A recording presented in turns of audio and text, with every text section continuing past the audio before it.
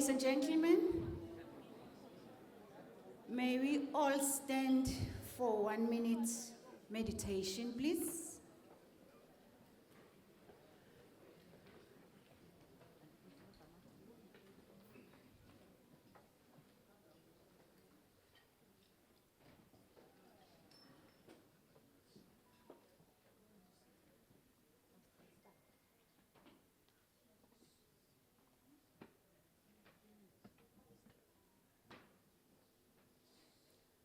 Thank you.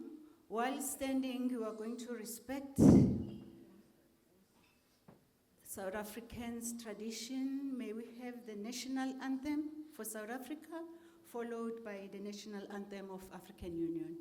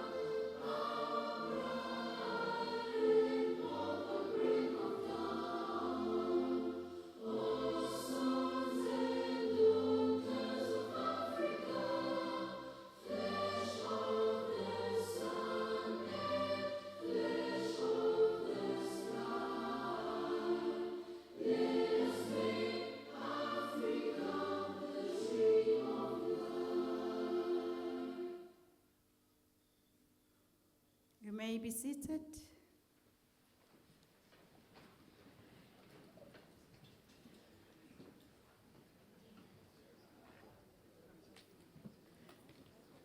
Ladies and gentlemen, I am Prof. Zethu Nkosi. I'm the Executive Dean of the College of Human Sciences from the University of South Africa.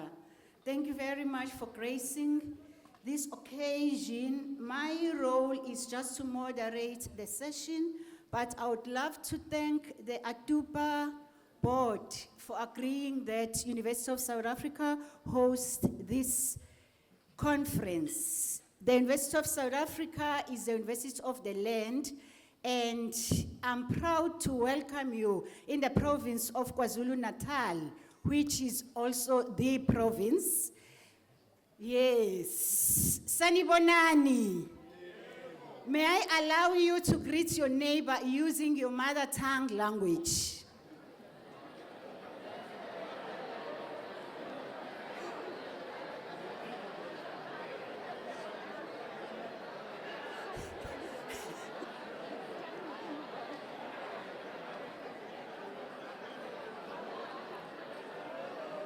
Thank you very much.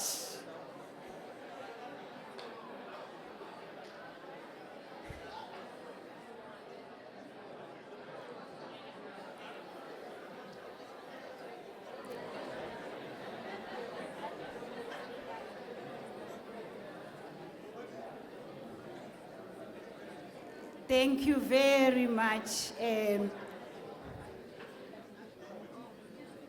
Today we are gathered to ensure that the engagements that are happening today are going to assist us as a continent to drive sustainable development, to make sure that our youth are empowered, and also to make sure that there is economic integration.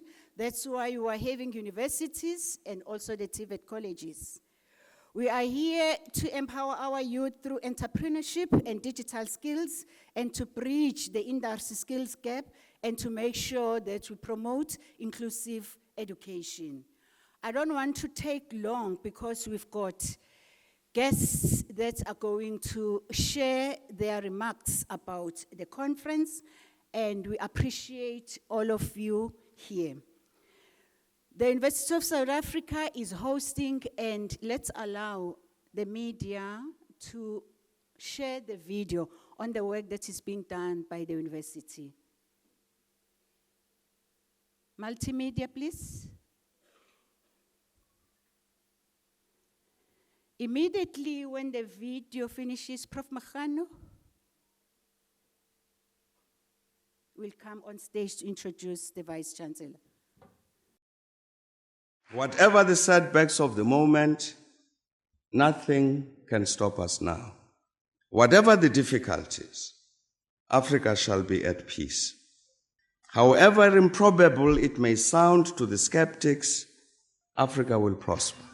More than anything, UNISA must be celebrated as a pioneer of the distance education model, an enduring gift not only to South Africa, the continent, but to the human civilization in the knowledge arena the world over.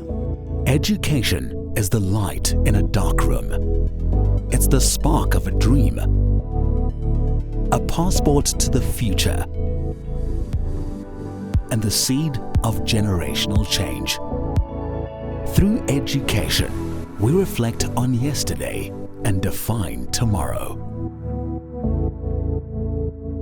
Rooted in South Africa and the African continent, UNISA can truly claim to be the African university in the service of humanity. UNISA stands at the pinnacle of education through open distance e-learning, with a footprint of students in more than 100 countries worldwide. Since the founding of the university in 1873 as an examining body, we have been a trailblazer. UNISA is the first and only institution in South Africa to carry our country's name with pride, and the first public university in the world to exclusively teach by means of distance education, an ever-changing dynamic university with a global reach. UNISA's history spans the entire modern history of South Africa, opening up a world of academic study opportunities for former activists and struggle heroes, thought leaders, business people, legal experts, acclaimed entertainers, and sports stars. The university takes pride in almost 1 million alumni, with 10 alumni chapters internationally, making their mark in diverse fields and capabilities. Some of the noteworthy alumni include President Nelson Mandela, Thabo Mbeki, who is also the Chancellor and custodian of the university's Calabash Awards, current President Cyril Ramaphosa, former South African Reserve Bank Governor Jill Marcus, and current one, Lesetja Kganyago. Internationally, Reserve Bank governors of Eswatini and Namibia, to name but a few. At UNISA, the World Wide Web is our educational playground, but we also have beautiful and impressive campuses. UNISA's Makelneuk campus is located in the city of Tshwane and is a major landmark of the capital city. The Florida campus in Johannesburg is UNISA's science campus, housing state-of-the-art infrastructure and laboratory equipment. UNISA has 6 regional hubs including Ethiopia and multiple centers across the country. We have embraced the fact that we need to adapt quickly to the fast-paced higher education environment of the 21st century, and this is reflected in our management style and leadership practice.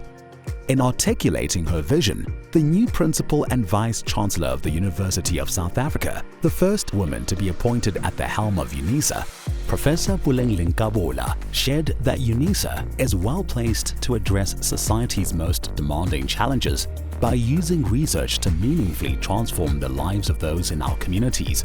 To this end, UNISA is working on the following catalytic niche areas. Marine Studies.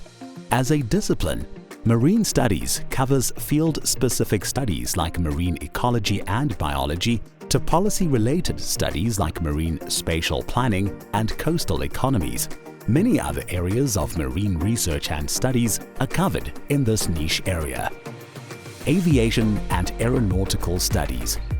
Aviation and Aeronautical Studies covers specializations in areas as diverse as aeronautical engineering and aerospace safety, and South Africa's 18 airports forms a major role player for passengers and goods transitioning to and from our country. This is a niche that supports a major component of the country's economy. Automotive Studies. The South African automotive industry is projected to grow from 600,000 to 1.4 million vehicles a year in production. There is major potential to be explored in UNISA's commitment to automotive studies. In 2022, students from the Department of Mechanical Engineering participated in the Sasol Solar Challenge with their solar-powered car that travels from Johannesburg to Cape Town without using a single drop of fuel. Energy Studies. UNISA's Institute for Development of Energy for African Sustainability specializes in designing chemical processes, reducing material and energy consumption, as well as carbon dioxide emissions. Space Studies and Square Kilometer Array. UNISA has been extensively involved in the $1 billion Square Kilometer Array project since 2012. The UNISA Observatory, situated on the main campus, is a modern, well-equipped facility housing a 14-inch telescope where the College of Science, Engineering and Technology offers undergraduate courses in astrophysics and astronomy with specialization up to PhD level. Fourth Industrial Revolution and Digitalization. The Fourth Industrial Revolution can be described as the advent of cyber-physical systems, involving entirely new capabilities for people and machines. Examples include genome editing and new forms of machine intelligence. The College of Graduate Studies will support and promote studies into 4IR and digitalization, while the Graduate School of Business Leadership presents a short learning program on big data. Natural Sciences. The simplest definition of biotechnological studies is applied biology. Through the application of biological knowledge and techniques to develop products or services, UNISA's College of Agriculture and Environmental Sciences is one of the main partners in the African Biogenome Project, a coordinated Pan-African effort piloting a project with a key objective of sequencing 100,000 endemic species. Health and/or Pharmaceutical Studies. The Department of Health Studies is prepared for the challenge of equipping their students with research skills and expertise in the field of health and pharmaceutical studies. The UNESCO UNISA Africa Chair in Nanoscience and Nanotechnology is leading the international research into the nano-delivery of medicinal drugs, including African herbal medicine. The College of Law offers an elective undergraduate model on medical law. Feminist, womanist, Busadi theorizations. In the College of Human Sciences, the Institute for Gender Studies, the College of Education and the Graduate School of Business all contribute to the interdisciplinary research into eliminating gender-based violence, homophobia and transphobia, and discrimination against women in the workplace and the political arena. The Institute also uses education about gender as an effective way to achieve gender equality and the empowerment of women.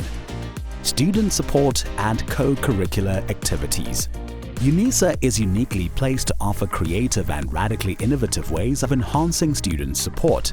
UNISA's College of Graduate Studies has developed a whole range of training programs to assist and encourage students. The Advocacy and Resource Center for Students with Disabilities promotes the principle of access for success, and the Student Development Division provides students with social support and leadership development services. These niche areas find expression in the rich tapestry of our disciplines included in the College of Accounting Sciences, Agriculture and Environmental Sciences, Economic and Management Sciences, Education, Graduate Studies, Human Sciences, Law, Science, Engineering and Technology, the Graduate School of Business Leadership, and the Thabo Mbeki School of Public and International Affairs. As a comprehensive open-distance e-learning institution, UNISA is recognized as a serious player in research globally.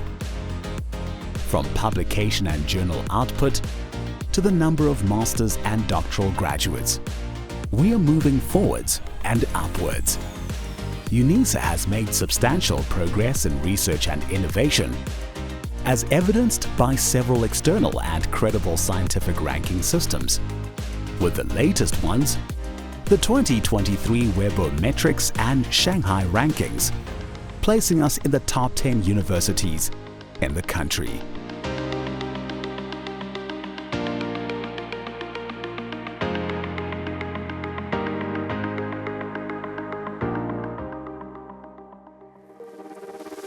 As Africa's leading open-distance e-learning university, we can reflect with great pride on the past 150 years of transformational education, and we are confident in our ability to succeed and become a truly high-performance university as we define tomorrow.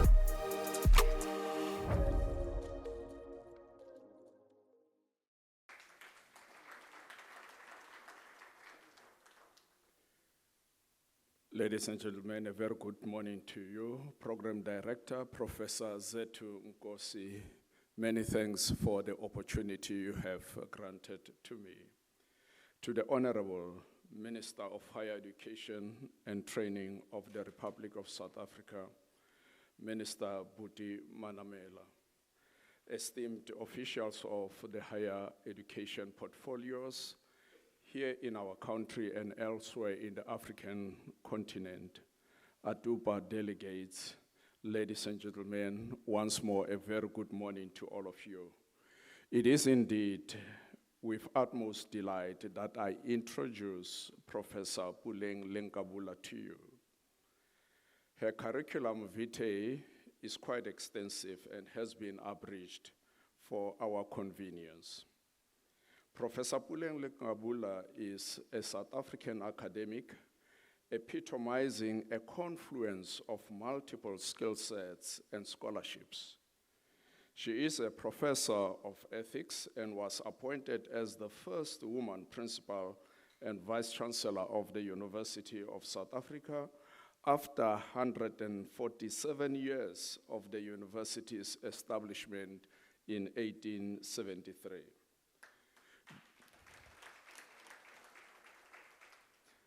I think we can do better than that.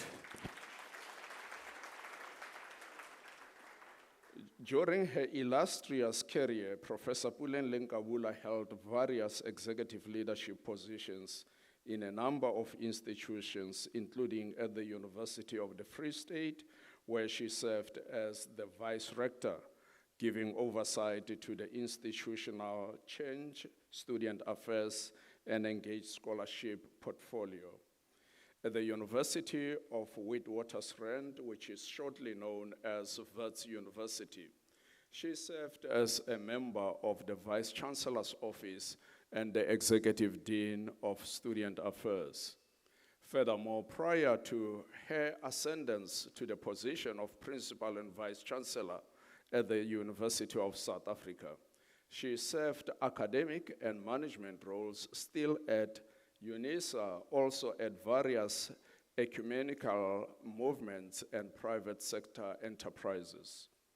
Ladies and gentlemen, under the leadership of Professor Puleng Lenkabula, UNISA catapulted itself to being amongst the top 10 research-intensive universities in South Africa.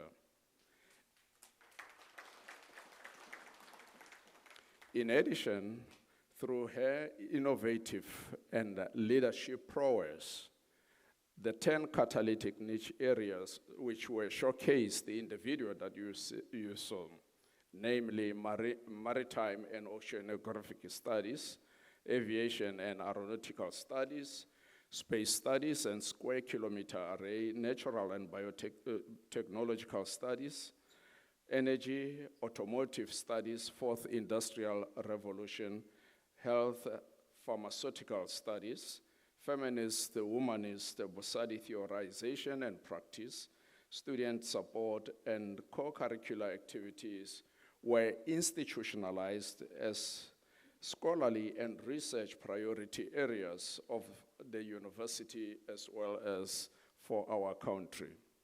Undoubtedly, Professor Puleng Lenkabula's visionary and strategic leadership has catapulted UNISA's growth in research and innovation, tuition and student support, engaged scholarship, science diplomacy, international cooperation and partnerships, governance, strategic investments, and resources management.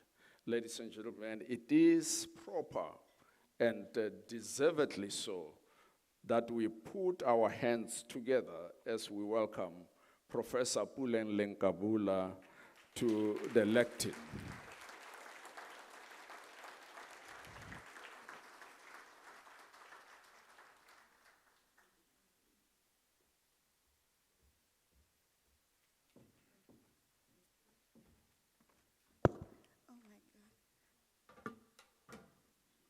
Good morning.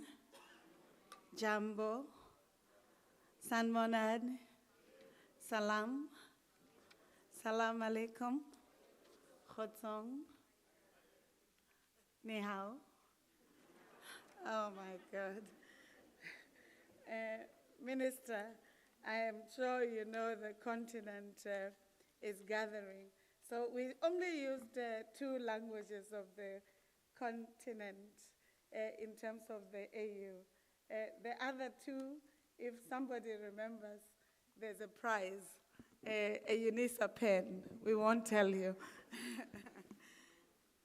Program Director, I'd like to thank Professor Mahanu for the introduction. I'm truly humbled. Professor Mahanu is responsible for institutional change at the University of South Africa and truly supports the work that the university does with the TVET education. I also request that you give him a round of applause. Beyond that, he is a scientist, he is a parasitologist, as well as microbiologist, so I'm quite appreciative that he's here with us. Minister Buti Manamela, the Minister of Higher Education and Training in the Republic of South Africa. Colleagues, we are honored to have our minister amongst us. In his heavy schedule, he has decided to come here because TVET education is at the center of his agenda, but also at the center of his work, including how to propel youth and young adults in the continent to being their best. Can I request just a round of applause?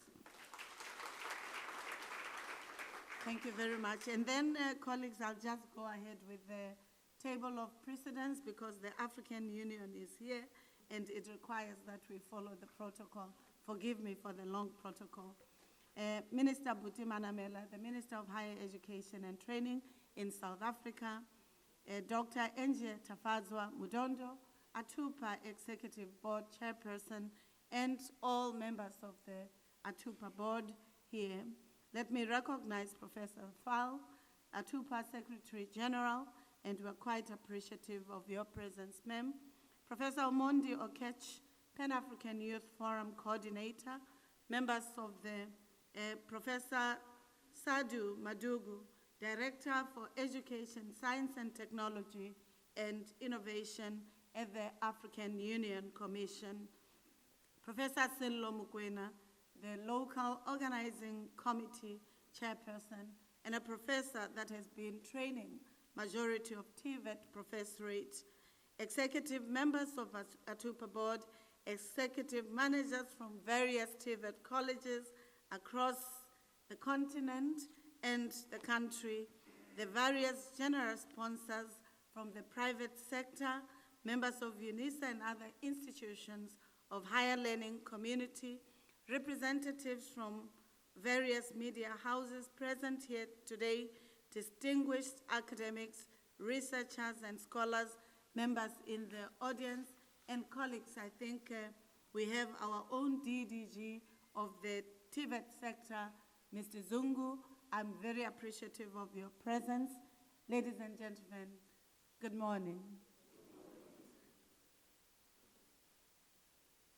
It is an honor and a privilege to be with you today and to extend a warm welcome to all the participants of the 55th International Conference of the Association of Technical Universities and Polytechnics in the continent, the beautiful continent of Africa. This gathering marks a significant milestone in our shared journey of advancing technical education and innovation across the continent. We are privileged to host such a distinguished assembly of educators, researchers, policymakers, industry leaders, and each of you bringing invaluable insights and expertise to this table. Your presence here is a testament of enduring commitment to collaboration, excellence, and transformative power of technical and vocational education in Africa. Originally founded in 1977 in Ghana, Accra, as the Commonwealth Association of Technical Universities and Polytechnics in Africa, and then ATUPA. This Pan-African organization has grown in terms of mandate, science, significance, and influence in higher education and post-school sector in the continent as it would be in the world. As the University of South Africa, we live for South Africa, we live for the continent, and we live for the best of knowledge systems of Africa in the world. We believe in the advancement and transformation of the continent of Africa. Our commitment to the advancement of science and education is demonstrated in many ways, including through our international partnerships and our programs of engaged scholarship. It is also through our research agenda as well as innovations that are quite central to the partnership with other institutions in the continent and in the world. Our engagement with ATUPA is also informed by our abiding commitment to Pan-Africanism as an emancipation project, not just as something that we talk about to being cool, as young people would say. We truly believe that the African can unite, integrate, and develop through science and education as envisioned in Agenda 2063 and prior blueprints that define the vision and aspirations of Africa. The idea of technical university or higher education institution is designed to cater for education, specialization in the fields such as engineering, technology, and applied sciences, focusing on practical, hands-on training, industry partnerships, and innovative problem solving in society. It is one of the ways in which we and our universities find relevance and offer great public value to society. Through ATUPA, we are able to connect with each other as integrated sector of post-school education in the continent. Not only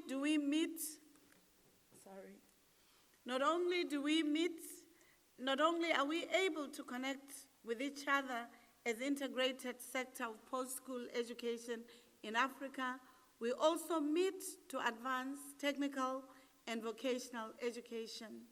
We also have critical conversations about the idea of articulation in our system. Excuse me. The idea that students and young people must find it easy to advance or progress seamlessly through the post-school system by acquiring skills, knowledge, and qualifications at different levels, program types, and different institutions from entry level right up to doctoral studies is an important area of engagement with the university system in our country and in the continent.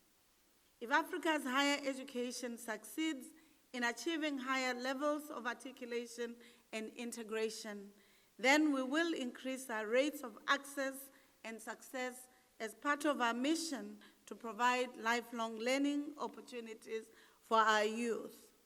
At UNISA, we continue to grow our strategic partnerships with sector education authorities, what in our country is known as CETAs, and the TVET system at a national level.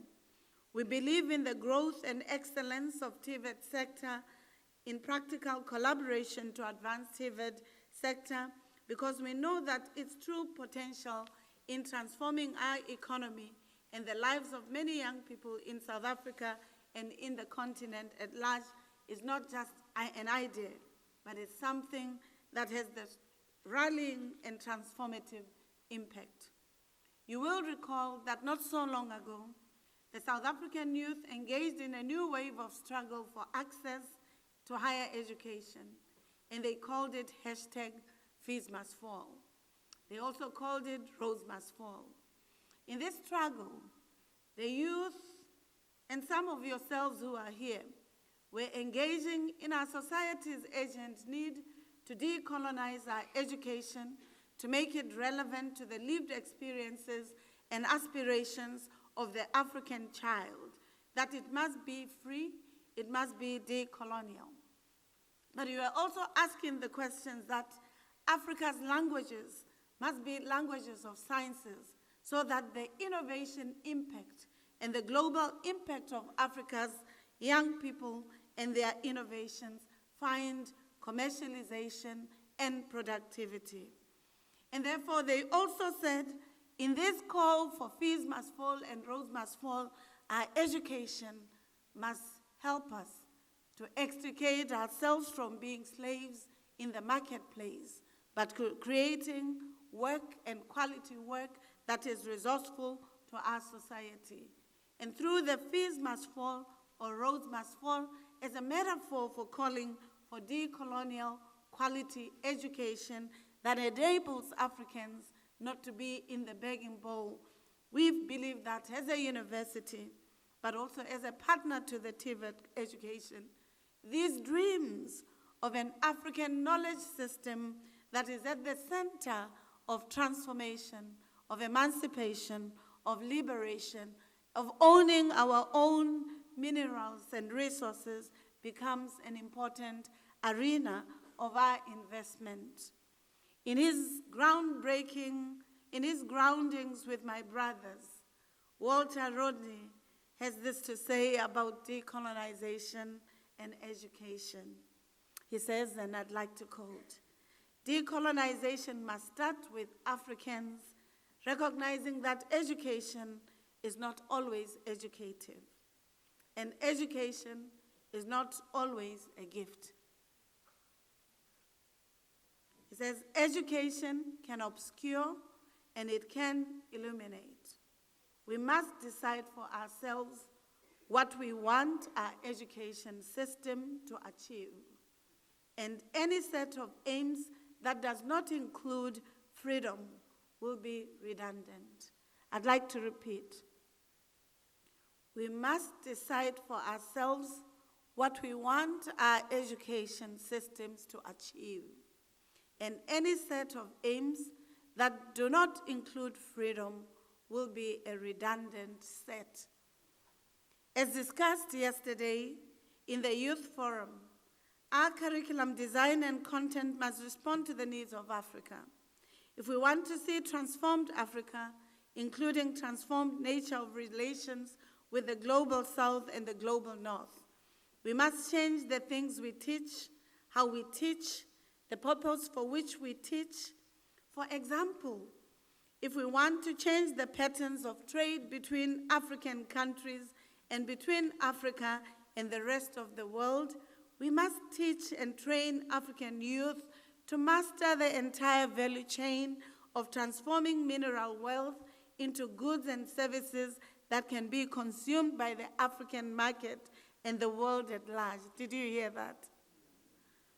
This kind of training must happen in the universities or polytechnic and within industry,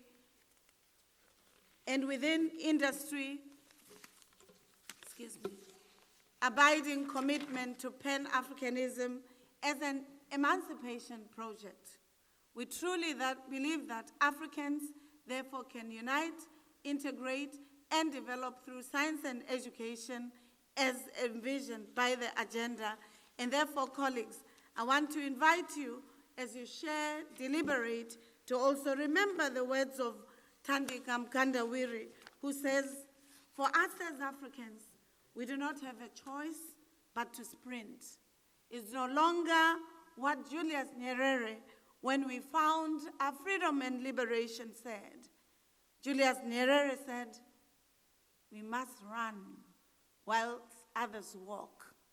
But Thandika Mkandawire says, with the global challenges that are taking place, the place of TVET colleges, polytechnic universities, and universities in Africa must be to sprint, if not to fly, to ensure that the youthful dividend of the continent is not wasted, to ensure that the mineral and biotic resources of this continent are beneficial to building economies that sustain the Africans as they would contribute to the world.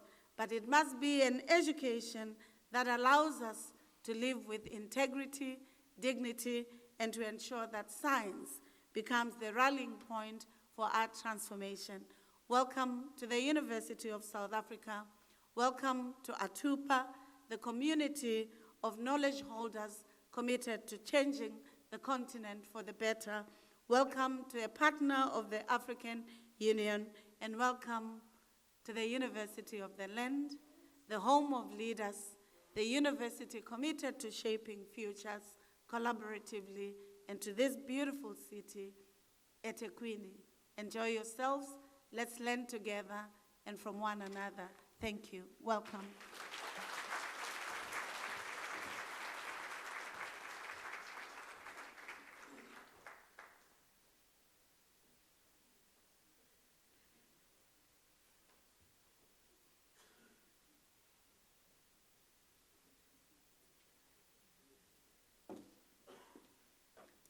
Ladies and gentlemen, may we give Prof. Puleng Lenkabule a round of applause. Angnizwa. Imbogodo le. Yes. Thank you very much, Prof, for that warm welcome. We highly appreciate. Ladies and gentlemen, time is not on our side. I'm going to call for speakers. They are given 3 minutes each to give you the welcome. The first speaker will be Prof. Silo Mukwena, who is a local organizing committee chairperson followed by Dr. Samba Fall, who is ATUPA Secretary General, followed by Dr. Tsafatswa Mudondo, who is an ATUPA Executive Board Chairperson, and the last speaker would be Professor Sando Madoku, who is a Director for Education, Science, Technology, and Innovation. In that order, please remember they are given 3 minutes. Thanks.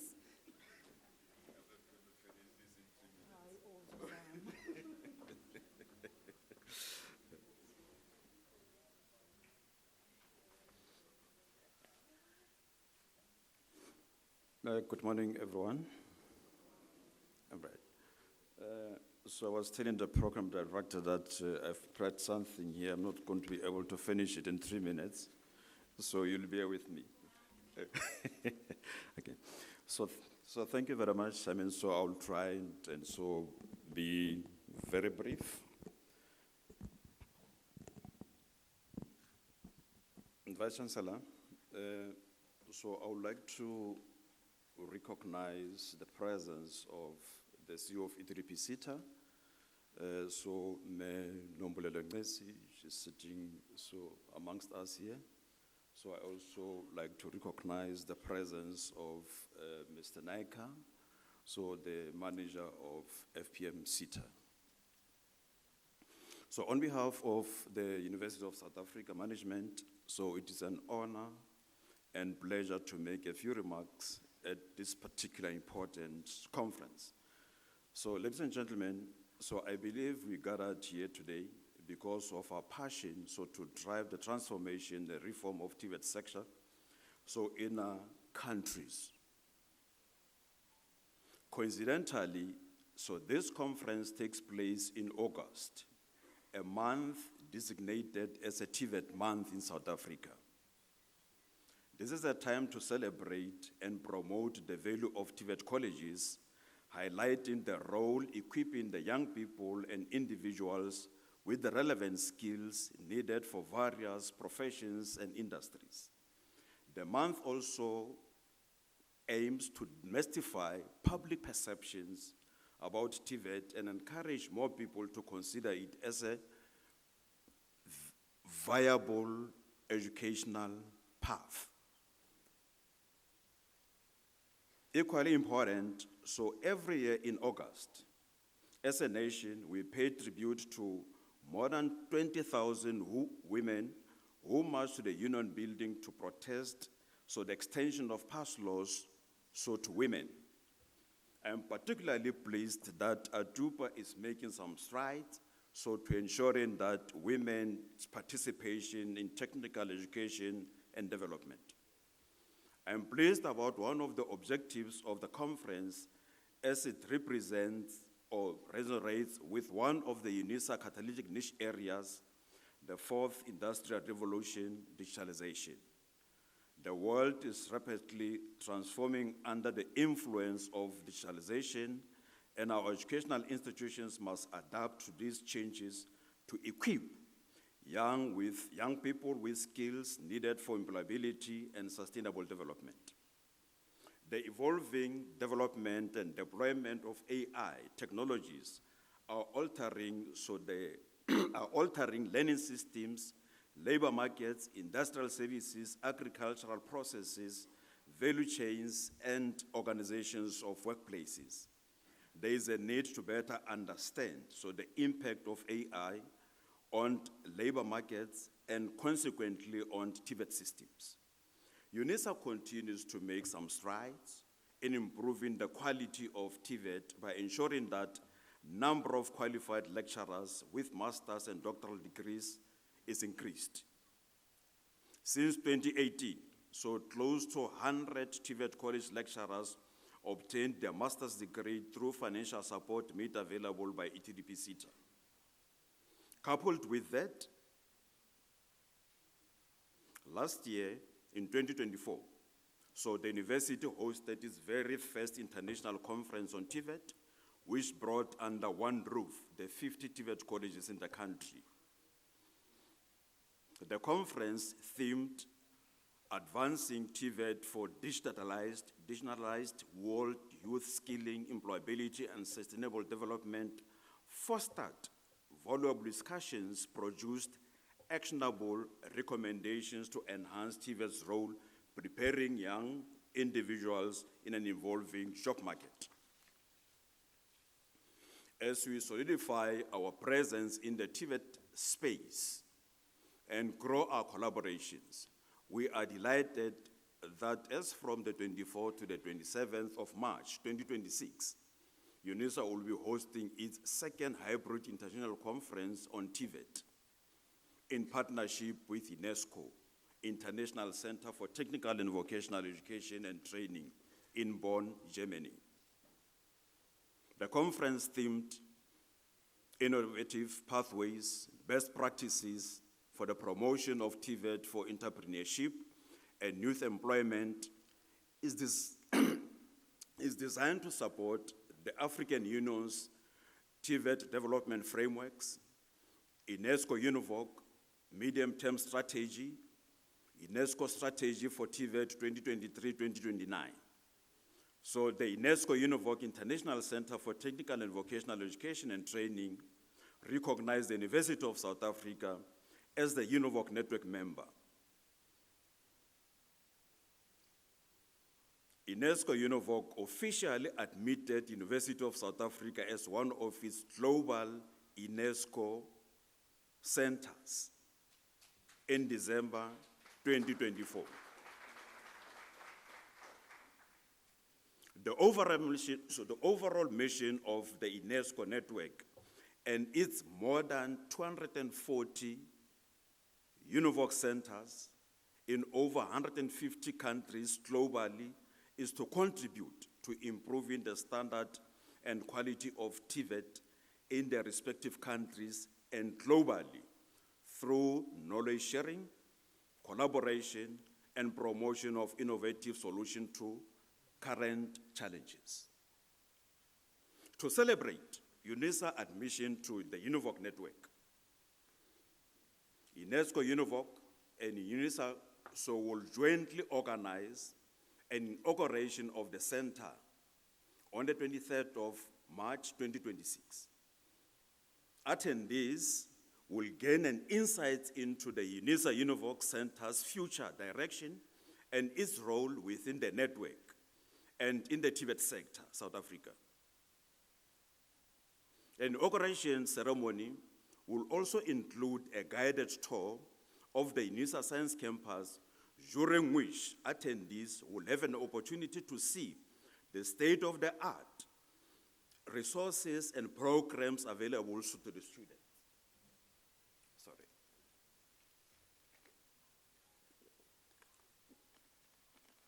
As I conclude, the exciting moment of this conference will be the signing of Memorandum of Understanding between ATUPA and UNISA, through which the parties have agreed to advance a wide range of collaborations, including strengthening institutional development, capacity building, and the research development initiatives in technical and vocational areas. The university looks forward to receiving postdoctoral applications, as well as increased number of master's and doctoral students from ATUPA pursuing research in TVET and other fields. So the research will enrich the 10 catalytic niche areas that the Principal and Vice Chancellor of UNISA, Professor Pule Linkabula, has identified to address the needs of our communities and society.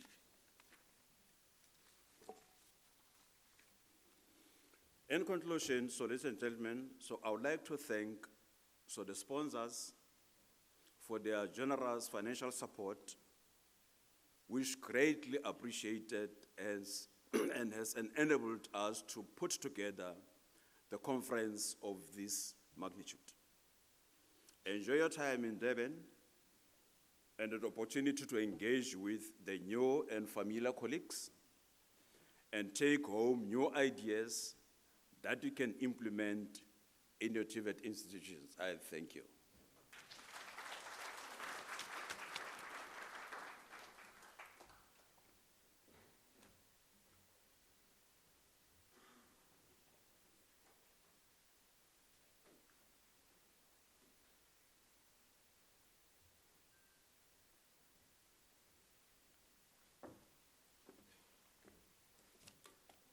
Thank you very much, Moderator.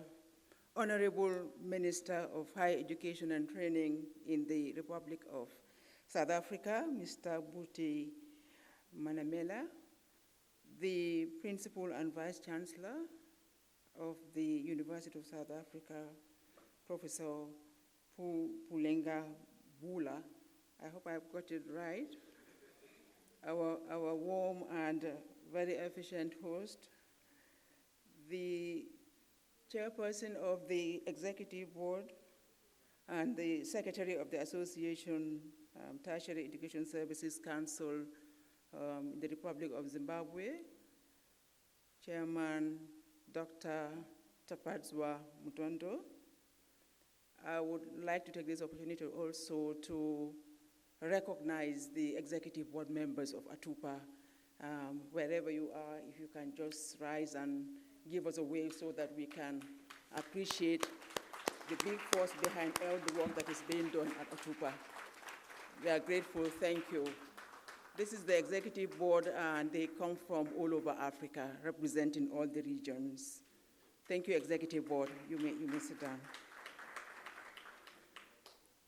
The Director of Education, Science, Technology, and Innovation at the African Union Commission, Professor Seydou Madougou. Thank you, sir. Thank you for coming, and thank you for also adding value and color to our event. We have our sponsors for the youth innovations, the competition that is ongoing. The CEO of Sasini PLC in Kenya is here.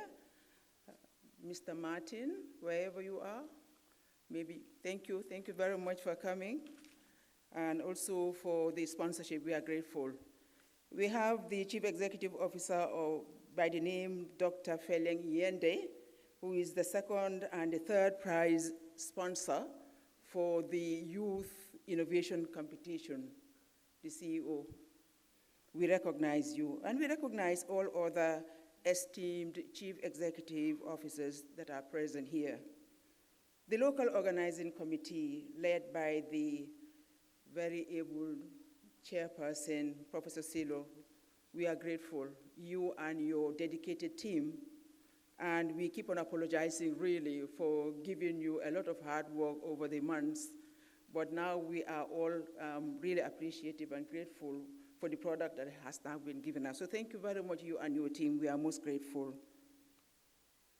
Our valued sponsors and partners, our delegates coming from all over Africa, we are happy, we are grateful that you have invested to participate in this event. Investment because we know how expensive travels are nowadays, and you manage to find the funds and so also to create the time, but more importantly, to come and really add value to the discussions starting from today. So thank you very much, delegates from all over Africa. The youth delegates, we all know the forum started yesterday and is ending today. Right now they are in the other tower, Maharani Towers, doing the second and the final day, and we will be witnessing the winners. We will be witnessing the presentation of the winners shortly. Distinguished ladies and gentlemen, good morning to you all. It is a profound honor to give some remarks today as we open this important international gathering, the 2025 ATUPA International Conference. Allow me to warmly welcome you all to the conference, to the beautiful city of Durban, and to this great nation of Republic of South Africa. Since the establishment of ATUPA, we have been steadfast in our mission of uplifting Africa through TVET, This annual international conference is one of our most significant platforms, not only for celebrating knowledge, but also for generating new ideas, for generating solutions and partnerships that transform our continent. Our theme this year, as you are all aware, is Empowering Africa through TVET, and that is driving sustainable development, youth empowerment, women empowerment, and economic integration in the era of Industry 4.0. There are sub-themes that are supporting the main theme. Like I said, the mainly is on empowerment of youth, empowerment of women, but more so of women. As you know, we have realized that in TVET, the gap is still wide in terms of participation, in terms of enrollment, but more importantly, in terms of women really staying into TVET and also growing significantly in this sector. So therefore, please join us on Thursday morning when we have the WITED panel discussion forum that will be talking about really the issues that are impairing the growth or the empowerment or the expansion of women participation, especially in TVET. The importance of this conference cannot be overstated. Rapid technological changes are reshaping labor markets and redefining skills. If our institutions do not evolve, we risk irrelevance. This gathering provides us with the valuable platform for cross-pollination of ideas, for sharing best practices, and for innovating the future of TVET in Africa. Honorable Minister, distinguished guests, on behalf of the ATUPA Executive Board, allow me to extend heartfelt thanks to our keynote speakers, our panelists, and our paper presenters. Your willingness to share knowledge and ideas is what makes this conference meaningful. To our sponsors, we are truly grateful for your generous support. Your investment in TVET is an investment in Africa's future. Special recognition also goes to UNISA, the Republic of South Africa, and our dedicated local organizing committee. Your efforts have made this event possible in all corners. Thank you very much. Finally, dear participants, the success of this conference depends on you. I encourage you to engage actively in every session, to build networks and to learn from one another. Someone in this room has the solution to a challenge being faced by someone else, and back home too, for that matter. So this space, this platform would give you the opportunity to network and get the solutions to those challenges, those constraints that we encounter back home. So let's take use of the opportunity. The space had been provided to really connect and then go back home and make an impact in our own different environments. Guest of honor, sir, we are humbled by your presence. It is a reflection of your government's deep commitment to advancing TVET. We've learned how passionate you are, especially with the TVET sector. So we are grateful to have you really gracing the event, but not only gracing the event, but also adding value. Kindly extend our deepest appreciation to the President of the Republic of South Africa, President Ramaphosa, that we are really having good time. We have started enjoying the warmth of the people of South Africa, and already we are collecting nostalgic memories to take along back to our various countries. Ladies and gentlemen, once again, welcome to the 2025 ATUPA Conference. Let us make this event a turning point for TVET in Africa. Before I take my seat, I would like to take this opportunity to welcome all of you to the next ATUPA event, which is taking place in Nairobi. It's going to be the World Federation of Colleges and Polytechnics Congress, the first time in Africa, and it's going to be held in the beautiful city of Nairobi in November. Thank you very much to you.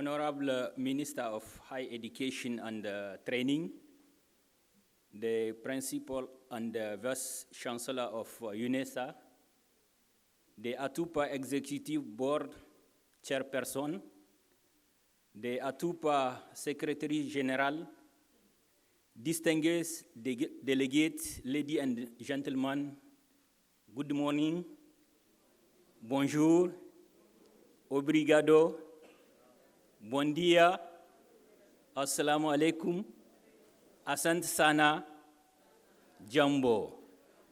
At African Union, you have C official language. Yeah, it's a great honor for me, on behalf of the African Union Commission, Department of Education, Science, Technology, and Innovation, to join you at this important gathering, the 2025 ATUPA International Conference. Allow me at the outset to congratulate ATUPA and the University of South Africa for convening this critical gathering. The strong partnership between the African Union and the ATUPA is a statement to our sharing commitment to transform our continent. This collaboration is not merely symbolic, it is operational and strategic, as evidenced by among our joint work in developing the continental TVET strategy and its implementation plan. The strategy is firmly anchored in the second 10-year implementation plan of the Agenda 2063 African Blueprints for Inclusive and Sustainable Development.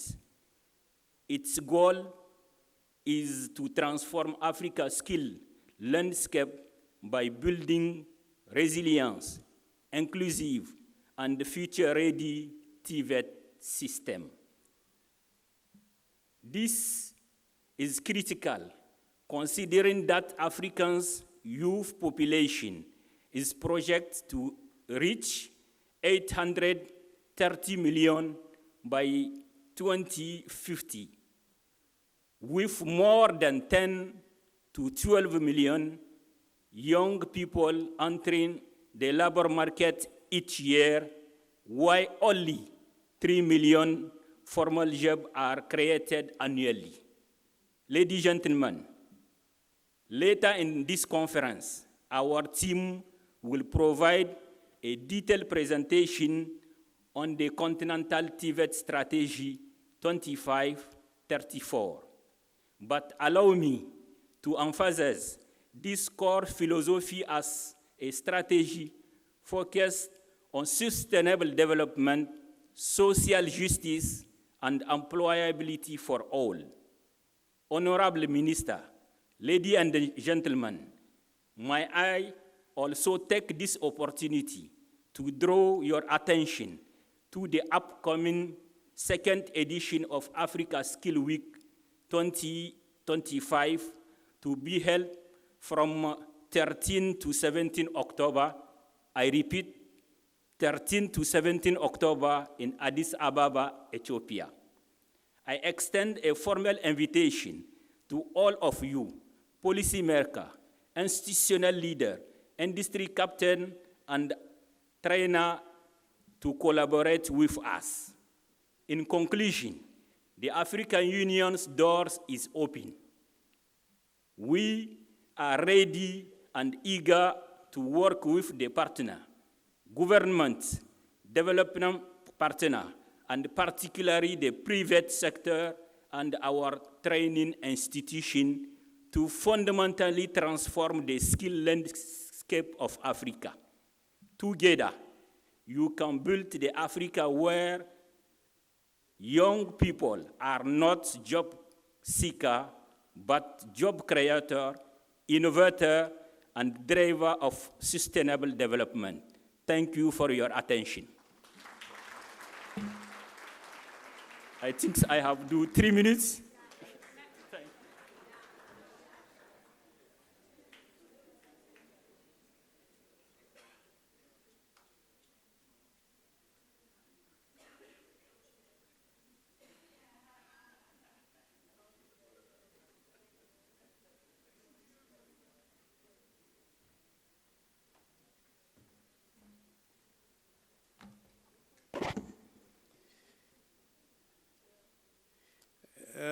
Let me start by recognizing the presence of the Minister of Higher Education and Training, the Vice Chancellor and the Principal of UNISA, the ATUPA Executive Board members, the local organizing committee headed by Professor Mokela, and let me also recognize my predecessor, Professor Abubakar, the ATUPA Secretariat, headed by Madam Fowl, the academic members here present, researchers, students, members of the press, cooperating partners, the Director for the Science and Technology within the African Union. Let me also do justice to recognize the presence of my wife, who is among the presenters.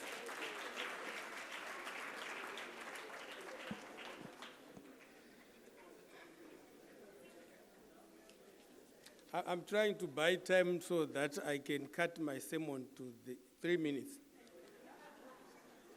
It is so fantastic to see many of you gathered here in Durban at the invitation of ATUPA. I can see a lot of enthusiasm and eagerness to delve into the business of TVET, to discuss, to dichotomous, and discuss the TVET knowledge ecosystem. I reflect with ammunition on how African leaders fought for liberation. I mentioned it again yesterday. And I still expect the same from our politicians to demonstrate the same in the development of TVET. The challenge with us Africans is that we have developed an appetite for begging, yet we have got everything in Africa. All resources, including the human resources. The skills development in any nation, any continent, is the oxygen for innovation and industrialization. If you miss it, you miss everything. Ladies and gentlemen, the ATUPA conference for 2025, mainstreaming TVET for skills development, mobility, and resilient economies in Africa. The theme is well situated for the prevailing global technological and knowledge tectonic shift currently dominating the development aspect.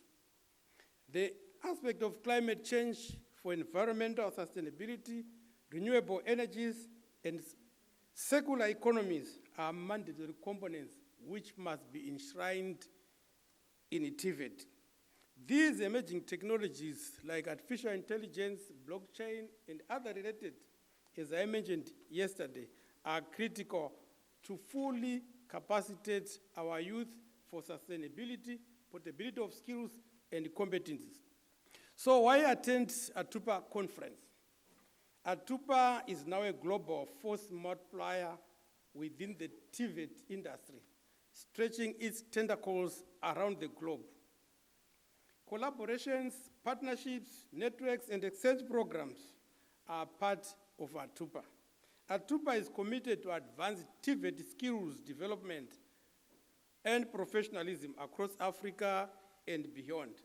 The strategic importance of this conference, mainstreaming TVET for skills development and mobility and resilient in economic across Africa, affords and accords ATUPA conference participants to learn from experts, to network with peers, to gain practical skills, to stay up to date, contribute to TVET conversation that is engaged in discussion and shape the future for Africa. No one from outside will come and shape the future for us, but us and us alone. Create TVET networks for capacity building, jury sharing, and partnership.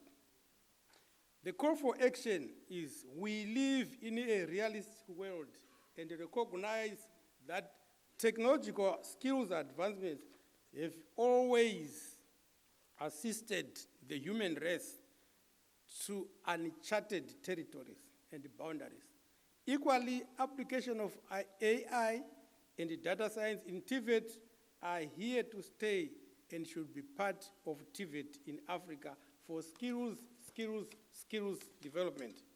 Let us make the most of this conference, learn from each other, share from each other, and collectively advance the field of TVET across Africa together with our progressive partners.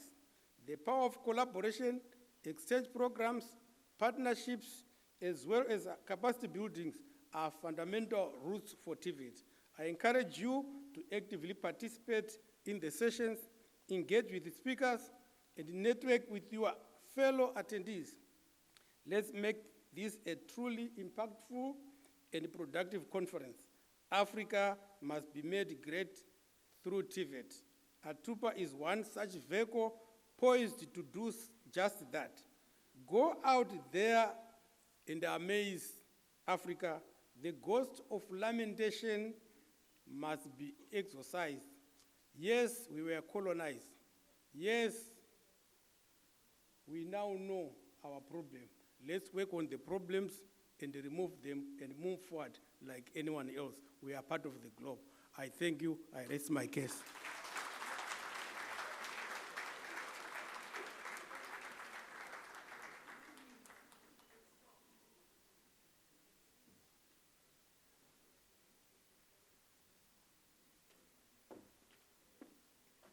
A round of applause for all our four speakers. Thank you very much for the warm welcome and also the words of wisdom. In all your four welcomes, you were throwing the word of wisdom which would be taken by the audience. Ladies and gentlemen, please allow me to call the Principal and Vice Chancellor of the University of South Africa to introduce our minister. Thank you.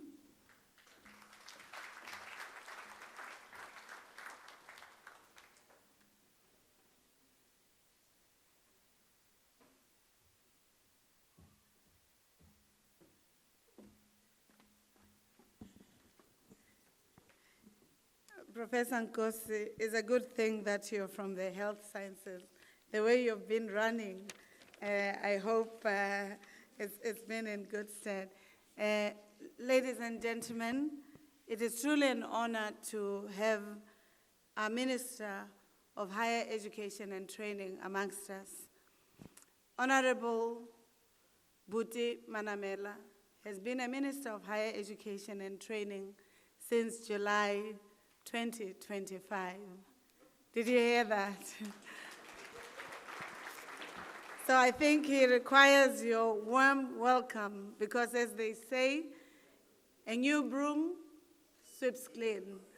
And therefore, that's what we look for a minister. Before then, he was the Deputy Minister of Higher Education and Training and Deputy Minister of Higher Education, Science and Innovation. He's a former Deputy Minister in the Presidency. He serves as a member of the South African Communist Party Central Committee and the African National Congress Executive Committee, the oldest liberation movement in the country and in the continent. Are liberation movements forgotten? Colleagues, in your country, who fought for your freedom? In your countries, then ATUPA's work is a lot more, Minister. So he serves as a member of the South African Communist Party Central Committee and the African National Congress Executive Committee. He holds a master's degree in public policy and development management from the University of WITED, and studied digital electronics at Swane North TVET College, former Mamelodi College. He has served as the Deputy President of the South African Students' Congress. He has served as the Deputy President of the South African Students' Congress. So all of you, the youth in here, you must ask for notes from the minister. President of South African College Students Association, now SAVETSA, local organizer for SAKAU, and was elected as the National Secretary of the Young Communist League of South Africa in 2003 until 2014. Today, we truly have the honor, Minister, that you have joined us, that you're a true friend of ATUPA, because even last year in Cape Town, you attended ATUPA conference as the Deputy Minister, and now you're returning to us as a minister. It gives us hope that some of the leading figures here will also ascend to important responsibilities to ensure that TVET education advances. We are appreciative that the government sector that you lead, Honorable Minister, has many willing development partners in this conference and beyond. We look forward to your keynote address, and we hold hands and build as we hold hands and build Africa together. With these few words, we hope that you feel welcome at ATUPA International Conference and that you'll enjoy the deliberations and the wisdom from all colleagues from the continent who are here. You're welcome to present your speech. Welcome, welcome.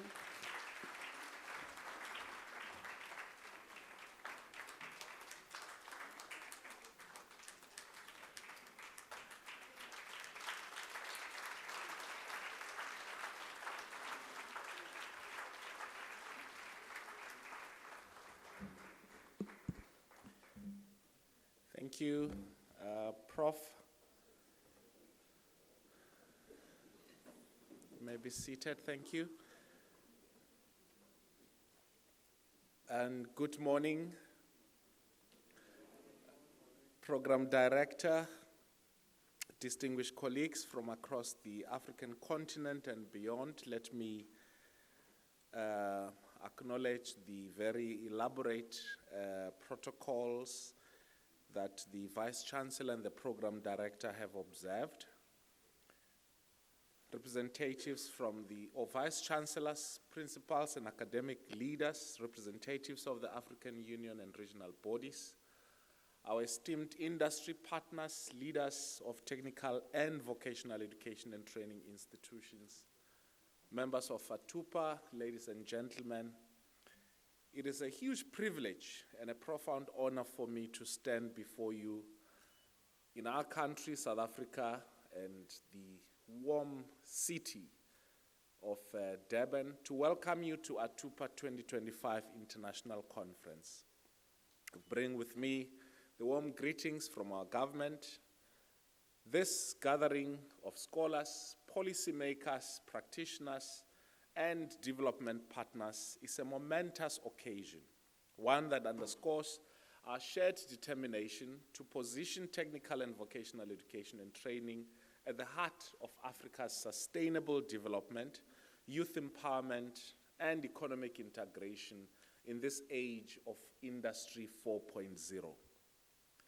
This conference is not only an academic forum, but also a continental call to action. The AU's Agenda 2063 envisions a prosperous, integrated, and peaceful Africa. At the center of this vision is the conviction that Africa's greatest asset is its people, especially its youth. TVET colleges, in their practical orientation, holds the transformative power to unlock that potential, bridging the gap between knowledge and employability, between aspiration and opportunity. ATUPA has emerged as a critical partner in this transformation. And so, by fostering collaboration, among technical universities, polytechnics, TVET colleges, and their industry partner, ATUPA is enabling Africa to rethink education not as a siloed system, but as an interconnected driver of innovation, employability, inclusivity, and development. As South Africa, we're deeply committed to strengthening and expanding our TVET ecosystem. Our National Development Plan 2030 recognizes that without a skills revolution, the promise of inclusive growth will remain elusive. Over the past decade, we've expanded our TVET college sector, continued to modernize curricula, and have launched initiatives to improve lecture development, occupational qualifications, and workplace-based learning.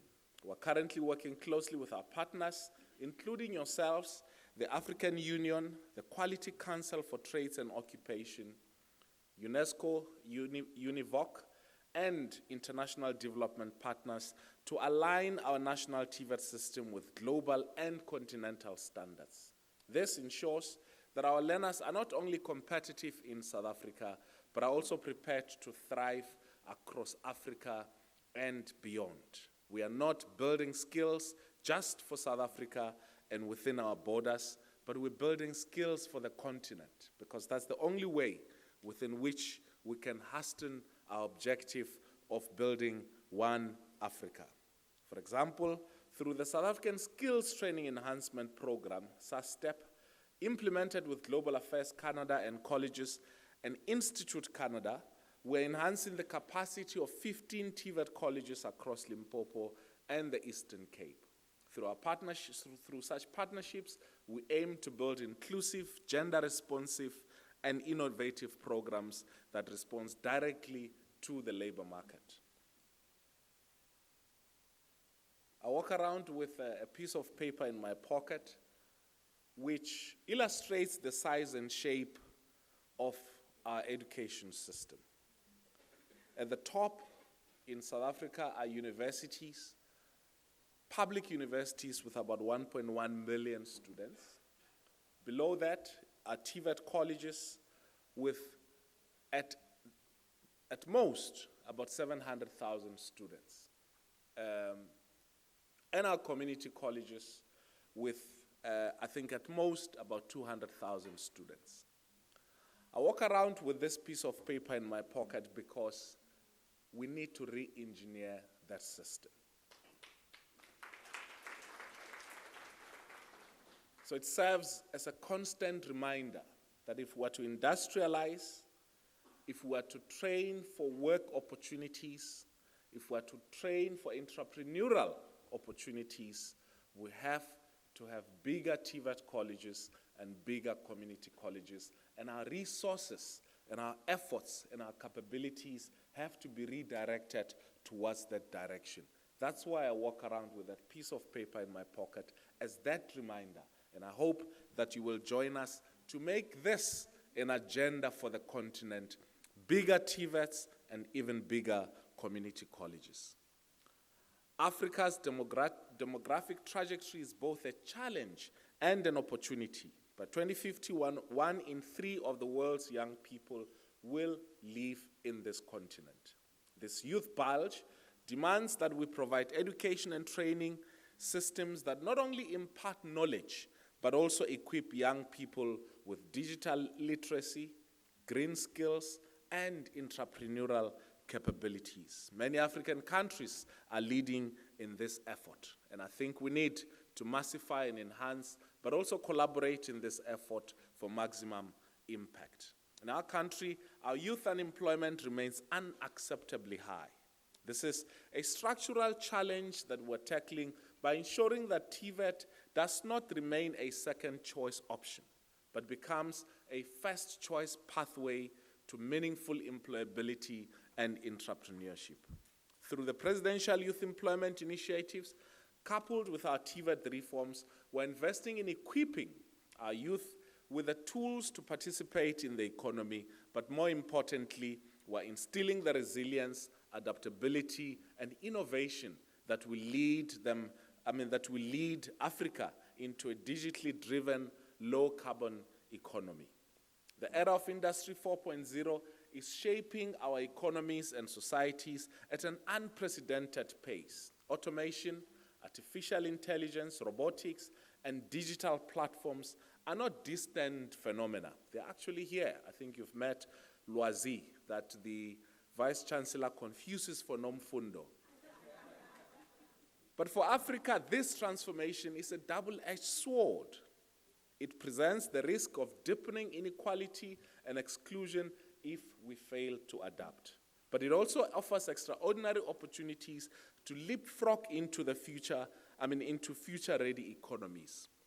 Our country's TVET system is being redesigned to embrace this reality. We're embedding digital skills into all qualifications, expanding e-learning platforms, and promoting centers of specialization in emerging industries such as renewable energy, advanced manufacturing, and ICT. Importantly, we're also championing research-driven curriculum reforms that align with Industry 4.0 while remaining sensitive to our socio-economic context. One of the conference's sub-themes, TVET and environmental sustainability, is particularly resonant. Africa is one of the regions most vulnerable to climate change, yet it is also rich in renewable energy potential and green economy opportunities. South Africa is spearheading efforts to integrate green skills development into our TVET system. We're establishing specialized training for solar, wind, and hydrogen energy sectors, alongside initiatives in sustainable agriculture and resource-efficient manufacturing. Our goal is to ensure that our graduates are not only employable, but are also agents of Africa's sustainable transition. By embedding environmental responsibility into TVETs, we are not only addressing the sustainable development goals, but also ensuring that our economic growth does not come at the expense of future generations. True transformation in TVET must be inclusive. In South Africa, we recognize historical and structural barriers faced by women, rural youth, and people with disabilities. Therefore, we committed to a gender-responsive and infrastructure TVET system. We're expanding access to bursaries and financial aid, introducing targeted programs for learners with disabilities, and building community-based training centers that reach rural communities. Furthermore, we're working with industry to create opportunities for women in fields historically dominated by men, such as engineering, ICT, and also renewable energy. Inclusivity is not just a policy objective, it is a moral imperative. A just, equitable Africa cannot be built unless all our people, regardless of gender, of geography, or ability, have access to education and opportunity. A major pillar of this conference is the role of TVET in fostering economic integration across Africa. Indeed, the Africa Continental Free Trade Area requires more than tariff reductions. It requires a mobile, skilled, and adaptable workforce. And it places people at the center of this particular strategy. South Africa strongly supports efforts to harmonize TVET qualifications, standards, and certification system across the continent. We believe that a young South African artisan should be able to work with ease in Ghana, in Kenya, in Nigeria, and inversely. This is not only an economic necessity, but also a step towards the true realization of the Pan-African ideal. Through ATUPA and the African Union's TVET development framework, we are committed to building bridges that allow skills to move as freely as goods and services. No government can transform TVET alone. The active participation of industry is going to be critical. If we want to move digital, we have to have industry.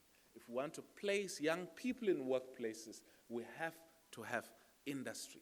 And we have to have industry that not only pursues profit, but that also sees investing in people as profit itself.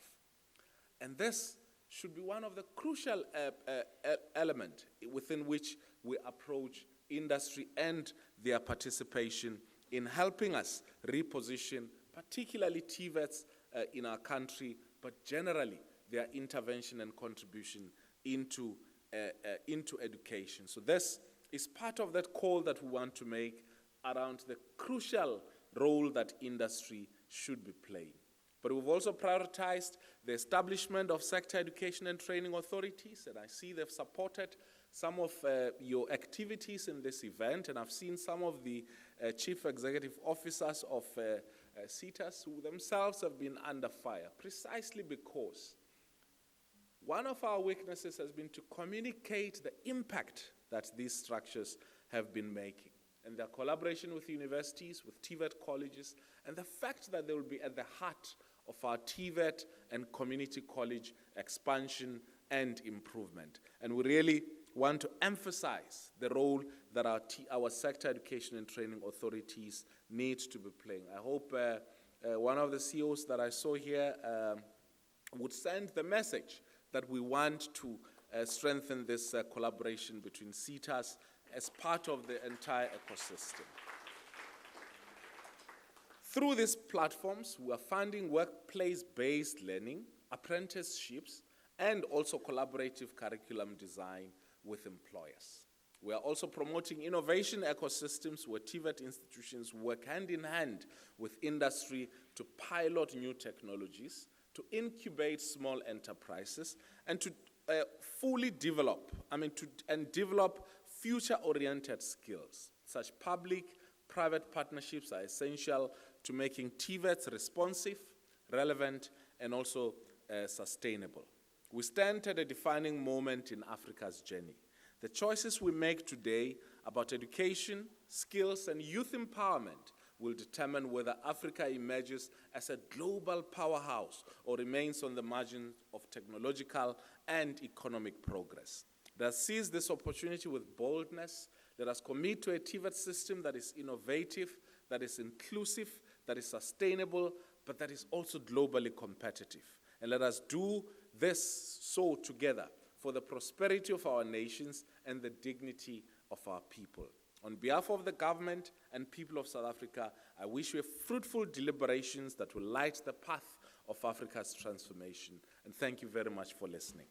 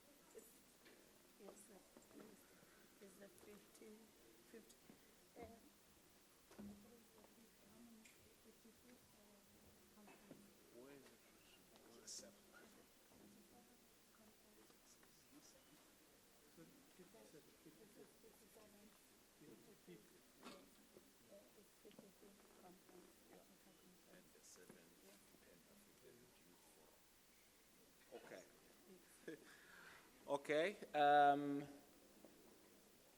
So welcome to the, well, firstly, I think the 7th Pan-African Youth Forum.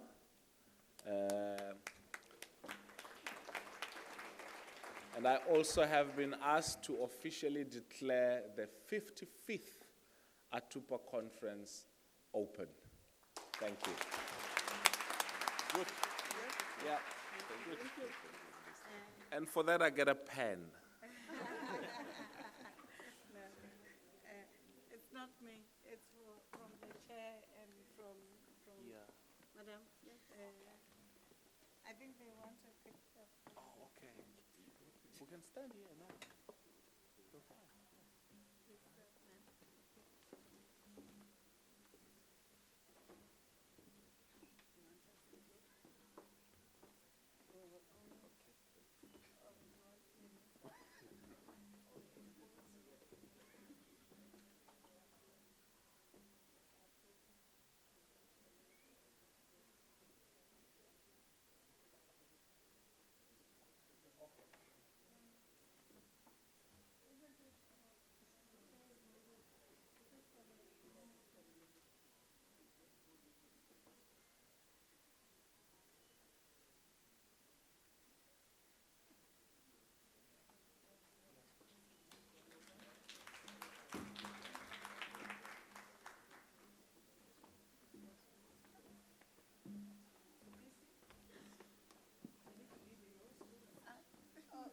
need a picture. Yeah, we need a picture, of course, yes.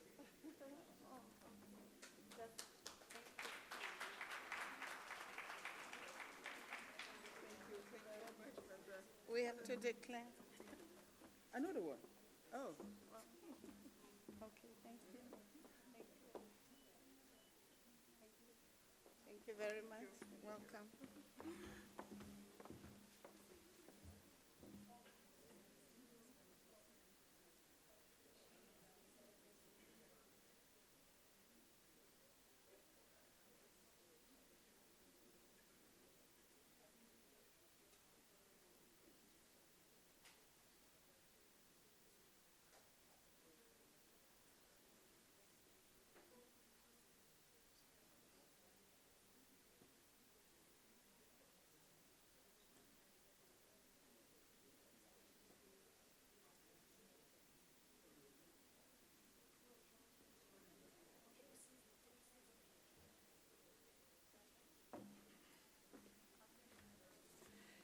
Ladies and gentlemen, another round of applause for Minister Putimanamela for your speech. I'm sure you heard TVET College is the way to go. Ladies and gentlemen, I just request you a few minutes. We are going to do a signing ceremony. I'm inviting Ms. Makubane to lead and also invite the minister to join the panel. UNISA and ATUPA, they are aware. Yes. We need a chair. Yes. Okay.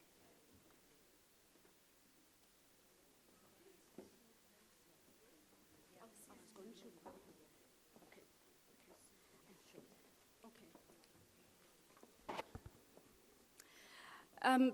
Ladies and gentlemen, good morning. I was going to call our esteemed representatives to come upstage, but I see that they are all here now. Madam Vice Chancellor, firstly, let me say, dear Minister, it is an honor and a pleasure to be with you today. Thank you very much for joining us. Madam Vice Chancellor, UNISA is going to be this side. We have Professor Mahano also joining. Please, Professor Mahano, if you could come forward. We will have Professor Silo Mukwena to come as a witness for UNISA, please.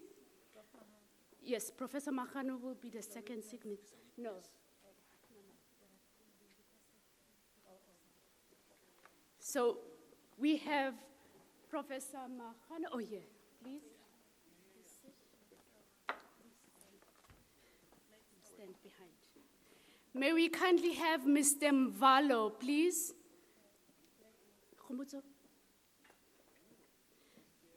Mr. Mvalo, please come forward.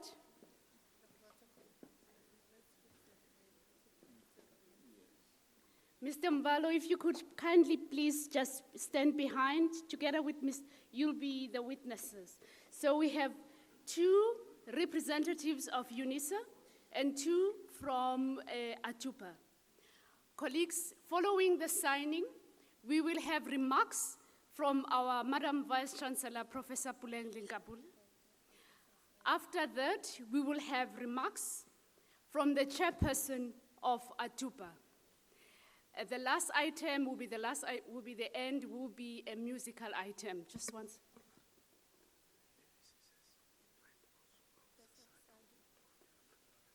Okay. May we kindly also please have the representative of the African Union, the Director of the Education, Science, Technology and Innovation, please join us. Please come.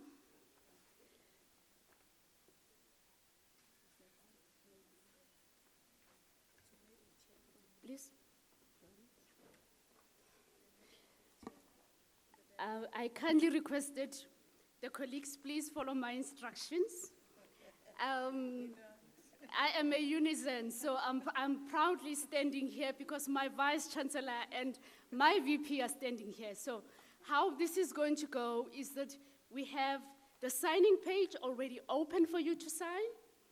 The other pages, please initial all the pages.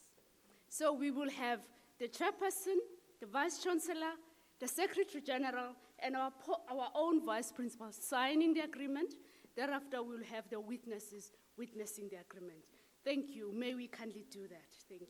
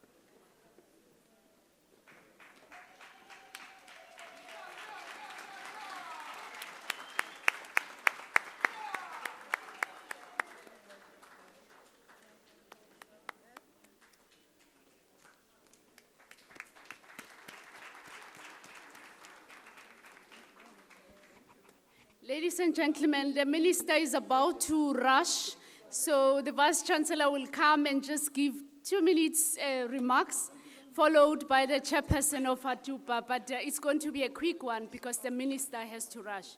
Thank you. The minister needs to leave, so I'll be quick. Colleagues, I really apologize. The minister is about to leave, but let me start with these words. ATUPA and UNISA have recognized the opportunity to strengthen the knowledge of the TVET providers in the continent through engagement in research and development with the view to making TVET institutions centers for technology, capabilities, innovations, accumulation, and transfer of knowledge. This would further contribute to the implementation of the African Union Continental Agenda 2063 and the Sustainable Development Goals. The purpose of this agreement is to therefore define the areas of increased collaboration, cooperation, interaction for further promotion of education, science and research innovation. The parties desire to work together in these areas: capacity building and research, development initiatives. UNISA and ATUPA further wish to collaborate in a sole intention to address the challenges confronting TVET sector in the continent and have identified the following areas. 1, to strengthen knowledge base of TVET providers in Africa through engagement in research, development, with a view of making TVET institutions centers of excellence. 2, establish research desk to encourage innovation and research in TVET, including publications of in-house international TVET research journal. 3, organize and support joint academic conferences, symposia, webinars aiming to empower TVET sector in areas of national, regional, and intercontinental and international interest. As UNISA, the University of the Land, the home of leaders, we are proud of these collaborative strides between UNISA and ATUPA, and we look forward to the implementation of the agreement, the collaboration, the research projects, the publications coming out of this. We're thankful to the presence of the Department of Higher Education and our country, represented by Minister Manamela, as we are also appreciative of the African Union Commission presence through Professor Sadu. So thank you very much, we appreciate, and this is a great honor to partner with ATUPA. Thank you. Dr. Mdondo, ladies and gentlemen. Thank you. Thank you. On behalf of ATUPA, the executive board member of ATUPA, may I extend our great welcome to UNISA. It is now a fact that we have a footprint in South Africa. It is our considered view that more members, technical universities and technical institutions will join ATUPA. That's a great step forward. We are moving, a family is growing. We thank you. As what has been indicated, there are so many elements which are supposed to be implemented within the MOU. It is also a considered view that the implementation starts now. Thank you, Honorable Minister, for being present. Thank you. I raise my case.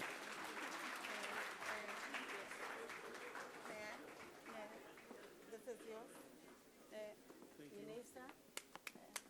Thank you. Yeah. Our photographers, we can do it once. Thank you.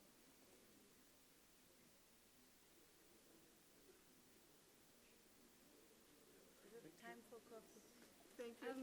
Thank you very much, ladies and gentlemen. We are going to be followed by the musical item as we say goodbye to our minister.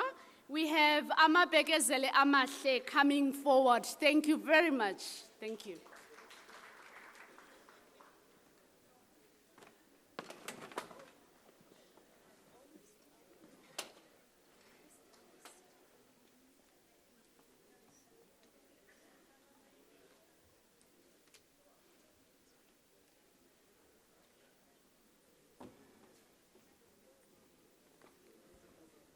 Thank you very much, ladies and gentlemen. The group, where is Amabegezela? Tea will be served in the foyer, ladies and gentlemen, but let's wait for Amabegezela. Are they coming? The group. Thank you very much for your cooperation. My job ends here. We need to be back at 12 for Prof. Omondi Okech, who will be chairing the session. I'm waiting for the sign for Amabegezela group. Are they coming? Yes. After them, then we'll enjoy tea in the foyer. It's only 10 minutes, ladies and gentlemen. Thank you very much.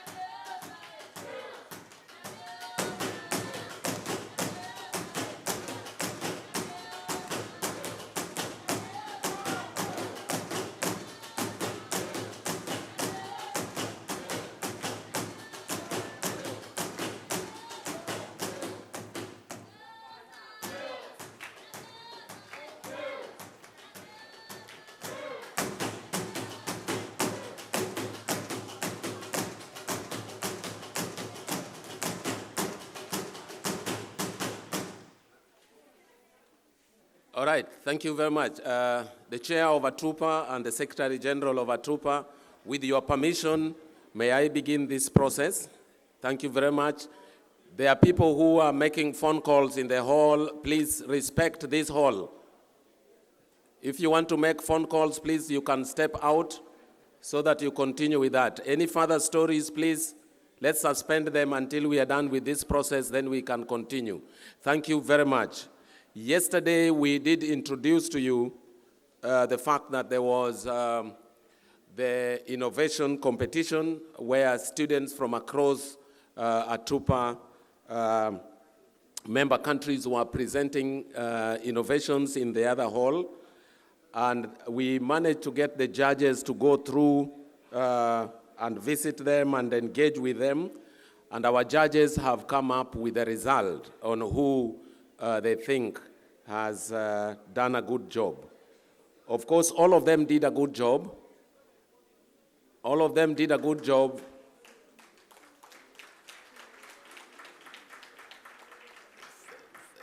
Thank you for clapping. The people who are taking photographs in the center, please respect this hall. It's a bad example to our youth who are already here. Thank you.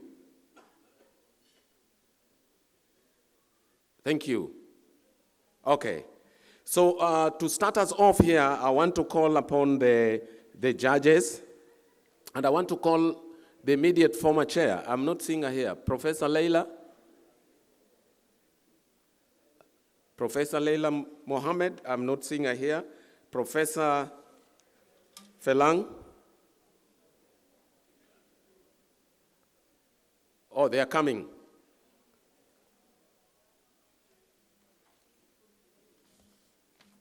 Professor Niang.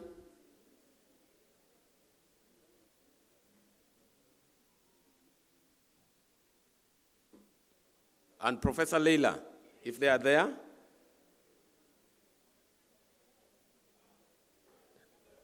Okay. As they are being called, I want to call upon the judges to make their way to the podium where I am, starting with Judge Lukurwe Ham Wilson from the National Technical Advisor, Enabel, Uganda. Can we clap for him as he's making his way to the podium? Thank you very much, Judge. All the way from Uganda, you've done a good job. I also want to invite on stage Mabel A. Wanjala from Kati, Kenya. Let's clap for her as she makes her way here. I'm calling upon Edward A. Mendy, Principal Science, Technology and Innovation Officer, the Ministry of Higher Education, Research, Science and Technology at the Gambia. Thank you.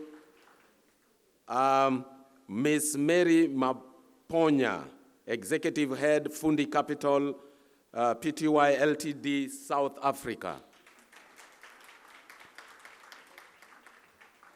Mr. Oboti Gondwe, Training Program Specialist, TVET, Malawi. Please, let's clap heartily. We have just come from tea. The tea must be seen to have done something. Thank you. Let's welcome them as they come. Professor Leila, before you sit, I want to request you humbly to come and help us reward our judges. Let's clap for Professor Leila. Professor Leila is the immediate former chair of ATUPA, and she did a very good job. And in the spirit of celebrating ladies in South Africa in the month of August, we will give her the honor to present the awards, not awards, the gifts to our judges.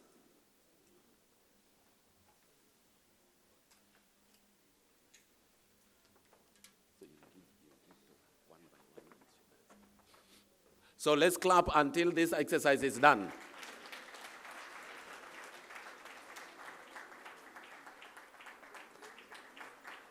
Our photographers, if you are there, this is the moment to do that work.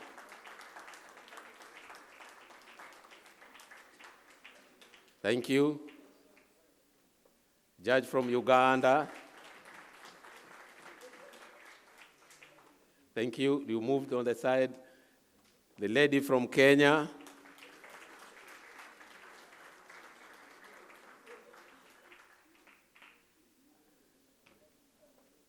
The gentleman from the Gambia.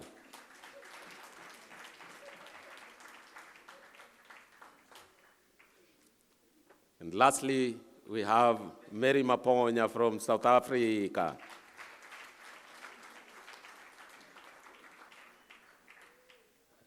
All right, then we can take a group photo with Professor in the middle.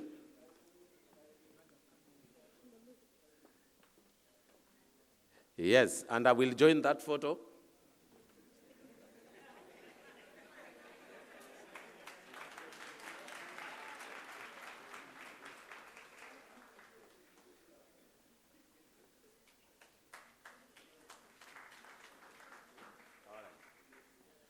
Many a times you might be the one arranging people to take photographs, then you end up not having a photo. So thank you very much. We can clap for them as they make their way back there. But I want to request Madam Mabel Wanjala to just make a few remarks with regard to the work that they did. There will be very, very few, but it is important that we give them an opportunity so that they share their experience. Madam, welcome. Thank you for this opportunity. I've been told to be very brief. My name is Mabel Wanjala from Kenya. Now, we also thank you for the opportunity you gave us to judge the exhibits, the innovations. I must say that the students, the trainees tried their best. We're all winners. The innovations were good. We could see the students took their time to prepare for them. And the presentations showed that the students were well prepared. However, a few things we noticed. Some of the exhibits did not show new innovations. Students simply took what is on the market and brought it here. So when you have to do something and you are improving on somebody else's idea, let the innovation come out clearly. And we also advise the institutions to do innovations to be able to solve issues in the community so that they are receptive. If you solve an issue that is inside the community, then it is bound to be more receptive even by the country when it comes to funding. Now, we also noticed that finances and the inability to bring the items made it difficult to see clearly the innovations. Some of the innovations could not be carried on the plane. So students were now to explain using graphics. Some of them were able to explain the ideas to bring them out clearly. They were not disadvantaged in this way. What we can advise is, if you are using graphics, let it flow so that we can see the sequence to the end so that we also understand what you are doing. Let it flow. Now, for future proposal, let time be enough for the trainees to express themselves. One day, we noticed is not enough. We had to rush at some point. So we're not giving the trainees enough time to explain themselves. I would also like to urge the trainers or the supervisors to nurture their trainees so that they understand, they bring out what they have fully, assist them to communicate, assist them to fully exploit their potentials. Now to ATUPA.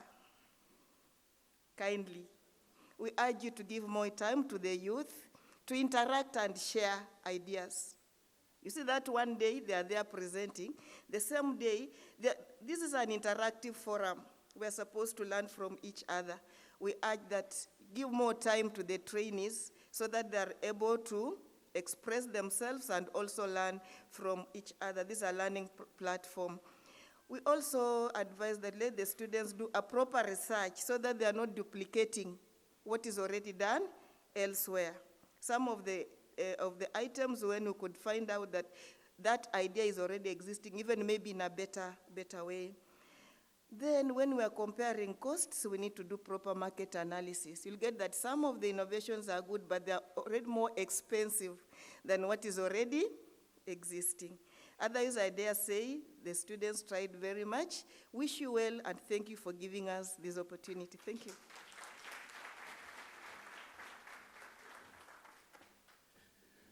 Thank you so much, Mabel Wanjala. And usually it's good manners as they go down, you give them a clap until they settle. It is very difficult to speak in front of people.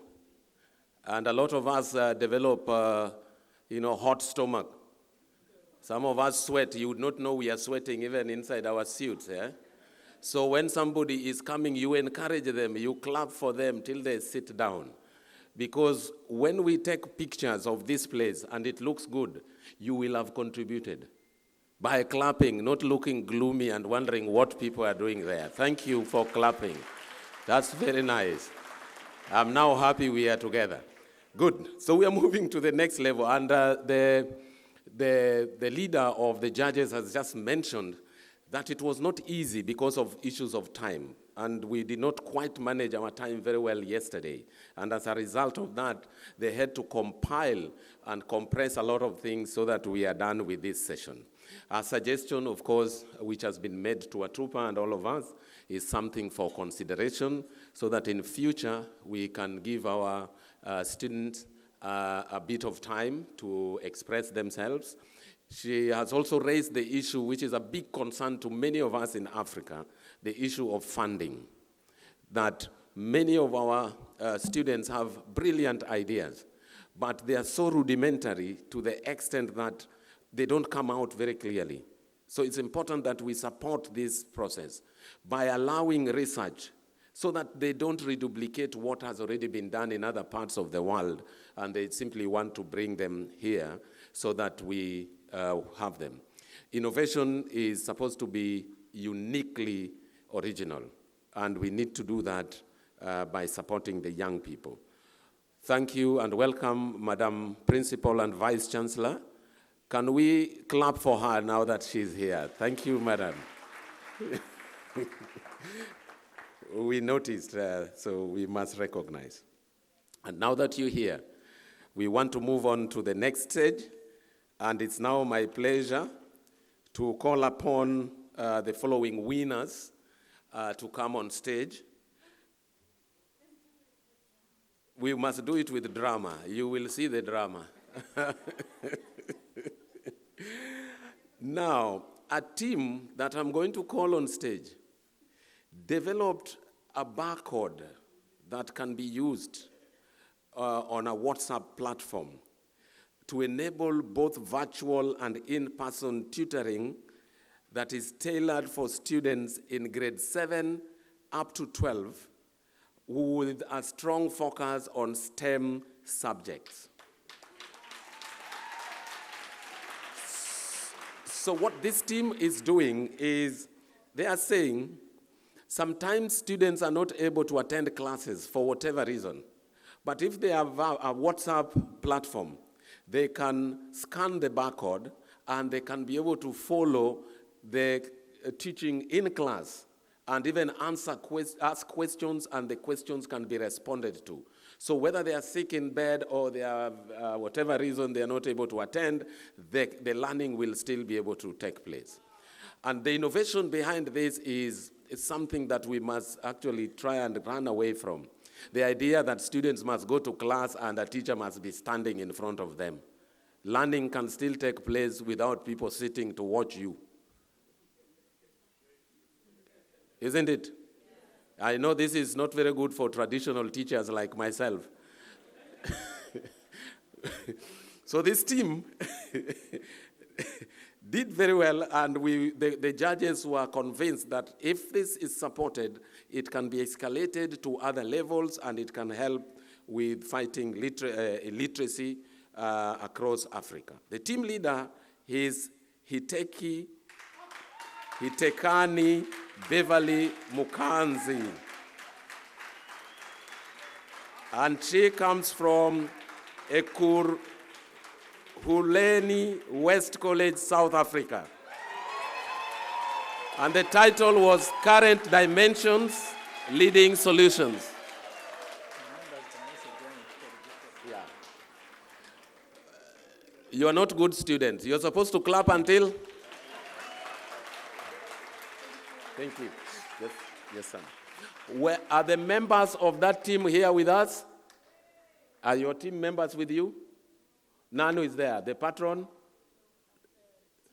You are the team leader, you are the everything. The beginning and the end.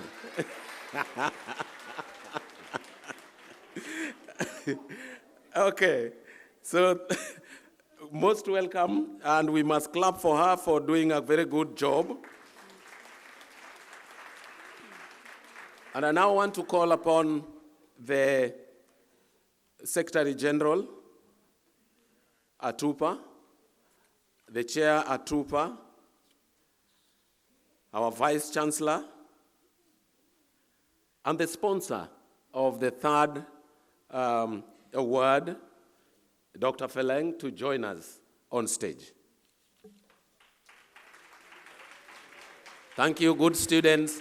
Thank you for doing that.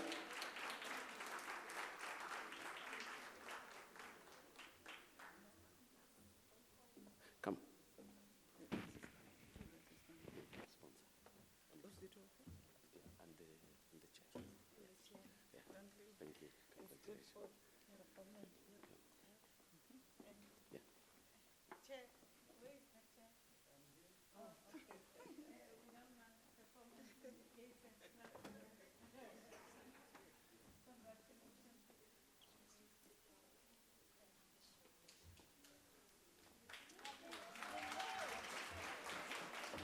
So we have here, we are joined on stage. Please just move on my left. Just move. By the sponsor, Dr. Feleng, we clap for him. We are also joined by the Vice Chancellor, the Chair of ATUPA, the Vice Secretary General ATUPA, and the Chair of the Local Organizing Committee. And we just want to take this opportunity to hand over this dummy check of $2,000 to the winner.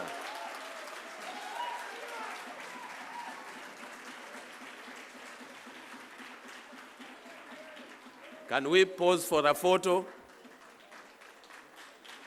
And as usual, I will join the photo.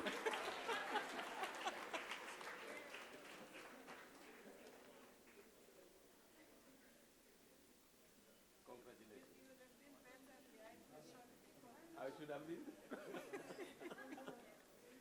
Okay. Thank you so much. I will request that you.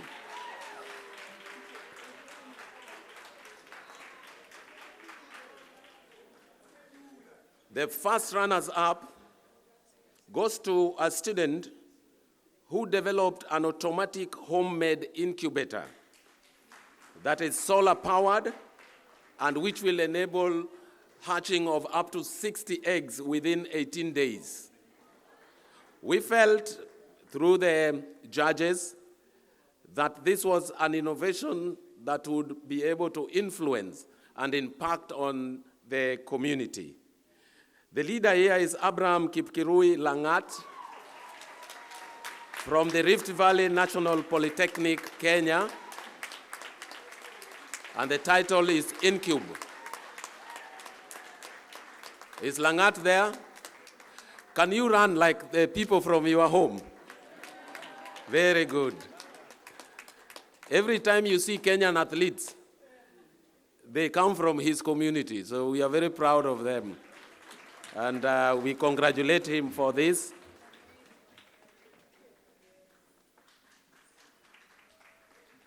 So Dr. Kumani now presents the second dummy check, and is joined here by the patron. And usually it's important that the entire institution is here when we are receiving good things. Please take good photos. Huh? Okay. Yeah. Yeah. So I will join, eh? All right.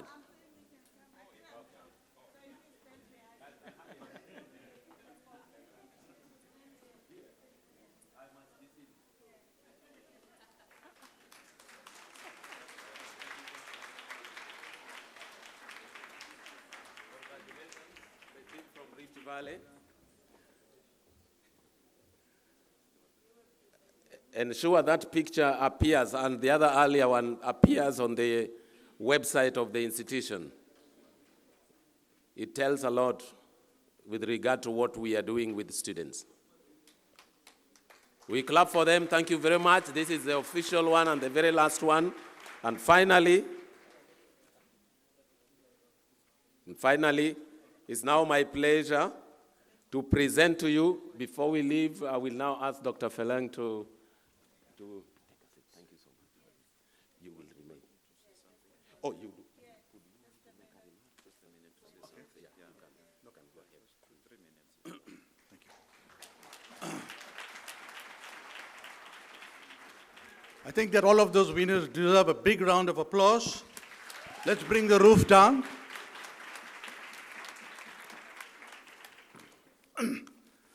Thank you very much to the program director.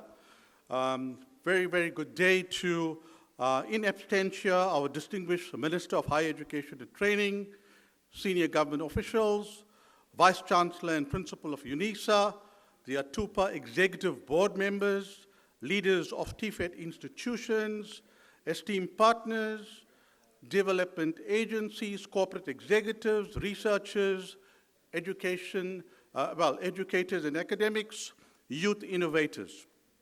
A very good day to all of you. It is indeed an honor to stand before you today on behalf of the Fiber Processing and Manufacturing Sector Education and Training Authority. We are known as the, excuse me, I got a flu. We are known as the FPNM-CETA.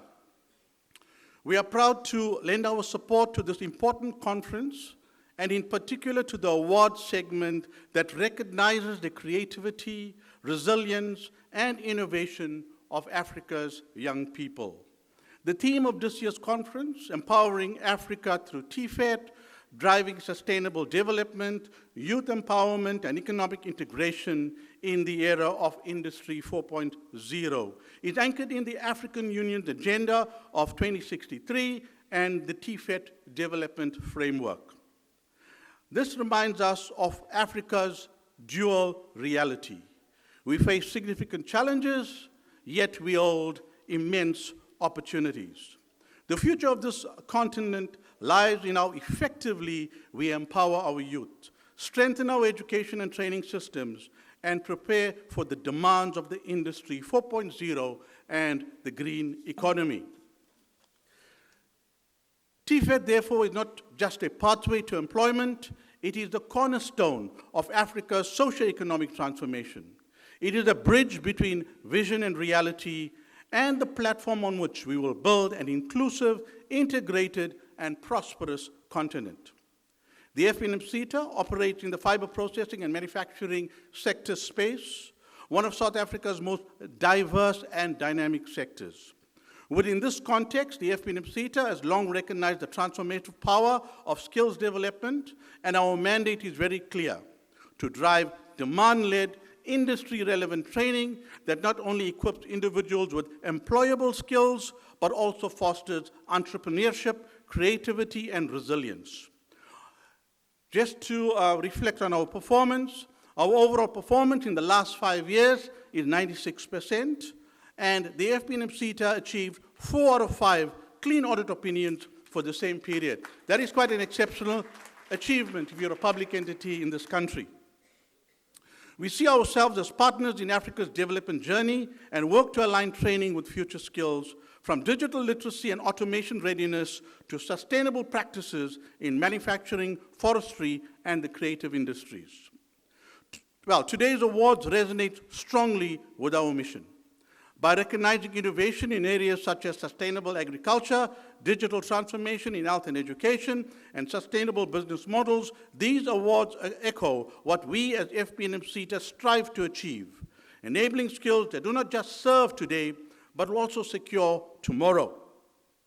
Africa is the youngest continent in the world, with nearly 60% of its population under the age of 25. This is just not a demographic statistic. It is our greatest competitive advantage if we invest wisely. The innovation competition for the youth, which forms part of this conference, is more than a contest. It is a demonstration of what happens when young people are given a platform to pitch ideas, challenge norms, and propose solutions that speak directly to Africa's realities. FPNM-CETA strongly supports initiatives like these because they foster an entrepreneurship mindset, promote digital and green skills, and instill confidence in the next generation to lead Africa's transformation. Inclusivity is key, and African transformation must leave no one behind. Women, persons with disabilities, and those in the rural communities must be equally empowered to benefit and contribute to TVET. The harmonization of TVET standards across Africa, as discussed at this conference, will be key to enabling mobility, mutual recognition of skills, and a shared continental prosperity. No single institution can deliver this transformation alone. It requires partnerships across government, academia, industry, and civil society. At the FPNM-CETA, we place strong emphasis on the public-private collaboration to leverage resources, co-create curricula, and open doors of opportunity for young people. The awards today exemplify the spirit of partnership, bringing together sponsors, industry experts, educators, academics, and learners to celebrate what can be achieved when we work collectively. As we celebrate the winners today, let us remember that their achievements are not isolated success stories. They are signposts pointing us toward the Africa we want. An Africa where skills are just not certificates, but tools of innovation. An Africa where TVET is not a second choice, but a first driver of transformation. An Africa where every young person has the opportunity to dream, to create, and to thrive. On behalf of the FPNM-CETA, I extend my heartfelt congratulations to all participants and winners of these awards. May your journey inspire others, and may your ideas help to share the inclusive, sustainable, and prosperous Africa envisioned in Agenda 2063. With that, I thank you. God bless. Bye.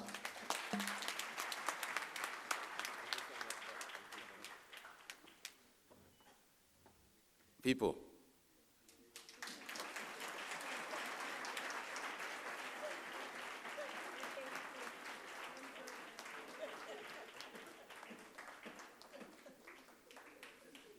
Thank you very much. It is not easy to give such an amount, isn't it? And all of us are talking about partnership, industry, and institutions, and somebody has volunteered, given, and spent time to come here, and we are not giving appreciation. Thank you, Dr. Ari, and thank you for those beautiful remarks. Now, a team developed a way of solving a problem of endangered tree species by turning the fruits into a beverage and then using the seeds to plant for more trees so that these trees do not die. So this is a team that is using technology to be able to solve an indigenous problem and bring upon sustenance or sustainability of these dying species. So the title was Brewing a Greener Future, Unlocking Synergies Between Indigenous Beverages and Industry 4.0, an exciting innovation. The team leader was Charisma Michael from Mutare Polytechnic in Zimbabwe. And the title was Sustainership. Brilliant lady.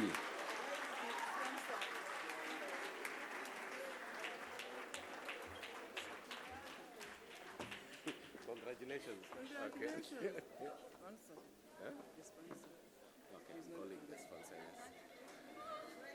And I want to, as they do that, I want to call upon Mr. Martin Ochieng, who is the Group Managing Director for Sasini, Kenya, and who is the sponsor of the winning innovation. Mr. Martin Ochieng, please join us on stage.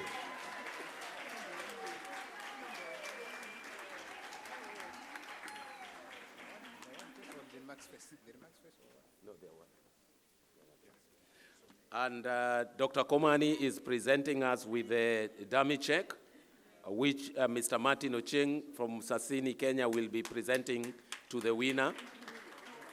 The winner.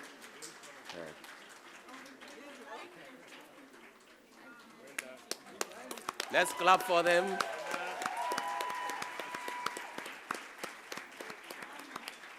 Sorry? Okay. And I hope you are able to see the amount from where you are seated. It is how much? 4,000 what? 4,000 US dollars. It's not a joke here. And we are very excited. This is the first time we are doing this at ATUPA, and we are presenting real money. And we are supporting youths. We are not joking. So we must really appreciate our sponsors for what they are doing. So we must take a photograph. Have we all taken? No, but I was not there. I must move. So we must keep moving. No, just keep moving. I come. As usual, behind.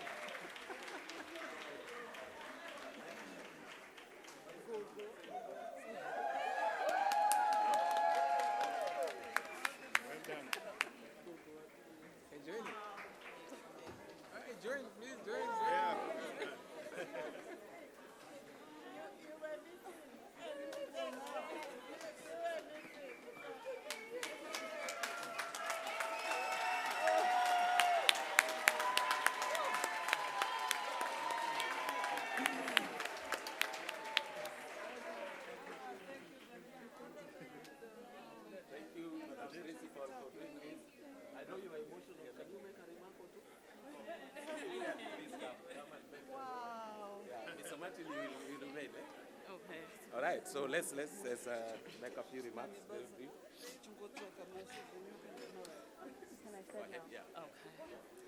Okay. Hello, everyone.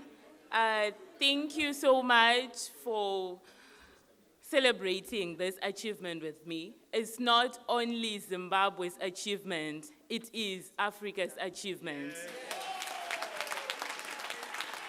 Because we've seen that now with industrialization, we have seen that some of our cultural heritage is fading because we are adopting what is happening in the Western countries and the Eastern countries, forgetting our own roots. So the idea of making the tea is to make sure that as we drink the tea out of our own indigenous trees of Africa, we are telling the story of Africa, and we are going green. So when I say go green Africa, you say go green, okay? So go green Africa, go green Africa. Go green. Thank you so much. So I will now allow you to take your seats as I welcome the Group Managing Director, Mr. Martin Ochieng, to make remarks. Thank you so much. You are not good students.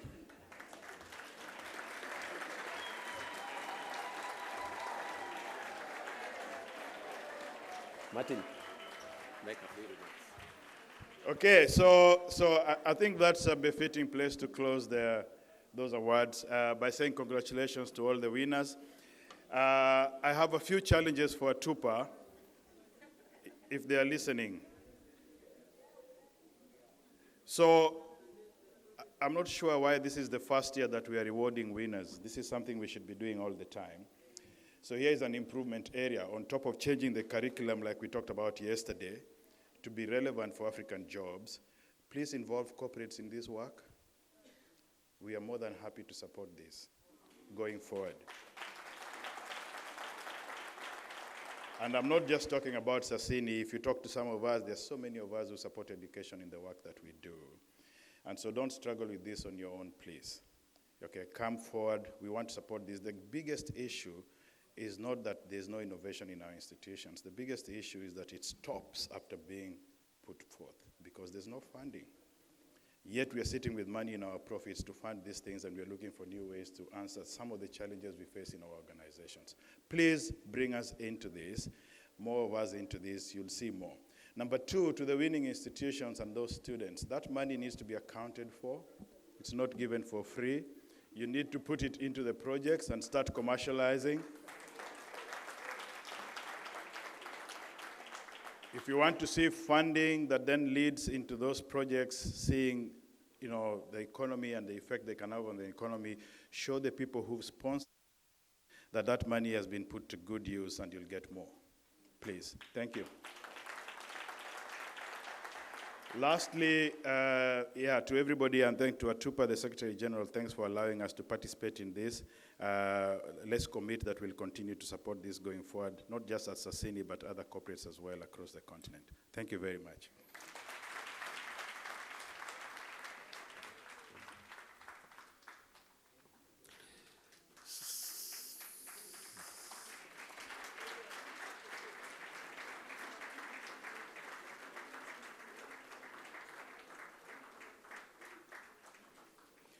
One thing that I know for sure, I know Martin Ocheng. I know him very well. We grew up with him in the same city called Kisumu. We went to the same universities, so when I confirmed that he got first-class honors, I was there in that graduation. I also know something, that he doesn't say things and keep quiet. The honors is on us to reach out. He has offered, if you want, go. If you don't want and hope for him to come, it's done. It is us who want to support, isn't it? Let's reach out and let's reach out to other people. His net worth is beyond what you have seen on this stage. So let's tap onto that network. Then we will go ahead. So thank you very much, judges. Thank you very much, sponsors. And thank you very much, Vice Chancellor and ATUPA Executive, plus the Chair of LOC for helping me to award the winning students. And it's not an easy task. You've seen the winner shedding tears of joy and tears of success. And it is normally a very, very exciting moment. I think I like the challenge. Let us put the money into good use so that next year we can have a testimony that this is what we received, this is where it has gone. I will be waiting in Kenya to be able to take this beverage from Zimbabwe. Thank you. So I think just to end, now it is my pleasure to introduce to you Nomso Faith Kana, the Chief Executive, SimCX Technologies, to come and make it's a keynote speech. It won't take long, so don't worry when we say keynote speech. And Industry 4.0 and further, and the future of work in Africa. Is she around or somewhere?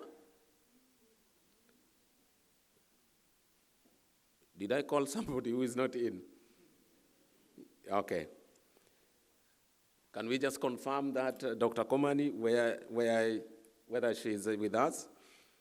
If not, we can allow Auda Nepad to come and do a presentation so that as soon as, sorry? Okay. There is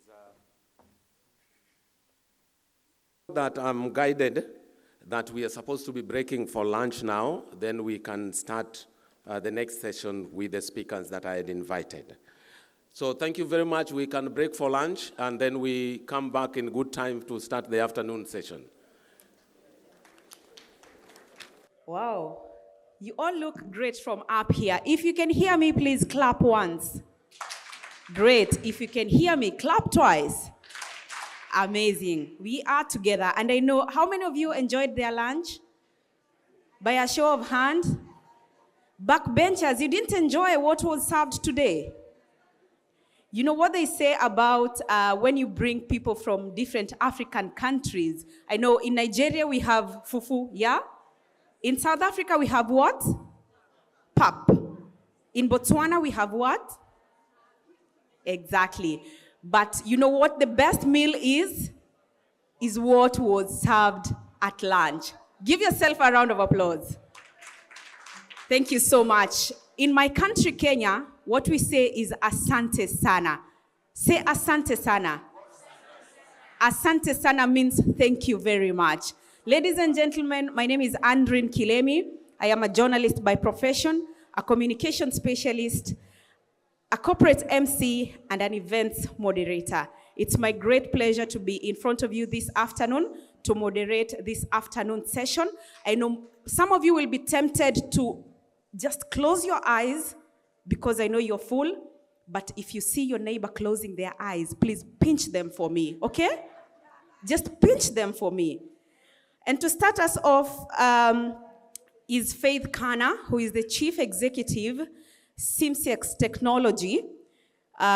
She will be speaking or giving us a keynote speech on industry and the future of work in Africa. Ladies and gentlemen, please help me welcome Faith Kana, just by a show of love and clap until she gets here. Such a beautiful lady. Let's keep clapping for her even as she walks on stage, okay? Karibu sana, that means welcome. In Kenya, karibu sana.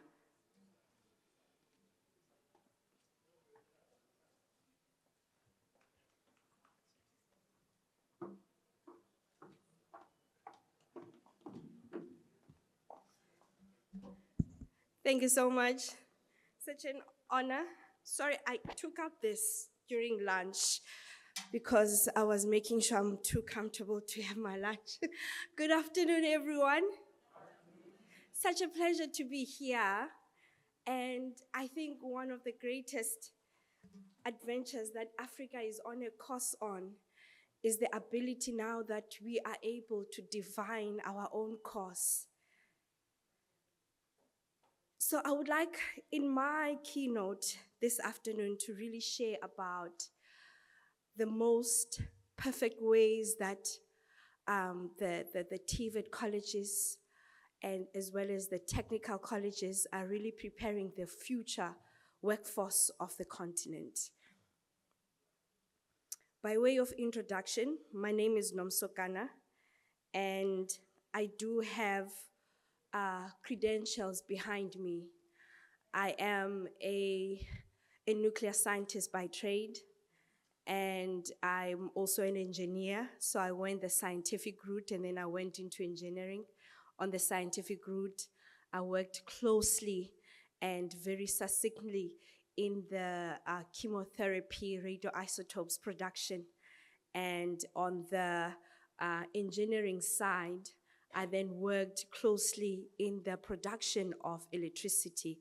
So my work in both reactors in South Africa have really shaped how I am as a technocrat in the educational space, as well as an advisory for the inclusion of education. So today, I really want to talk about the importance as well as the trajectory that Africa is currently sitting on. In about 3 months ago, I was in a panel with a very prominent woman in the global space when it comes to education and also Industry 4.0, the CEO of the MasterCard Foundation.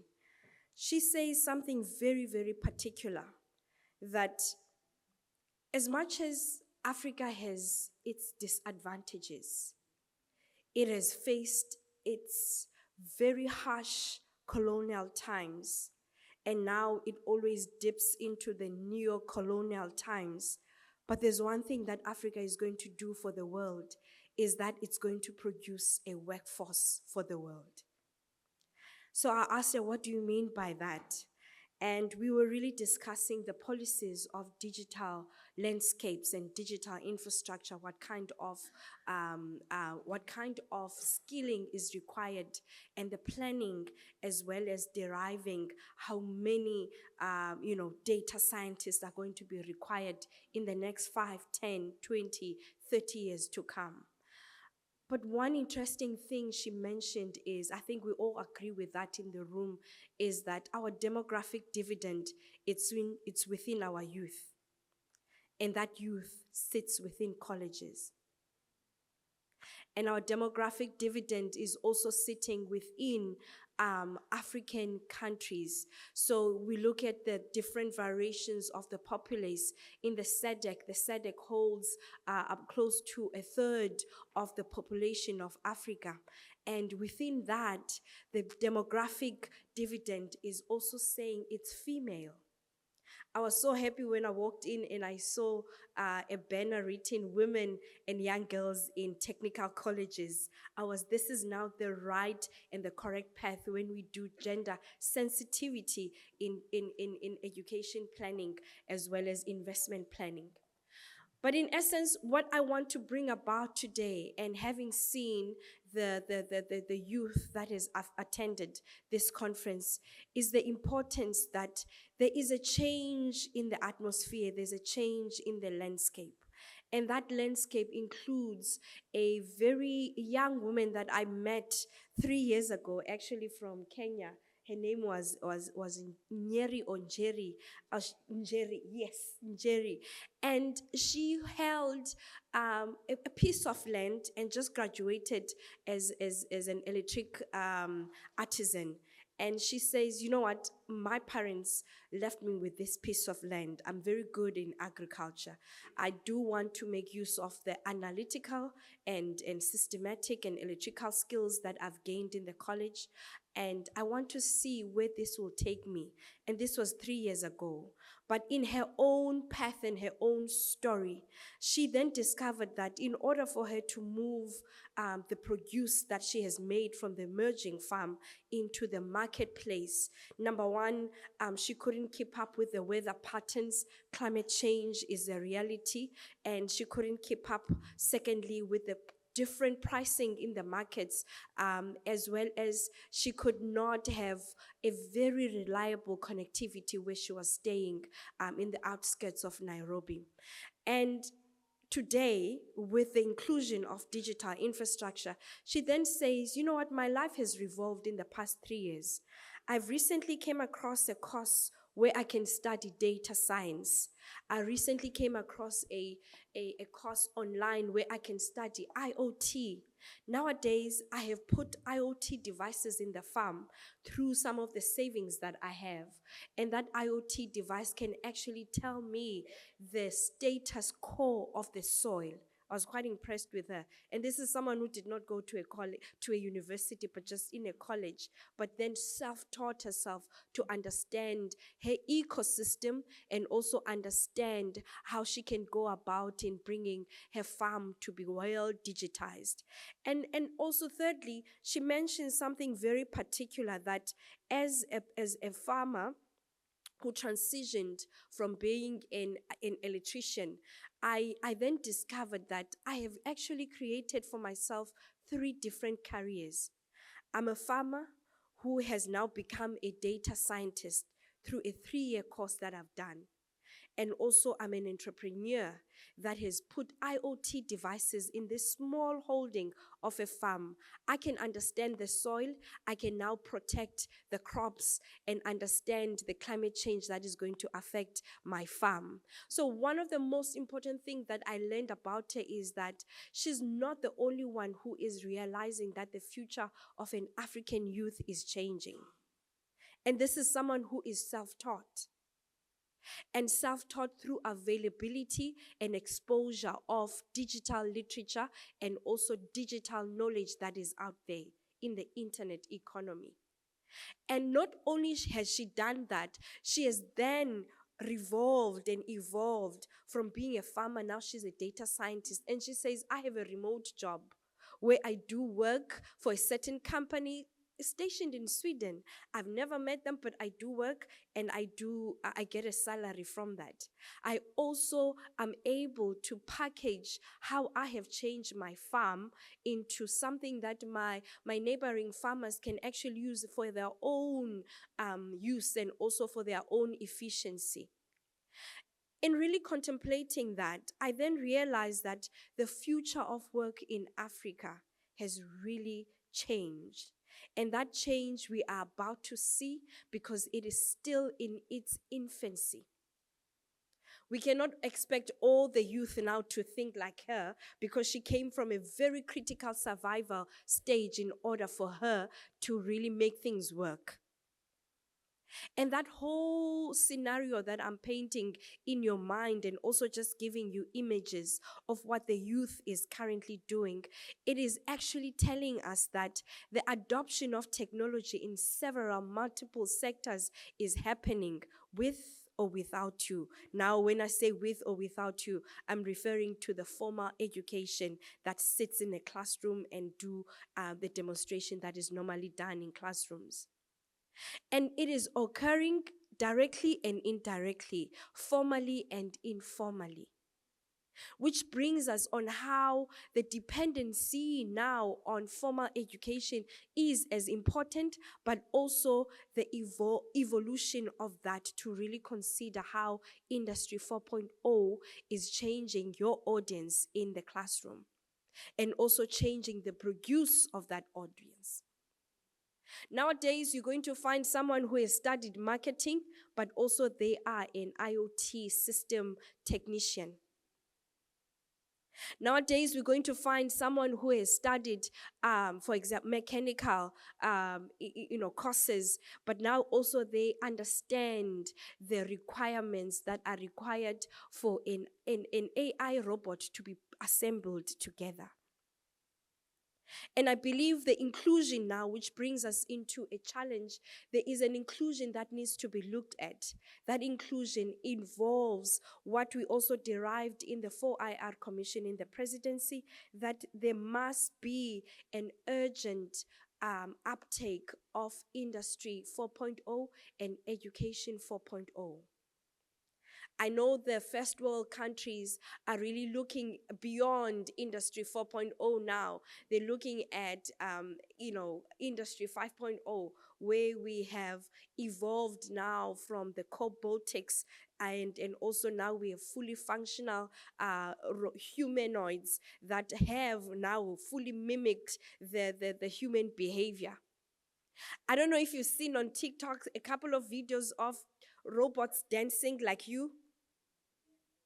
Can you dance? I'm kidding. But in essence, this is what is shaping the future of Africa. And I want to really showcase a couple of things that I have picked up in several regions in our continent that are really going forward. And going forward, they are indirectly and have a ripple effect on how the youth is actually adopting and absorbing education. And those few things I want to say is that, number one, the restricts of mobile connectivity is really not in the way of how people study. They find ways and means to get connected and learn. And also they restrict that, data science, AI, machine learning, programming is a thing of first world countries. That is not the case with the African youth. So what I want to really bring to your attention this afternoon is that the youth is evolving and we are yet to see those results. Yes, we might see those ones that are in the outliers, that are only looking forward to be influencers or that sort of thing, which is still a job for others. But there are those that are really looking into the continent and they are saying the continent is yet to be developed and I will be part of the pioneers that are developing it. And one of the things that is quite essential is the fact that we all are using AI in the room, right? I want to tell you one thing about AI is that most people fear the fact that it's going to replace job. AI is here to really bring convenience to tasks, to make tasks to be more faster and to fast track the efficiency of a task that you need to do. It will not replace your talent. Some people now have put that deep reliance on ChatGPT, even for small things. Give me a receipt for scrambled eggs. You know how to do that. But one thing about AI that we must understand is that it's only going to give you efficiency in task, but will not replace even the talents of lecturers that are present in this conference, and will ensure that it gives more production, and also it elevates your own thinking. But one thing I would like to caution is that don't make it your core of your thinking. Rather, your prompts towards it must be the core, and you must not gather all your information from it, but you must rather lead it so that it really synthesizes all that you need to do and ensures that you are evolving in intelligence as also as it is evolving in intelligence. Because for AI to be this smart, the main ingredient is humanity. With that being said, ladies and gentlemen, I appreciate the time and also the efforts that are put towards this, and congratulate our most deserving university that is always leading in these efforts. Your work is always appreciated, Prof. Lengoa, and really we admire you from the ground and from the top, and also admire all the coordinators to put this wonderful conference together. It's really been fruitful. The first hours have been fruitful. Thank you so much, and over to you. Thank you. Can I take this? Another round of applause for our keynote speaker, Faith Kana. Before she leaves the stage, do we have any questions for her? We could pick two. Yes. Who will help us pass the microphone, please?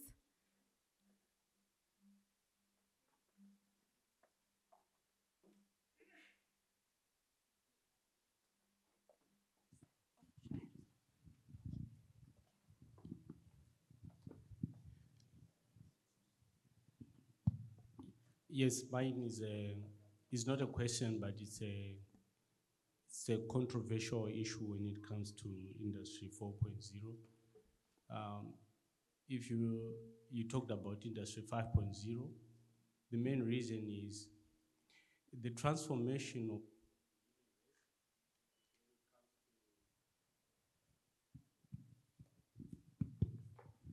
the transformation of the human race when it comes to industrialization has always been done without systemic and systematic thinking processes. The main reason that we are having these climate changes is because there were scientists and engineers who told policymakers that this is going to happen, but they ignored it. Industry 5.0, to a certain extent, it replaces human beings. That's why it was enacted, like developed to have a human-centric design in the development. So if you look also into sustainability issues, Africa is the one which is sustaining digitalization, and in this dividend, we are least exploiting it. The question is digitalization sustainable with the rate of mining that is happening in our countries, both socially and also environmentally? That's a very powerful question, because it's only after last year, United Nations started to discuss about the sustainability of digitalization. Before that, they were all saying that it's sustainable. Then also, do we have quality education for us to leapfrog or to catch up? Is our education really qualified to teach our youngsters big data, Industry 4.0, and all those? Those are systems thinking that we have to look into before we say we have to transform digitalization. Thank you. All right, we will pick one more question and then you can respond to them. Yes, we have a question here at the front. Thank you very much. I have a comment and a question. Okay. I just want to commend you for taking charge of sharing as a young woman and going into an area that majority people do not have access to. My question is on nuclear work that you do and the potential for energy or even for diagnostics. I'm wondering, what do you have to tell us, especially as Africans, in the context where nuclear or nuclear energy or materials associated to seem to be, we seem to be in the global arena being steered off nuclear. And I'm concerned what that might mean for Africa and how does it tie with your presentation. Thank you. Thank you very much. Thank you. You could respond to the two questions. Thank you so much. Those are quite very loaded questions and very critical, even in the stages of development. So to answer the very first two questions from the gentleman, we have to consider how the industries, or rather the industry revolution, mature. It takes about 100 years. And if you look at the first, the second, and in particular, the third, Africa tried to jump in on the third. The first and the second, we were all just under dark ages of very terrible history. And we have to consider how the third, to what we see in our days, the tech billionaires, you know, the seeds were laid in the third industrial revolution. And also to what we see currently, the industrial billionaire conglomerates and organizations, they are all erupting from the third industry. So they progress further and they give birth to offsprings that are offshoots for certain, for first world countries, as well as, developing, and they're underdeveloping. Unfortunately, they remain in the same level. And we would know some of the variables that play a role in that. I'll just try and marry two things that are quite controversial. There's an African nation that is literally a living reactor. The whole country has 80% of uranium, highly enriched uranium and low enriched uranium. So when you look at those two and you look at the certain conflict that happened just recently between, I'll mention them, Israel and Iran, you find that the arsenals that are used are actually utilizing the very same minerals that are particularly coming from Africa. So I want to leave with that thought to say, when it comes to the industrial revolutions, there are these cons and pros that often leave Africa. You know, a revolution comes and it takes 10 years going forward, but you find our continent taking 10 years backwards. In our time as 4IR commissioners, we were going throughout the country here, and we realized that there are certain parts even in South Africa that are on the fourth, others are on the first. So when I say on the first, even in terms of how the mind has not done its own paradigm shift, they're on the first also in terms of development. So you'll find that in countries where there's no development in mindset as well as in infrastructure, in just in the regional or the domestical economy, the quality of education is also low. So what are the inclusions that can be made? We have to consider the fact that we have to look at the humanism and the human-centric of it. We cannot impose Industry 4.0 in certain areas while the people are still lingering at the back of the history. They still have not healed.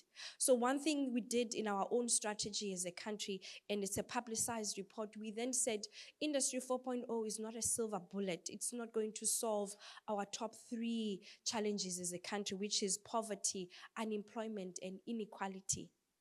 But what it can do is it needs to really accelerate and put on a pedestal and really be a catalyst for an economic growth.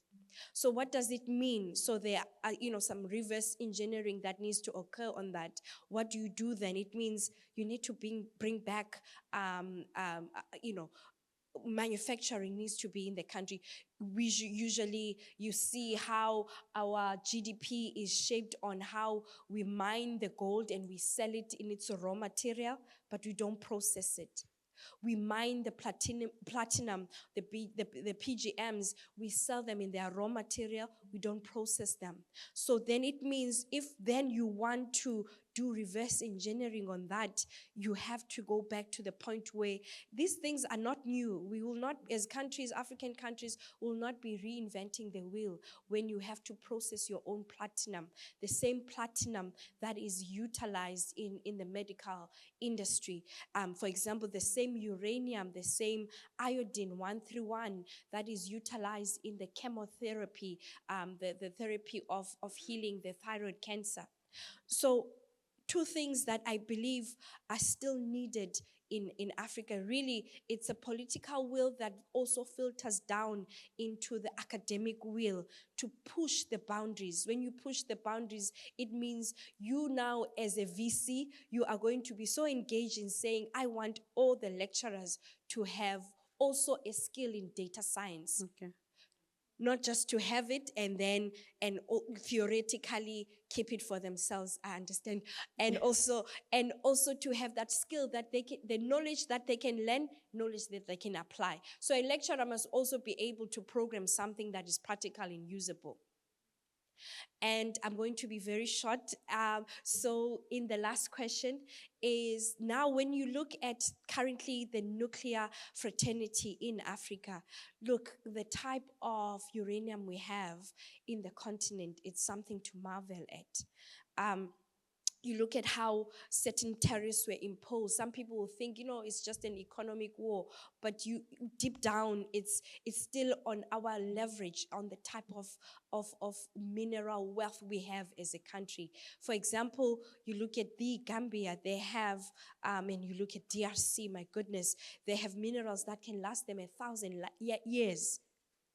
But now you don't see that on mainstream because, those things are well regulated and also controlled. Let me use those words.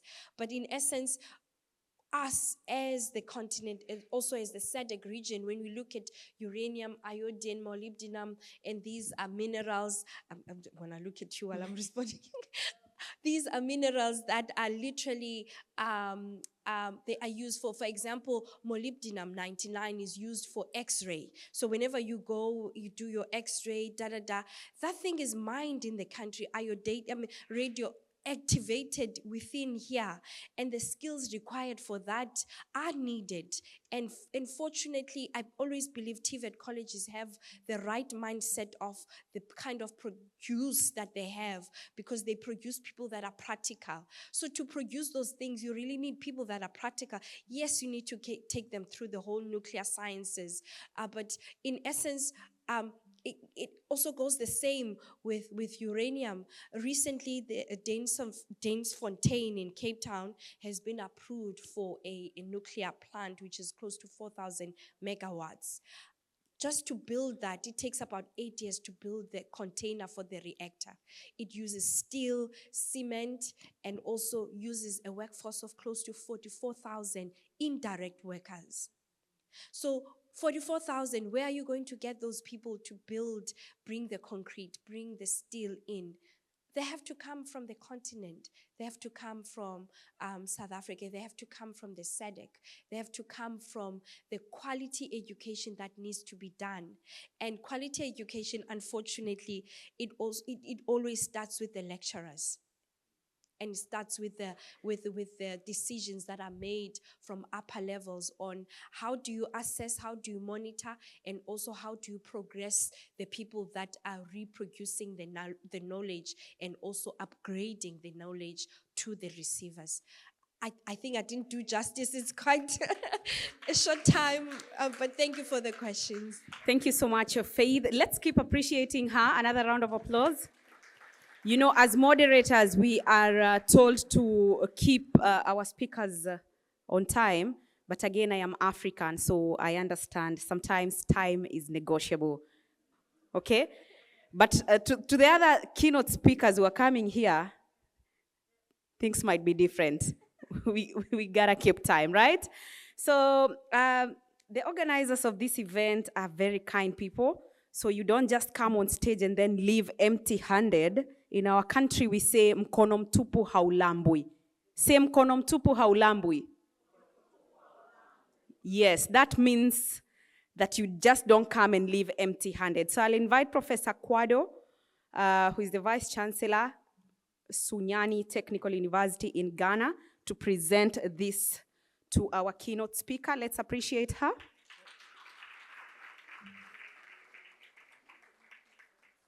All right. Okay.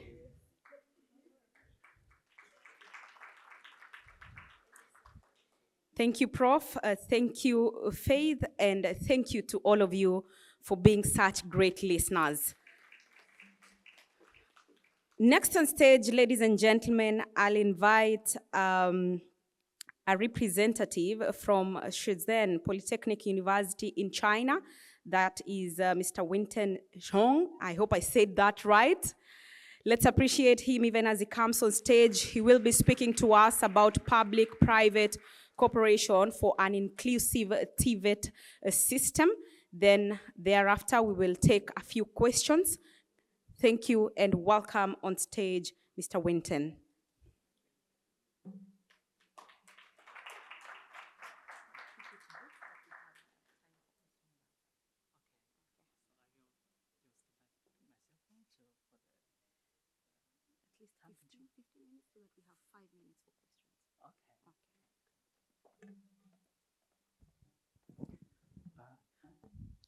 Good afternoon, Mr.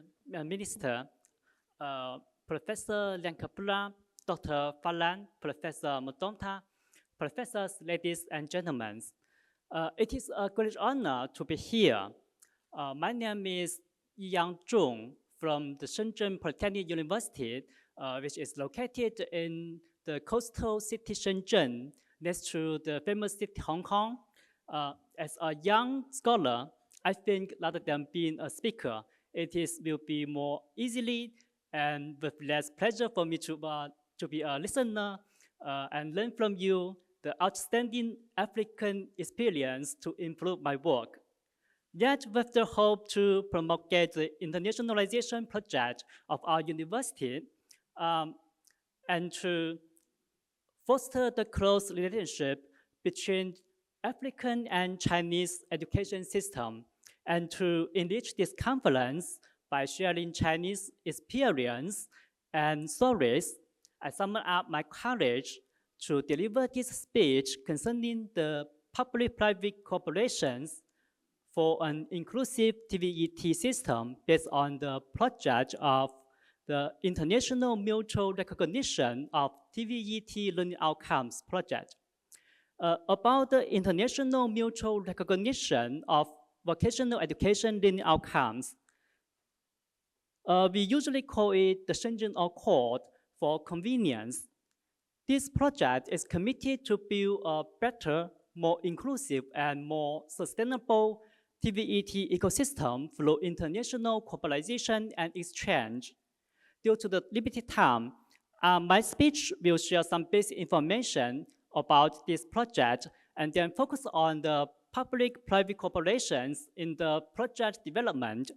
I really hope that my accounts and explanations can raise your interest in this project and promote the cooperations between us. How the Shenzhen Accord was proposed is significantly shaped by the international and domestic environment.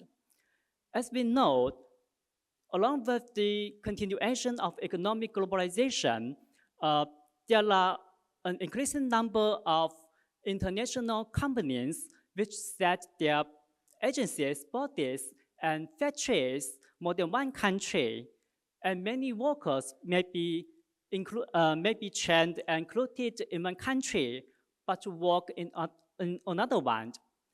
This phenomenon urges us to consider how to help the youth employment and development in their career, and how to update their skills. However, there is a lack of international accrediting system for us, for these graduates to make their qualification recognized internationally. We can imagine that an engineer can get his qualification recognized in another country by means of the Sydney Agreement or the Washington Agreement, but it's very difficult for a TVET graduate to get his qualifications recognized in another country. That is the problem to urge us to propose this project. In the meantime, our proposal has been inspired by the United Nations 2030 Agenda for Sustainable Development. It is also been encouraged by Chinese authorities. In 2020, the China's Ministry of Education and the Guangdong provincial government, as well as the Shenzhen municipal government, issued a policy to support the Shenzhen Polytechnic University to organize and lead such an internationalization project. The major reason, I think, is that Shenzhen Polytechnic University is a very excellent polytechnic university in China, and it has a very powerful and a lot of resources to make this project inward. Maybe my friends may wonder, but what is the Shenzhen Accord and what it is about? I defined Shenzhen Accord as a project, a platform, and a community committed to mutual recognition of TVET learning outcomes worldwide. I think as a community, it is led now by the Shenzhen Polytechnic University, and it has 28 member units with the hope that more institutes and individuals can jump up to promote the international recognition. It follows the principles that collective discussion, co-creation, collaborative governance, and shared benefits to create an inclusive, equitable, and interactive ecosystem. As a research project, the Shenzhen Accord aims to establish a framework for international recognition and youth employment in international enterprises, with reference to ICD, world reference levels, and the national qualification frameworks of many countries. Such a framework has been established to serve credit transfer and qualification references. Yet, to advance the international recognition and meet the labor market's needs, more institutes and researchers are needed to develop curriculum resources and to update quality standards so that we can ensure that the qualifications are aligned with the request of a specific occupation. In such a research process, we stress competency-based education, integration of industry and education, and international application. As a platform, we provide TVET curriculum resources for learners, identify and recognize their learning outcomes, award them corresponding qualifications, and make credit transfer. To advance the international recognition, a broad network is essential for better connection, not only between nations, but also between world of work and world of education. The Shenzhen Accord attached much emphasis on the cooperation of education institutes, enterprises, governmental bodies, and international organizations. Respectively, educational institutes are hoped to join the Shenzhen Accord Alliance to participate in standard development and resource sharing. Enterprises are hoped to join the Shenzhen Accord Alliance to develop skill standards and curriculum resources in exchange for the training and recruitment of skilled laborers. To a less extent, we hope that at least the enterprises can acknowledge the Shenzhen Accord certificates. With respect to governmental bodies and international organizations, we hope they can adopt the Shenzhen Accord standards to promote the quality of TVET system and support the mutual recognition. After an overview of the Shenzhen Accord, now I want to turn to the public-private cooperation stories taking place in the project. It was noted that at the initial stage, we invite some prestige experts to help us to design the research project, as they have close links with many institute leaders, and they are well aware of whether an institute are suitable or not for this project. They soon persuade some leaders to join the project. In 2023, we have successfully get 27 vocational educational institutes and their partner enterprises. During this process, two factors played critical roles. The first is the personal link between the project's experts and the polytechnic leaders. The link is underpinned by the trust and confidence formed in their long-term cooperations. The second is the mission of the project, as many leaders, both polytechnic presidents and enterprise owners, explained that they feel the significance and importance of this project, so they joined us. Now, I want to give more explain about the public and private cooperation in this in the Shenzhen Accord project. When I say public, it means the governmental bodies and public polytechnic institutes. When I say the private, it is about the personal links or the private enterprises owners or the other private schools, for example, some study in the foreign countries. I think the development of the Shenzhen Accord demonstrates public-private cooperation in at least 5 aspects. The chief aspect is to study a certain work field to reduce the gap between the request of labor market and the vocational education. We need to learn the job structure and role allocation. In this situation, private companies were indispensable. In our ever experience, managers and HRs were enthusiastic to tell us their job structure, explain the role and responsibility of their positions, and to provide materials to explore the career development paths. When we finished the report, some helped us to examine the occupation map, even collect some components and related explanations. In analyzing a work field, cooperations with specialists from private enterprises is necessary for this project. Second, we need the help of HRs when developing skill standards and education standards. Usually, we provide a standard framework for HR to fill the content, or we formulate the standard statement based on their accounts. As the standards are used to train students within the whole work field, both public and private enterprises are needed, and sometimes these specialists have to work together for a balance or even compromise. Third, we make public-private cooperations in curriculum development, as the Shenzhen Accord views the curriculum as an inevitable foundation for quality assurance and mutual recognition.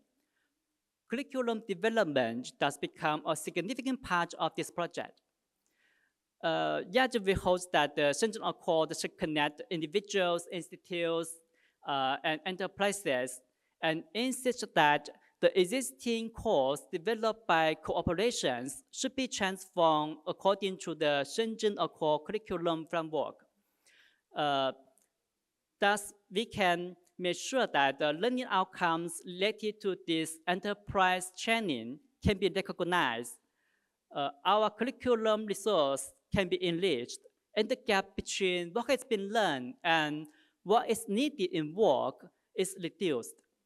Guided by this principle, there is this close cooperation relations between some member units and companies in developing training program and curriculum resources. Here I want to share an example. There's a leading Chinese high-tech company specializing in new energy vehicles and battery manufacturing appointed several experts to work with us. They also established a research team to learn their training materials. With their efforts, some of the company's training courses have been successfully transformed, and curriculum material in new form has been created by our researchers. Fourth, we stress the public-private cooperation in international promotion and application. After some curriculum resources has been developed and a digital platform is constructed, international publicity now is becoming the top priority of the Shenzhen Accord. So we want to emphasize that we cordially invite you to join this project to help us to promote the project internationally. Fifth, we attach much importance to public-private cooperations in overseas applications. We note that our standards and curriculum resources can be adopted in both public and private organizations, and they both play different roles. So we equally stress that they are important.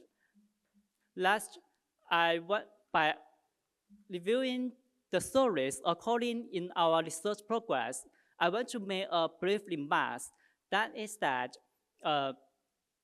supported by Chinese authorities, many educational institutes and enterprises now work together. When they join the community, they hold the same dream, see the benefits, and make respective contribution. In this journey, we have public-private cooperations to advance the project, and the public good is in harmony with the private good. Though we have made a great progress toward the setting ends, an international network is still highly needed, and we hope more friends can join us to fulfill our dreams for a better TVET system. Thank you for your attention. That's my speech.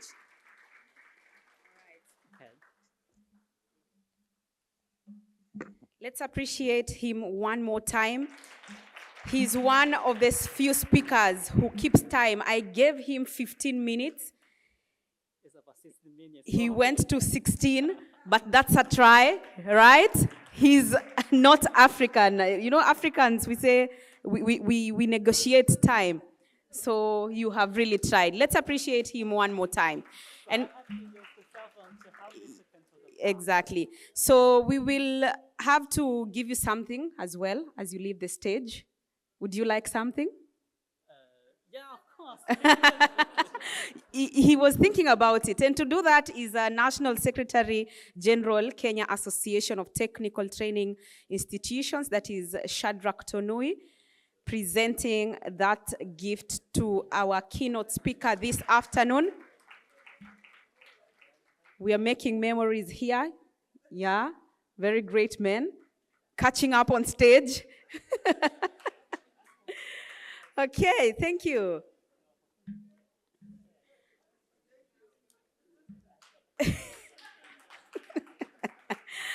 Okay, let's appreciate them one more time. Asante sana for coming. Thank you. Ladies and gentlemen, at this particular juncture, I'd like to inform you that we will briefly interrupt our program, but not to say that we shall not continue, but just to invite Auda Nepad for a presentation on stage before we have our panel discussion on strengthening public-private partnership in TVET. So I will invite Auda Nepad for a brief, very brief presentation before we get into our panel discussion. Welcome.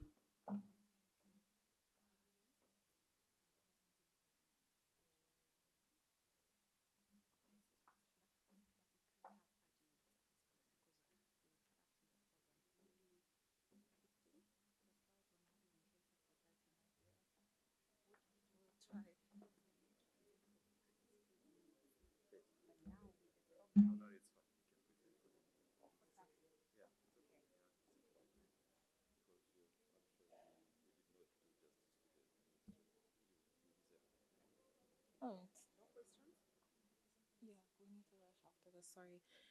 Good afternoon to everyone, all protocol observed. Good afternoon, colleagues. I hope everyone's doing well. Because I really need you to lend me your ear, just very briefly for 2 minutes, please just stand up, because I've seen some sleepy faces around the room, and I don't want to pinch anyone, as instructed. Please stand up for 2 seconds, just for a brief stretch. Just stretch, please. Let us stretch, let that food digest from earlier, so you can also listen to us. All right, you can get seated. Thank you very much. So I go by Ngobile Zwane, the name of Ngobile Zwane, and I work for the African Union Development Agency. I'm here with my colleague, Amanda, also from the African Union Development Agency, although the presentation we'll be delivering is one that's joint with our Skills Initiative for Africa colleagues. Should I give 2 seconds to get settled? I can still hear other voices in the room. All right, thank you. All right then, and then we also have colleagues from Humana People to People. Unfortunately, they couldn't join us physically for this presentation, but we will be speaking on youth-centered knowledge platforms for skills, employment, and innovation. So a lot of the presentations that have been made up until now, it's clear that we are speaking one voice in terms of our continental agenda, although we're all coming from different spaces. You hear a lot about public-private partnerships, you hear about private sector engagement, you hear about the use of digital platforms, you hear about AI and how it's upcoming, the fourth industrial revolution. And the first speaker that we had as the keynote speaker really touched on the importance of sharing best practices through some of the stories that she shared in her field. And I think that's really important when we get into such spaces and using it as an opportunity to get those stories out there. And I think at a later stage in my presentation, I'll also touch on some of the things that we've done at the African Union Development Agency in the TVET space to try and put those stories out there for young people and by young people. So we will also speak about the continental TVET strategy, as well as how that will be operationalized through programs like the Skills Initiative for Africa, as well as digital platforms such as the Africa Skills portal for youth employment and entrepreneurship. And then, of course, a case study on what we call the Africa Skills Revolution campaign, which we ran last year, which is very similar to some of the submissions that were made earlier, as I've mentioned. And this conversation is actually very timely because given the context, which I'm sure you've heard so much of about us having the youngest population in Africa and the importance of these conversations and how fitting they are, because young people really need to be given a voice and a platform for them to voice out those concerns, especially when we have issues around, climate change, the digital transformation that's happening. Now is the time to be having some of these conversations and positioning TVET as a continental growth field is really important, because young people need to understand that that is a pathway to entrepreneurship and employment in whatever fields that they are. And the way that we need to be achieving some of our continental frameworks, such as the Agenda 2063, which I'm sure you've heard a lot of in this conference, our Africa's Blueprints to Growth. It's extremely important for us to continue to invest in such initiatives, as well as the recently adopted Continental TVET strategy, which was adopted in February by our African Union colleagues. They touched on it quite extensively yesterday, and the importance of it as a roadmap for skills development in Africa. I'm trying to rush through a lot of this because I've got very limited time that has been assigned to us, so please feel free to just catch me at tea break or my colleague to ask questions, or for us to engage further on some of the things that I may have touched on, but it was just too quick. So I think we can move on to the next slide. So the continental strategy, as I mentioned, our African Union colleagues touched on that a lot yesterday, but there are 4 foundational principles that guide the strategy. So we have policy, governance, and finance. We have quality and inclusion. We also have partnerships, knowledge and resource sharing, as well as institutional development, technology, and innovation. And the one that we'll be speaking on in this particular presentation is the partnerships, knowledge, and resource sharing, which is really, really fundamental. And I think even at this platform at ATUPA, that's exactly what we're doing. We're sharing best practices, we're sharing what works, what doesn't, and inviting young people to actually sit at the table to have those conversations. And then the CTVET strategy explicitly mentions the importance of advocacy as well as online platforms, and using those for exchange of information as tools, and also sharing of good practices. This is extremely instrumental to bring the strategy to life, because in order for us to do that, the knowledge hubs and having such tools is extremely important, so that we are able as a continent to adapt, scale, and replicate effective approaches. So when we have different member states sharing their best practices, it's easier for them to then have solutions to specific interventions where they may not have had that knowledge prior to engaging their fellow member states. And then sharing is policy in motion, as we all know, and the Africa Skills Portal for Youth Entrepreneurship and Employment, which is a platform that we use as our knowledge hub at the African Union Development Agency, is one that we use as a strategic enabler for us to be able to do that through TVET practitioners, through regulators, through young people, the private sector. And my colleague Amanda will be touching more extensively on in terms of that particular platform and the importance of it, especially since it is used and referenced in the continental TVET strategy. The next slide is just a QR code. You can scan it, and then you can access this continental TVET strategy that we keep referencing, and that my colleague Emmanuel presented on with under the leadership of our director at the Department of ESTI. So you can just scan that, and then it'll take you directly through to that strategy for you to download. I can see that some cameras are up, so maybe if we can just give 1, 2, 3 seconds, and then we can move on. Yes, so as I mentioned, it's really important for us to move from policy to practice in all of our interventions, because a strategy is only as strong as its implementation. So this Skills Initiative for Africa Animal that I keep referencing is a program that was started by the African Union alongside us at the African Union Development Agency, and it is being led by the colleagues at, well, funded by the colleagues at GIZ, and this is basically a program that provides continental level support in advancing Africa's skills development agenda. And under the Skills Initiative for Africa, we have 2 components of this program, where one deals with technical aspects, which we call it the CIFA Technical Cooperation, and then another one which deals with the financial components. The CIFA financial component is only implemented so far in 8 member states, but the technical component is all over the continent. So yes, this CTVET strategy that I was referencing is one that is being implemented under the CIFA program. So under CIFA, of course, I did mention we have the CTVET strategy, we have the World Skills Africa. Earlier this morning, we sat in some conversations that were just young, 3/4 of the room was just young people, which was really amazing to see. And one of the interventions that were made is the importance of having world-class standards in terms of the TVET space, where then you can have young people sitting in rooms internationally that come from Africa. So some of those aspects of that work are being looked at under that program called World Skills Africa.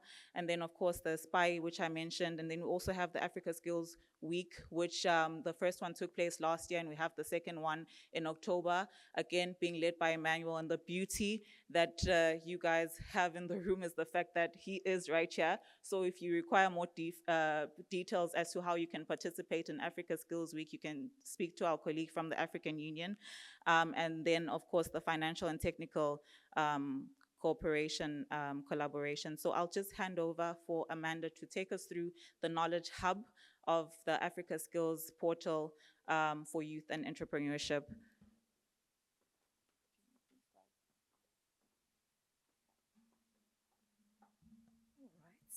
Pretty short.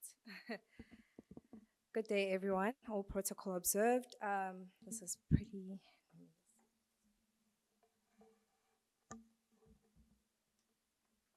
Amora and Simba have just graduated from a TVET college and are eager to go from learning to earning. College manager Kita wants to help, but doesn't know how best to connect them to the labor market and entrepreneurship opportunities. Moyo is an HR manager who needs to fill a number of exciting positions at her company, but is struggling to find well-matched candidates.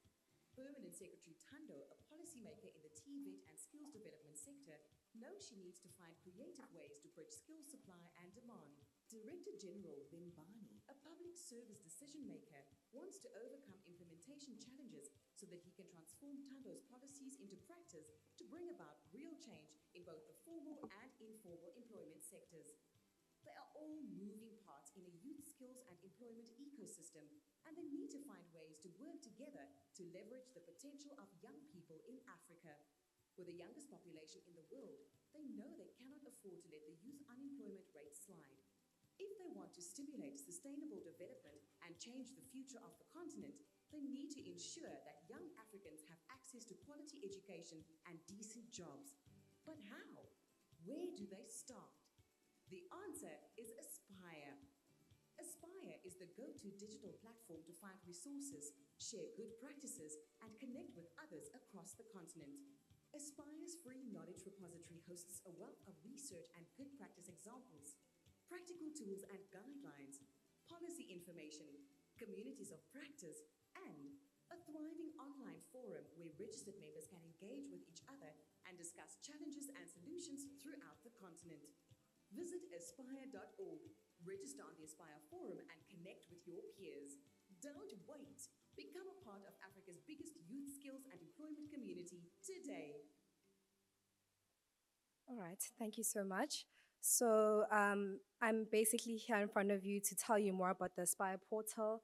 I hope that little synopsis was beneficial to you and it helped you in understanding more about it. So I'm a firm believer of if you want to know more about something, you need to understand where it comes from.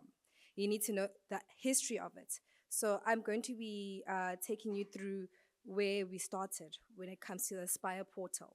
So firstly, in case you don't know, Aspire stands for African Skills Portal for Youth Employment and Entrepreneurship. This portal was conceptualized in 2017, where it was decided that we need to go from talking to action, and we need to develop a platform for continental collaboration. This was to respond to the fact that Africa has a rapidly growing youth population, with millions entering the labor market every year. But many lack access to reliable information, skills opportunities, and networks that could help them transition into jobs and entrepreneurship.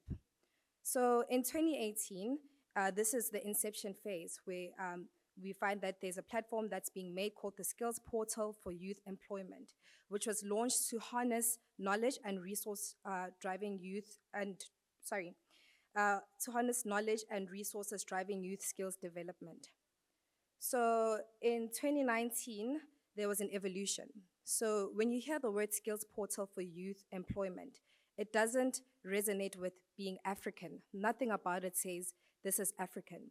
So in the rebranding, we then added the word African as well as including the entrepreneurship aspect of it, because I firmly believe that entrepreneurship is one of the main drivers of economic growth in our continent. So within the era of 2021 and 2024, that's where we see the alignment and growth, where Aspire expanded its content, reach, and ensured relevance with the AU and AUDA NEPID-led activities. In 2025, it got strategic recognition through the new Continental TVET strategy, which endorsed Aspire as an implementation and coordination tool, which serves as a vital knowledge hub, which connects policymakers, youth, and development practitioners through curating good practices, tools, and lessons that enable countries and partners to put the CTVET strategy into action. We are currently in the expansionary phase where we are redeveloping Aspire to have a more modern feel and be more user-friendly. And within this expansion phase, we are embedding a labor market intelligence system called the African Critical Skills Bank, which will reflect up-to-date labor market information in African countries that will assist in bridging the gap between labor market demand and supply. Thank you, ladies and gentlemen, for lending me your ears. I would like to hand over to my colleague, Mobile, who will be talking about the African Skills webinar. Thank you.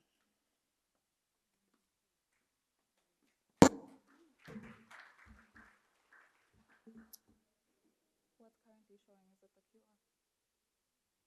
Okay. Thank you so much, Amanda, for taking us through the history behind the Aspire platform. Once again, another QR code. I'm sorry, we have to actually disseminate our work, but please scan it also, just so you can see the portal. We are currently in a phase where we are rebranding again and revamping so that it is aligned with the changing times. Okay, we can move on. And then I will now be speaking to the Africa Skills Revolution, which is basically a case study to cement some of the interventions that I've spoken about on how we can move from vision to voices. And it will also tie quite closely to some of the interventions made by the previous speaker, where, again, she was communicating about best practices and some of the conversations that she has had with young people that need to be documented and shared in platforms such as this. So the Africa Skills Revolution is a campaign that we did in collaboration with Humana People to People. It ran for 6 months last year, where actually at the last ATUPA conference, and thank you to the SG for providing us the platform, we launched the competition during that last platform. And we have been working quite closely with Humana People to People to make sure that the stories of young people in the TVET space are documented and shared widely, where we ran a competition for TVET where they were meant to submit, I'm just speaking to it now, I'm not even following the slides because of the sake of time. I can see the looks on some faces. So the Africa Skills Revolution competition was basically to change perceptions in TVET and making sure that we position it as an attractive career pathway where more young people are participating in the TVET space and understanding that they can actually solve certain problems like unemployment, where they can create their own jobs through the TVET space. We even had a young woman from one of the communities in Nairobi come in, where she was speaking about her experience in welding and fabrication and how extremely difficult it is as a woman to be in the TVET space, where she was the only female in a class of 19. And each time she would have her male counterparts undermine her, where it's like, you shouldn't be here. Why are you doing welding and fabrication? This is a man's world. And those are some of the perceptions that we constantly need to debunk in terms of TVET, where another young person from South Africa was saying that because of his skill that he has acquired in TVET, he'll never go hungry because he'll always have a job and work to even create for themselves, where you even have young people in these spaces that are creating their own opportunities and hiring other young people in the process. So it's really important, and that competition We selected 10 young people out of the 500 from 36 countries that had entered at the time, and they each won $1,000, to which they had to account for that money after 3 months as to what they had done with it. And those stories are documented within the SPY platform, which Amanda had just touched on. So it's really important to us at the African Union Development Agency that we continue this work, because that is just a small piece of work around the continent, considering all the things and the things that still need to happen to bring change.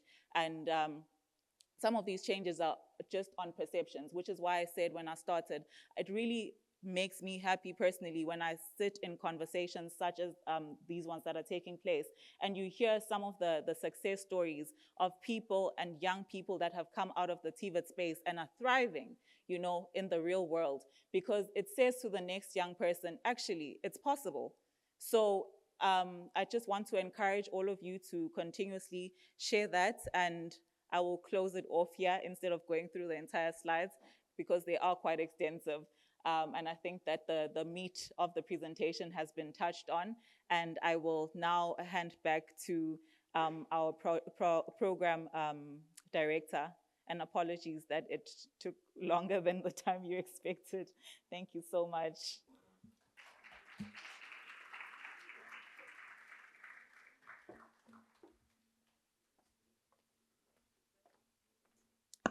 Thank you, ladies, for that beautiful presentation. You tried to keep time. These ones are real Africans, yeah?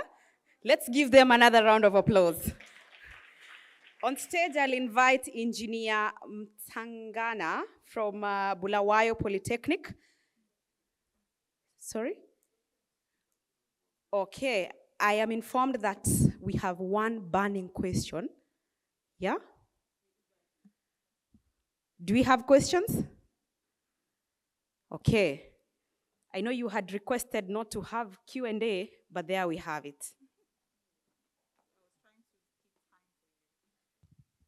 Okay, thank you very much. Awal Anwar from Kaduna Polytechnic, Nigeria. My question is not to the Auda Nepad team that made the presentation right now. It's for the Chinese presenter. I noticed that he was not given the opportunity to, you didn't give us the opportunity to ask him a question, and what he talked about was really, really very important. The global recognition of certifications that they are working on through the Schengen Accord. And my question has to do with, you can hear me, my question has to do with the fact that there are disparities between industrial technologies in Asia and in Africa, and you're working on developing occupational standards, which, how do you intend to solve, I should stand up? How do you intend to solve, to address, what are going to be your strategies towards getting a unified occupational standard? How do you intend to come by the sector skills councils that you will need to work on the occupational standards for global recognition? I'm really interested in how you intend to go about it, and it's a very good initiative. I congratulate you for it. Thank you so much.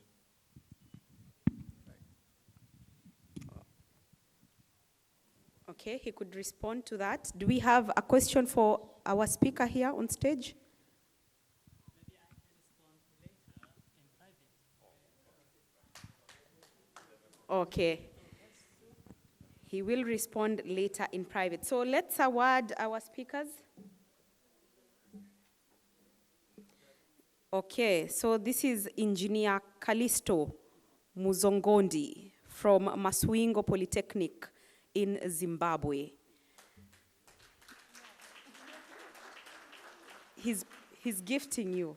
No. You're saying my name was? No. Oh, he is. Oh.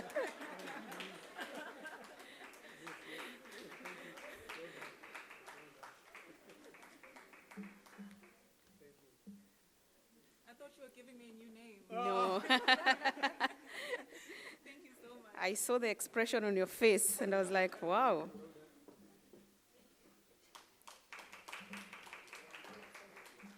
Thank you, engineer, and thank you, team from AUDA NEPAD. Such a beautiful presentation. I hope this afternoon we get to go home with something in hand and in mind. Ladies and gentlemen, we continue with our program this afternoon. We now get to our panel discussion, whereby we'll be looking at strengthening public-private partnerships in TVET. And to help us move that conversation is Miss Dorothy Nthako, Orbit TVET College, RSA. Ladies and gentlemen, let's appreciate her as she comes on stage. Miss Dorothy Nthako will be on the same panel with Dr. Nala Ndlovu from Sibande TVET College. Let's appreciate him even as he comes on stage. And our last panelist on that panel discussion is Mr. Jabulani Jonas from Masvingo Polytechnic in Zimbabwe. Let's appreciate him even as he comes on stage. This panel will be looking at strengthening public-private partnerships in TVET. Ladies and gentlemen, I urge that you give the panelists your eyes and ears. At the end, we will have a question and answer session for any burning questions.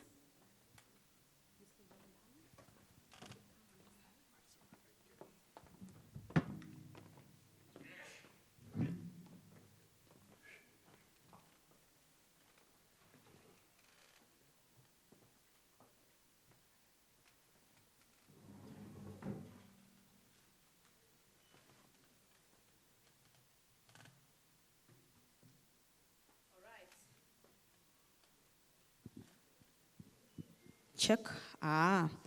Thank you, ladies and gentlemen, for still being here. Is anyone trying to close their eyes next to you? Just look to your right. Look to your right. Is anyone trying to close their eyes? None. All right. Congratulations for coming this far. Now we're going to be discussing strengthening public-private partnerships.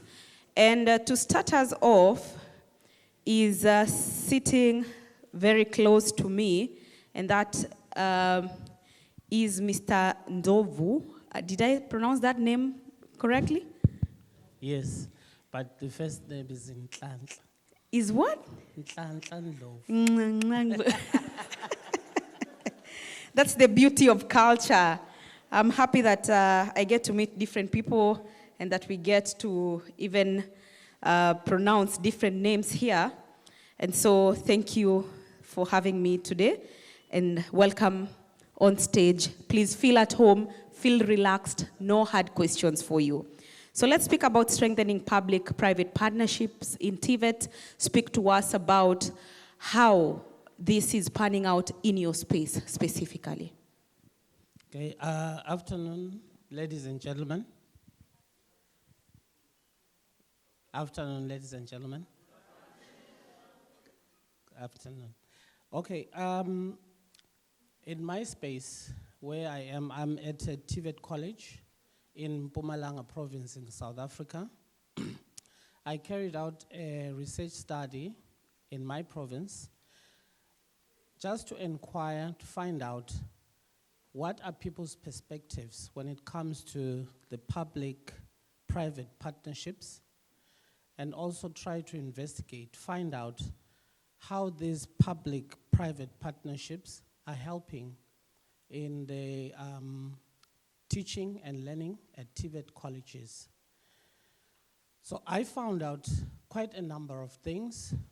There were challenges that I came across, and there were recommendations that I put forward, which I hope I'll discuss by the end of the presentation. But by and large, I discovered that these public-private partnerships play a very pivotal role in enhancing the quality of TVET in TVET education and training. Okay, so I got my tongue twisted there a bit. So these partnerships, they develop graduates who are fully trained and are employable, because that is the biggest problem that we're facing in TVET colleges. We have got a lot of graduates that come out of there, but most of them do not get employment. And I found out that it was not because employment was not necessarily there, but because maybe the graduates that we're producing at that time were not employable, in the sense that they had not acquired the relevant skills that were needed at the workplaces.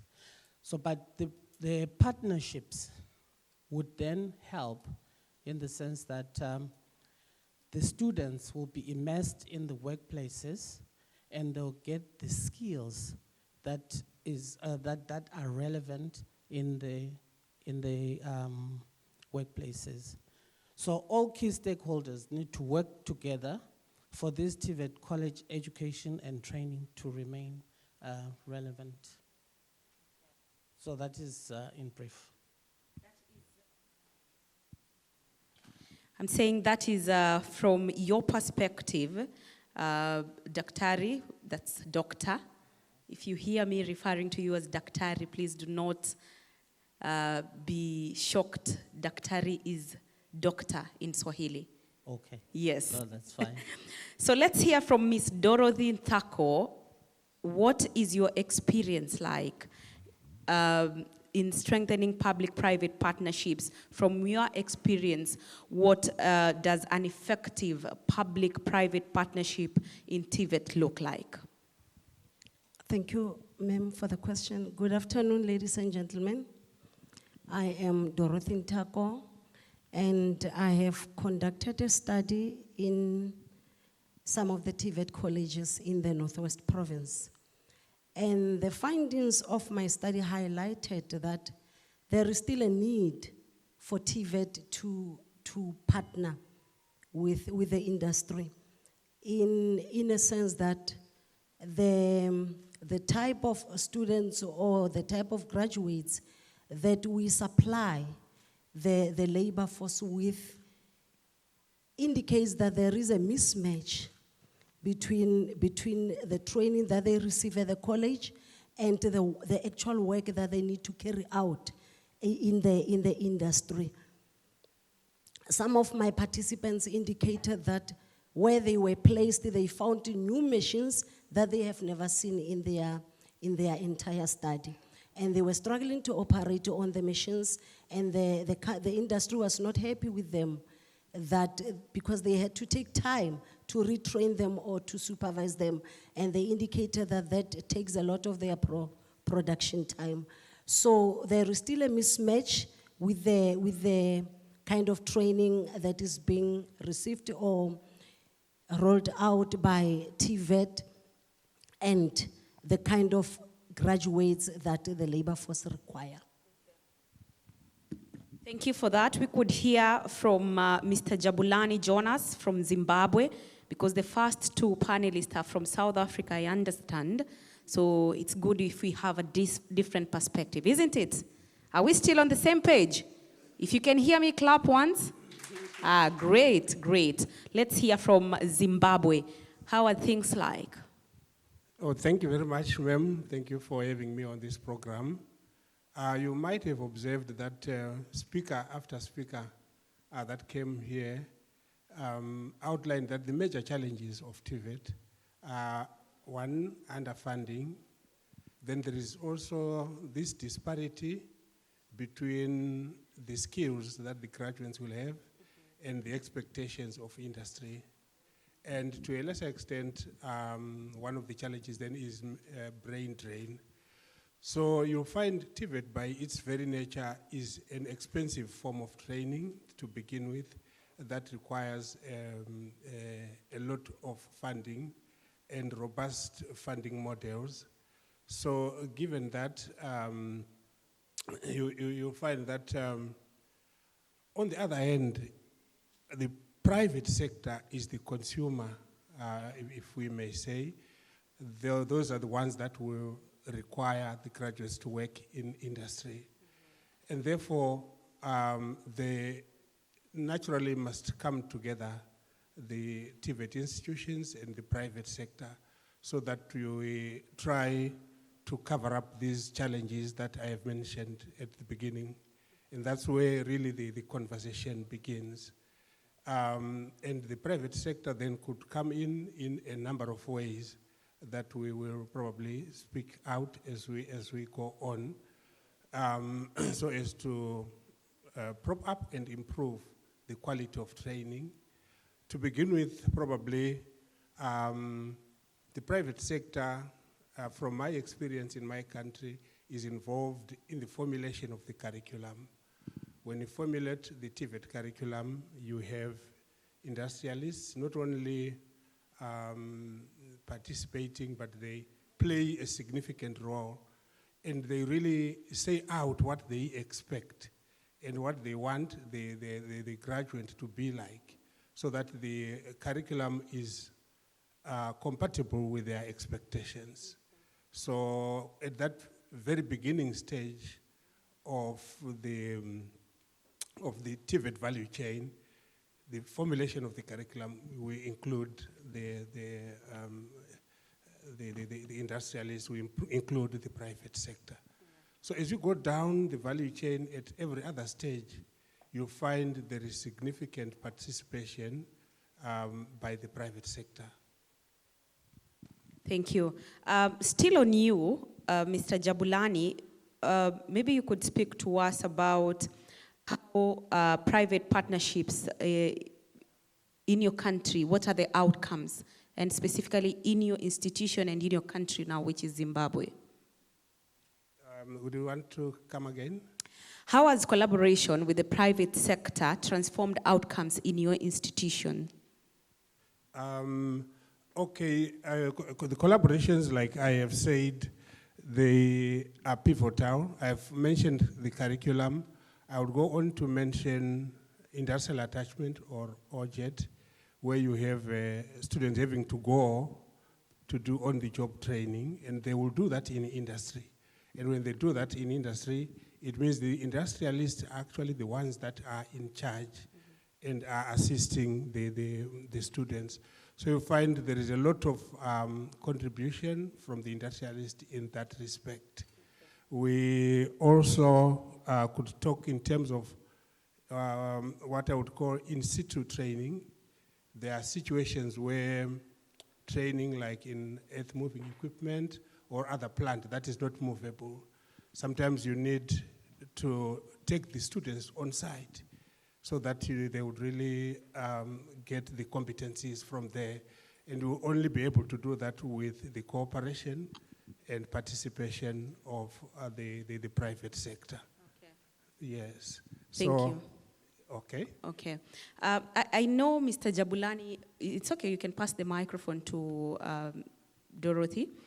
Mr. Jabulani mentioned that one of the major challenges facing TVETs is funding. But from where you sit, Ms. Dorothy, what other challenges are there? What are the main obstacles you've encountered in building sustainable partnerships?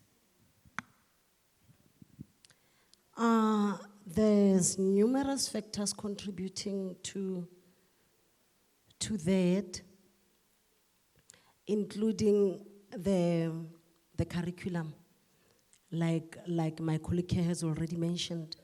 The TVET curriculum, the study highlights that, the findings highlight that the TVET curriculum is outdated and needs to be revised to keep up with the continuous industry trends, because you'll find that industry, time and again, they are more advanced than us. They advance quickly in technology compared to what is actually happening in the TVET colleges. Maybe to cite an example of you'll find that there's a machine in a workshop, maybe in the engineering section.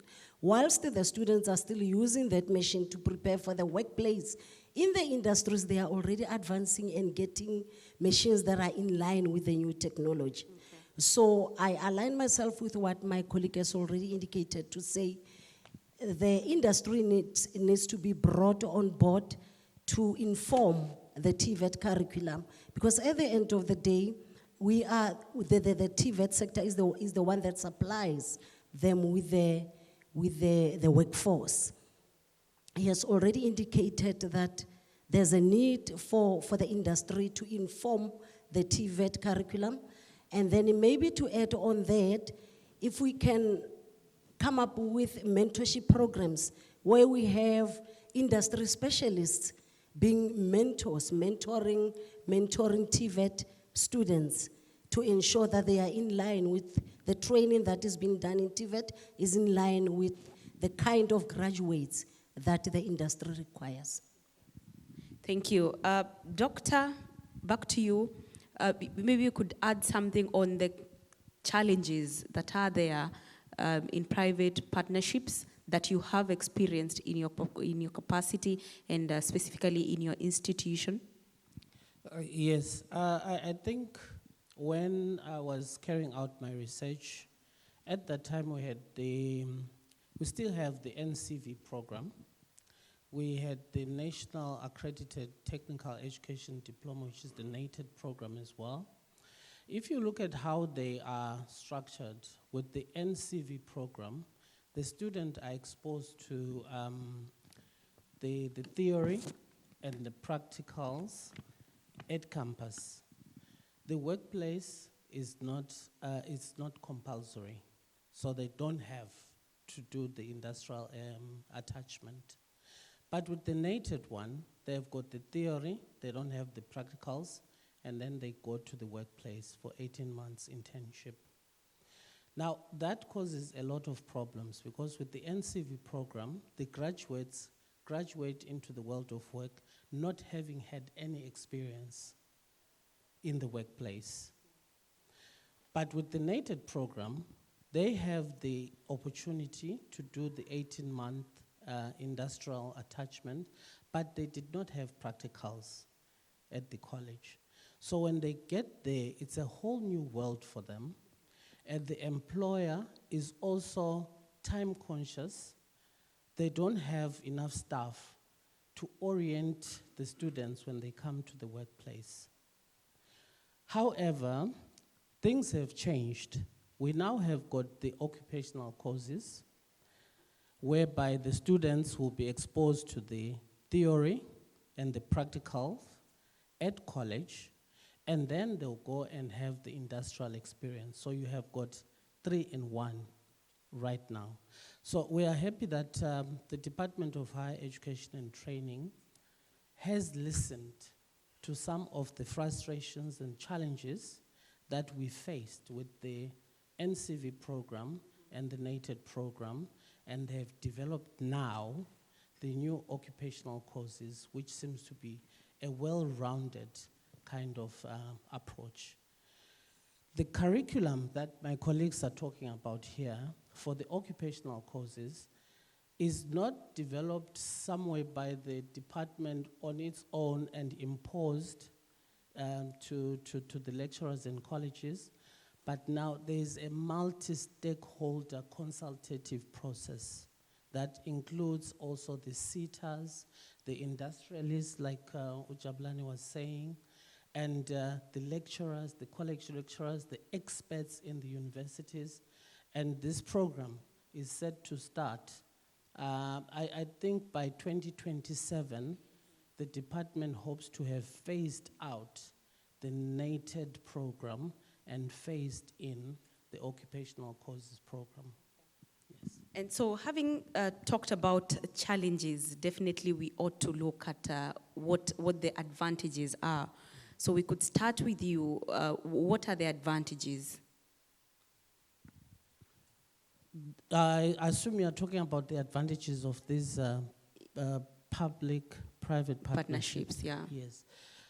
So, like my colleagues were talking about mismatched placements at the workplace. This is because the colleges would not know what is going on in the workplace. So they would train students in one thing, and students experience something different when they get to the workplace. However, if there are these partnerships from the onset, the syllabus or the teaching programs, they are planned together with industry. Then there are no surprises when the students get to the workplaces as well. But there are other benefits to reap out of it. Through these partnerships, we're talking about infrastructural development done by the private partners at the colleges. I'm thinking about the donation of equipment, the workshops, the simulation rooms, the equipment that the students use, you know, the use of new technologies. We're talking about AIs out there, and robotics and green energies.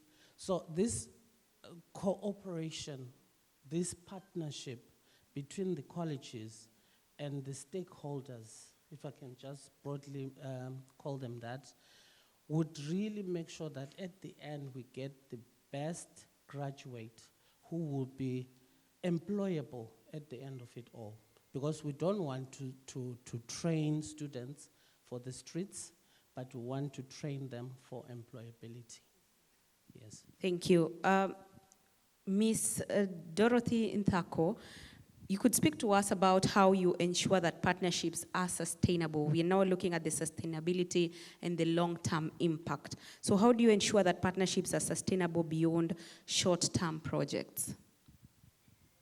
Thank you for the question. There's a need for continuous communication and deliberations. There's another challenge of staff professional development, whereby some of the TVET staff members are not adequately trained. And maybe to give an example, if TVET can partner with universities, who will then in the process be able to jet in or to assist the sector with their staff professional development that will assist in the long run, or to ensure that the partnership is sustainable and the kind of graduates that the TVET that come from the TVET sector are employable and are of good quality. There's two classes of staff qualifications. We have staff, or the TVET has staff who are professionally qualified. When we talk of being professionally qualified, it means you have the know-how of the content, and there are those who are academically qualified. The professionally qualified ones are the ones who will have the methodology, they know how to impart the knowledge that they have to the students. And another class of qualification is the academically qualified ones.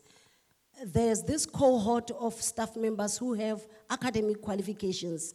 They have the content, they know the content, but they lack the methodology. They know how to impart the content to students.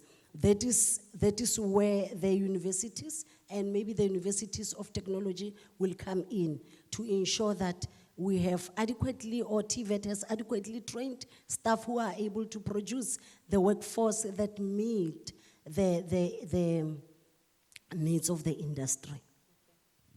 Thank you. Mr. Jabulani, you could speak to us about whether there are any innovative technologies or digital solutions being integrated into these partnerships from your country, in your institution, even before you talk to us about maybe what motivated you to get to engage into the private sector, and what were the first steps?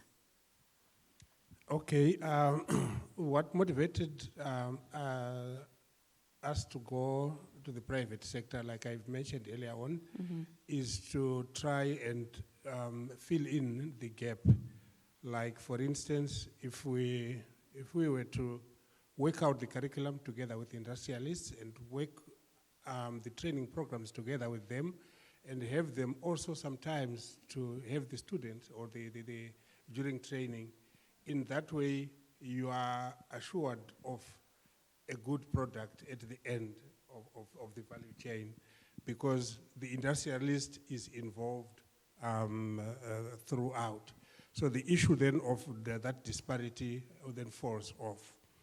And there will then be an element of sharing costs with industry by way of having students actually meeting some of their competencies in industry. That's you get a cost-cutting measure. You also share risks, and you get quality assurance. And for brain drain, normally the brains would, qualified personnel would go into industry.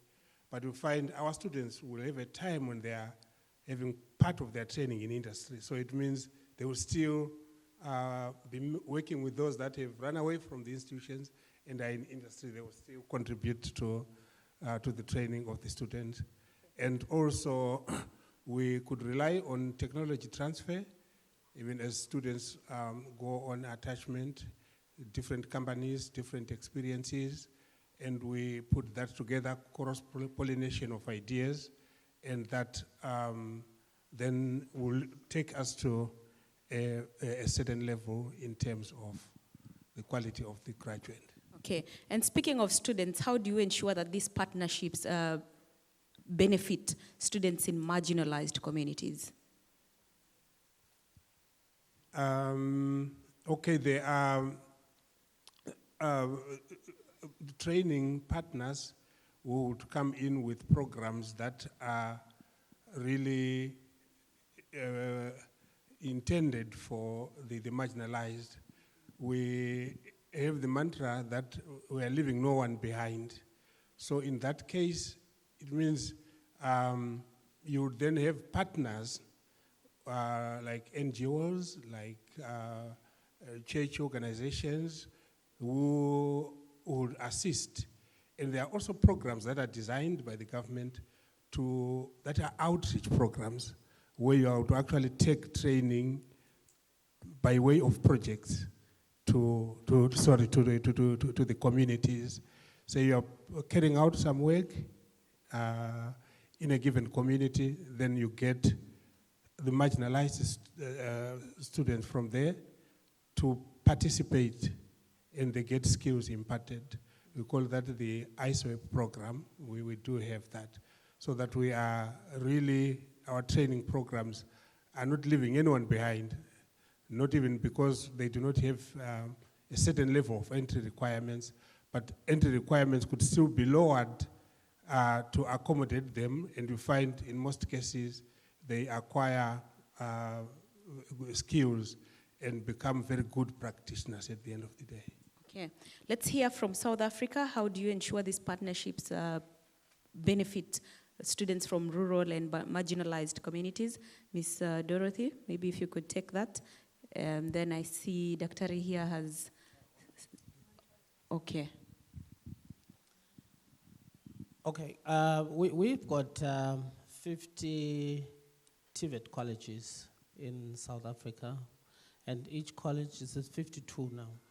And each of those colleges has got a variety of campuses.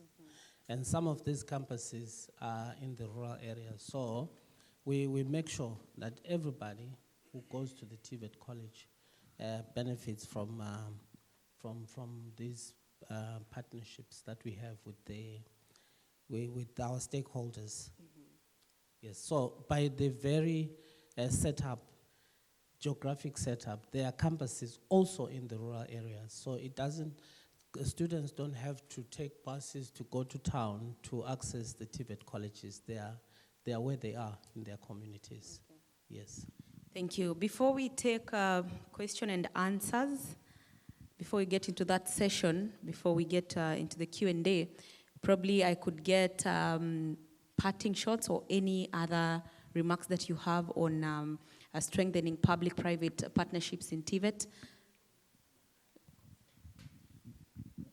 Thank you again, ma'am. I think we all agree that these partnerships are key when it comes to the training or the development of employable graduates at the end of it all, because this is what we want.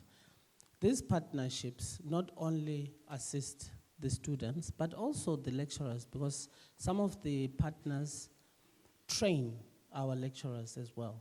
Private companies, the universities. I know UNISA runs a program right now for TVET college lecturers under Professor Mkwena as well.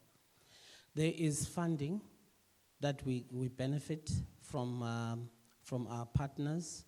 There is work placement for our students. There is donation of equipment and materials.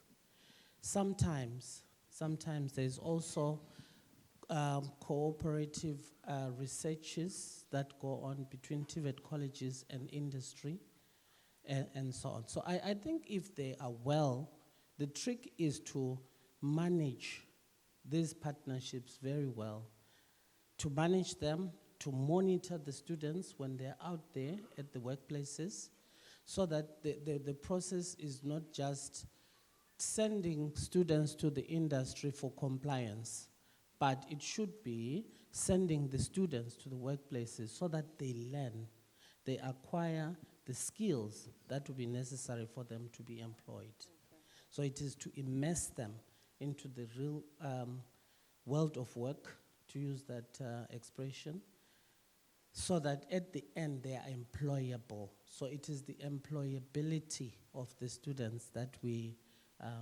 want to stress. To add on what my colleague has said, he mentioned the WBE for the students, which stands for workplace-based experience, where they will be placed in industries to acquire the experience that is required. And on the side of the lecturers, we have what we call work-integrated learning, where the lecturers would also be placed in the companies where they will be acquiring the knowledge that is relevant to their field of study or to the work that they execute daily. Although there is a challenge of time when coming to placement of lecturers, because the policy says in our case that they should only be placed for a week, which in my study, the participants felt that the duration is a bit short, that they need more exposure, and that maybe there was a recommendation that maybe the placement needs to be extended so that they acquire sufficient knowledge.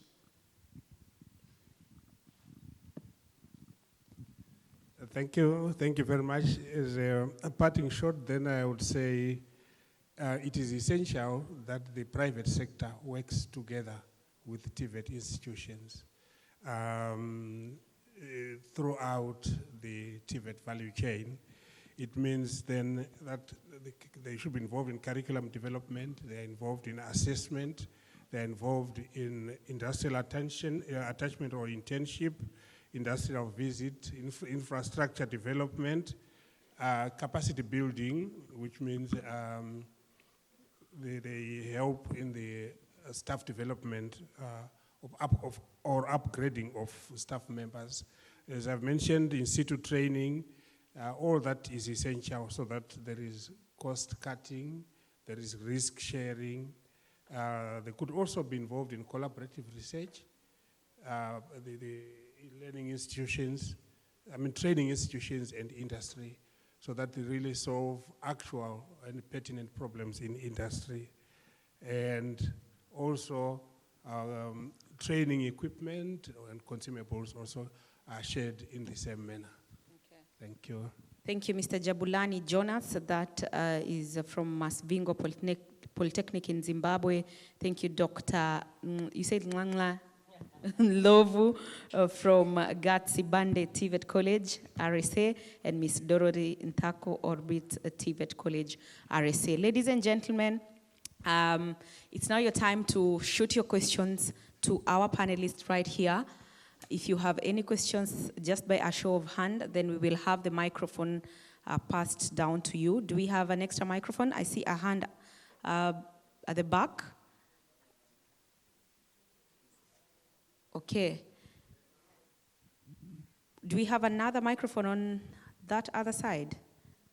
We don't. So we could use this one. Oh, there it is. Okay. Thank you. Thank you for helping us pass the microphone around. Thank you. So we have one hand right there. We have another hand on the other side, on my left side.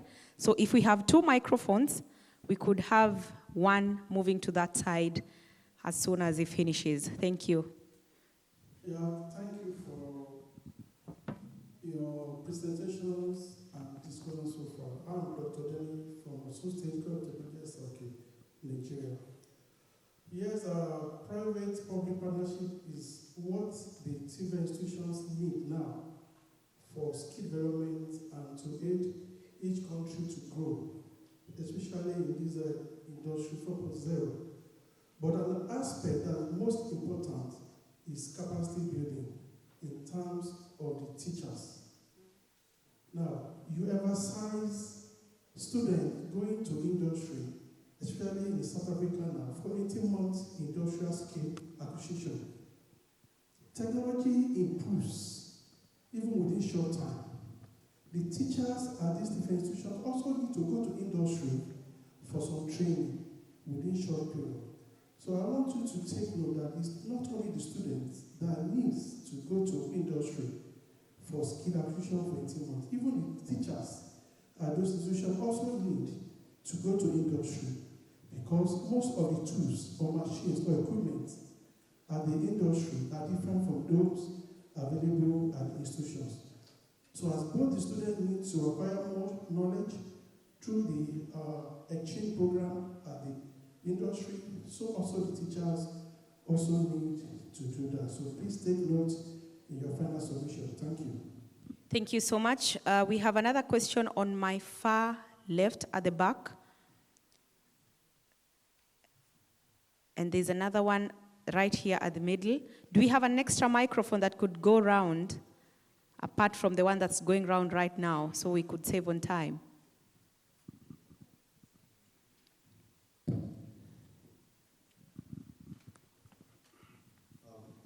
First of all, I want to appreciate our panel discussant for doing justice to the topic. But there is an area I felt that should be mentioned, which you have not touched. Mine is a contribution. From my experience in the classroom over the years, less than 30% of students get profitable attachments with all the partnerships we have been discussing here. Less than 30%. Let me paint a scenario here. There was a day I went to a restaurant with my boss to go and take food. Surprisingly, the girl that was to serve us is expected to be in 1 year attachment, serving in the restaurant, with all the partnerships that are being discussed. Going further, and also exhausting the mantra that has been mentioned here, no one should be left behind. There should be a deliberate legal framework in TVET that will advance all our students into the industry, where they will get the requisite experience and knowledge that will feed the industries, if Africa will not be left behind. That is an area that have not been touched. There should be a deliberate legal framework, and there should be incentives given to industries that will be able to absorb our students. That is my conclusion. Thank you. Thank you. I am Engineer Dr. Iwekmo Watson from Federal Polytechnic Bayelsa State, Nigeria. Thank you. Thank you for your contribution. You'd like to add something on that? Okay, go ahead, Doctor. Okay, thank you for that contribution.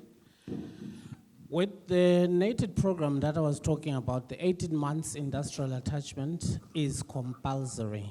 So the students do not graduate unless they do that 18 months.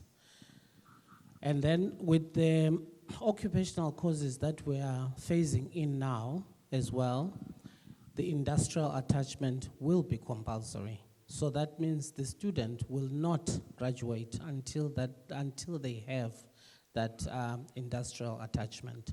So that will eliminate, I think, the 30% that you have observed somewhere, where only 30% of the students go to industry. But in our case, it's compulsory that all the students do the industrial attachment. Thank you. Thank you. I saw a hand somewhere.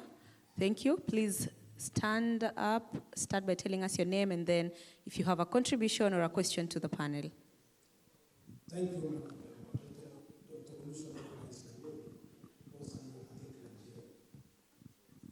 Well, over the years, this is my third time I was attending ATUPA conference. I was in Ghana 2 years ago. I was in Kenya last year. I was here this year. I know it's getting better by the day, but there are things that we need to institutionalize if actually we want to develop technology. It's good that we have this partnership, but for me, going forward, there should be replica of industry in TVET institutions, so that it will not be just a one-thing idea at the same. So this partnership should grow by making sure that even if it's not going to be all the TVET institutions, some of them that can become a training hub for institutions around the system. For example, my students, my school, we have partnership with an industry in Nigeria where we have about 25 of our students presently. They are in China. They're going to be there for over a year or near 2 years. When these students will be finishing, they will be finishing with 2 certificates. What we are now advocating is they are there. What they've got to do there, the partnership should go beyond that. Part of what they've done there should come and be put in place in the college so that there can be continuity and sustainability. With this, it will help our students. It's going to be a win-win situation. By the time we have this, fund will even be generated in the institutions that will help both the students and the academic, because there will be things they can use for training and the rest of them. Thank you. Thank you. We take a few more questions. As promised, this is going to be interactive, not a lecture. So I see 2 hands here, another hand at the back. So a maximum of 4 questions or contributions before we call it a session. All right.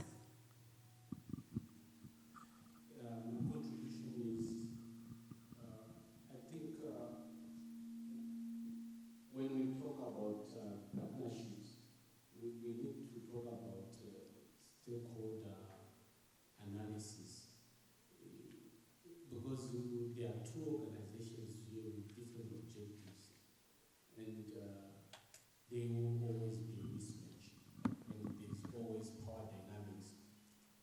And I've realized that the partners, they view public institutions as big brothers, and there's always power asymmetricity.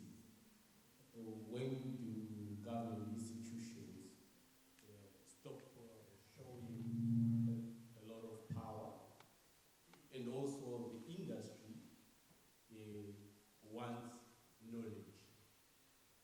When I talk about knowledge, I'm not talking about the bookish knowledge. I'm talking about knowledge creation, knowledge transfer. The public institution is looking for attachment, student attachment, placements, and also funding for research and innovation. These dynamics demands that the whole TVET institutions transform entirely, not the normal way we are simply teaching students and so forth. In Zimbabwe, we have adopted what we call Education 5.0, where TVET institutions and universities are now causing industry. We are no longer waiting for the private to cause industry. We are also actually in industry. Such kind of transformations that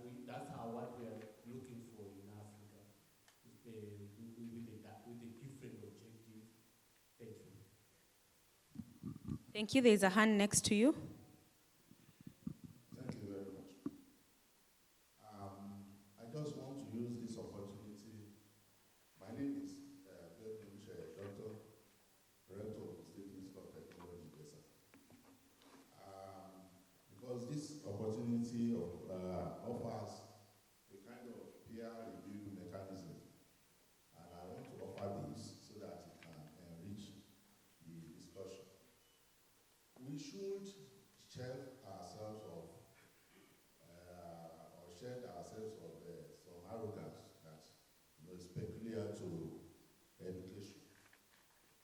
It is the time now for us, for the institutions, to move out of their comfortable cocoons, to go to these industries, and of course see what they can leverage on, so that students can be the better for it. A very good example is when I became rector, my institution is situated in an area where you have so many industries. So I went to them. What can we do together? For some of them, they needed us to run some courses so that people who they can employ can be readily available. For some of them, they have some machineries that people come from Spain, from China, from all over the world to come and operate. And of course, after a little time, those people will leave. And we have graduates reading mechanical engineering and all of that cannot handle those machineries. So these are the challenges. So many of them like that. We came back, we reviewed our curriculum, and of course we incorporate some of their demands into the curriculum. Again, they allowed some of our students to come to their various industries and learn on the job, even as students. To learn on the job. That is one leg of it. Another leg of it is, in Nigeria now, you have what is called the Career Service Center. That Career Service Center, what it does is that it allows the institution to go to the industries, to allow the students to go there, learn one or two trades and all of that. In fact, as I'm talking to you now, based on that initiative by the federal government, my institution has about 50, as at the last count, of our students that have been employed, even as students, because they have been trained in certain skills, and they know that, okay, these people are good. Those who train them, they have left. So the companies are now leveraging on those students to come and, so as soon as those students leave the institutions, they have work waiting for them. So I think this is one major area that we need to leverage on. Thank you very much. Thank you very much for your contribution. We have, one last question, contribution. Okay, thank you.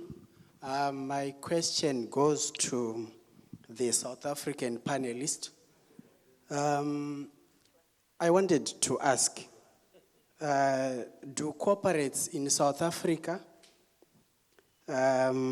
develop an appetite to partner with local TVET institutions, especially around the issues of research and development? Is there a government deliberate policy position to promote such?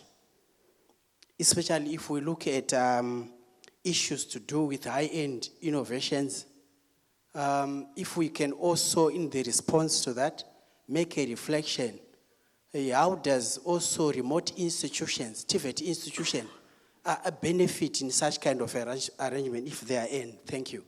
My name is Engineer Tats from Zimbabwe. Thank you. Thank you, Engineer. We have 2 South African panelists here, so any of you could pick that. Okay. Thank you for the question. I don't know whether I heard you very well, but you are talking about, is there any will on behalf of our industry partners to partner with us as TVET colleges? Yes, I would say yes, there is. In fact, most often it is not the TVET colleges going out to look for spaces for their students Okay, it's mostly that. But we also have a situation whereby partners actually approach us and say, we have got this program. Can you give us students? For example, we've got SASO in Secunda. They almost always, every year, they require a certain number of students who would come and be on attachment with them. And at the end of it all, they employ these students. We've got mines around Mpumalanga that also give bursaries to students. They let them train with them, and at the end, they employ them. We also have got international partners. Our college, TVET College, also partners with China. There's a China exchange program that we have for our students. They come back with skills and they get employed. So I don't know whether I answered your question very well, ma'am. Okay, maybe to add on what my colleague has already alluded to. Yes, it is true. We do have companies approaching us to say we have this kind of opportunity for your TVET graduates. However, at the end of the day, you will find that sometimes we're getting reports that would not be satisfactory, in that they would not be glad with the execution of our graduates' duties at the workplace, especially to what I have indicated earlier on, in that they do not have enough time to retrain or to supervise or maybe to capacitate our students, because industry is always after production. Their time is production, but yes, they do afford us. They are willing, they are eager to accommodate the TVET graduates. Thank you. Ladies and gentlemen, we will close at that for our panel discussion this afternoon on strengthening public-private partnerships in TVET. I'd like us to appreciate our panel in a special way, okay? So, how many of you have heard of the 5 factorial clap? Just by a show of hands. How many of you have heard of a 5 factorial clap? None of you. Oh, there's one. From which country are you? You could just shout. Kenya. I knew that must be a Kenyan. Tuseme ile kitu yetu. 1? Hapana, tutasema hapa. Okay, so what we do is we clap. Yes, we clap 1, 2, 3, 4, 5. That's 5, okay? That's why it's called a 5 factorial. So 5, 4, 3, 2, 1. Make sure your neighbor does not lose the count. If he or she does, as usual, you pinch them for me, okay? So we are going to do a trisex. We are going to try, all right? So let's try.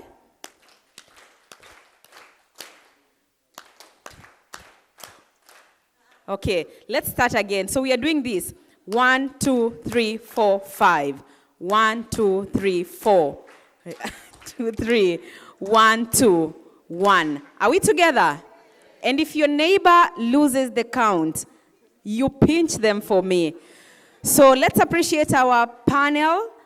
Before we gift them, as always, the organizers of this event are very kind people. They keep reminding me that they should not go down empty-handed. So let's appreciate them, even as we invite Professor Mohamed Fadel to gift them. Let's go. At the count of 3, 2, 1. 1, 2, 3, 4. 1, 2, 3. 1, 2, 1. Appreciate yourselves, ladies and gentlemen. You did so well. You did so well. So we will have Mr. Jabulani Jonas. Please go to the center of the stage, even as you receive a small token of appreciation from Mr. Mohamed Fadel. Professor, yes, Mohamed Fadel from Senegal. Yeah. An appreciation. Okay, we have Miss Dorothy Nthako. Again, receiving a small token of appreciation for a job well done.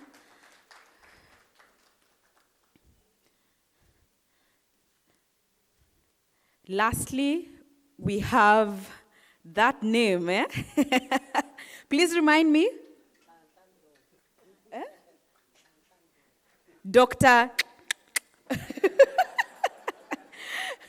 Receiving that small token of appreciation. Let's appreciate him one more time. Thank you so much. Our panelists, you could now leave the stage. Thank you so much for your time. And thank you, Prof, for honoring our invite just to gift them right here on stage. Ladies and gentlemen, we are almost coming to the end of our day today.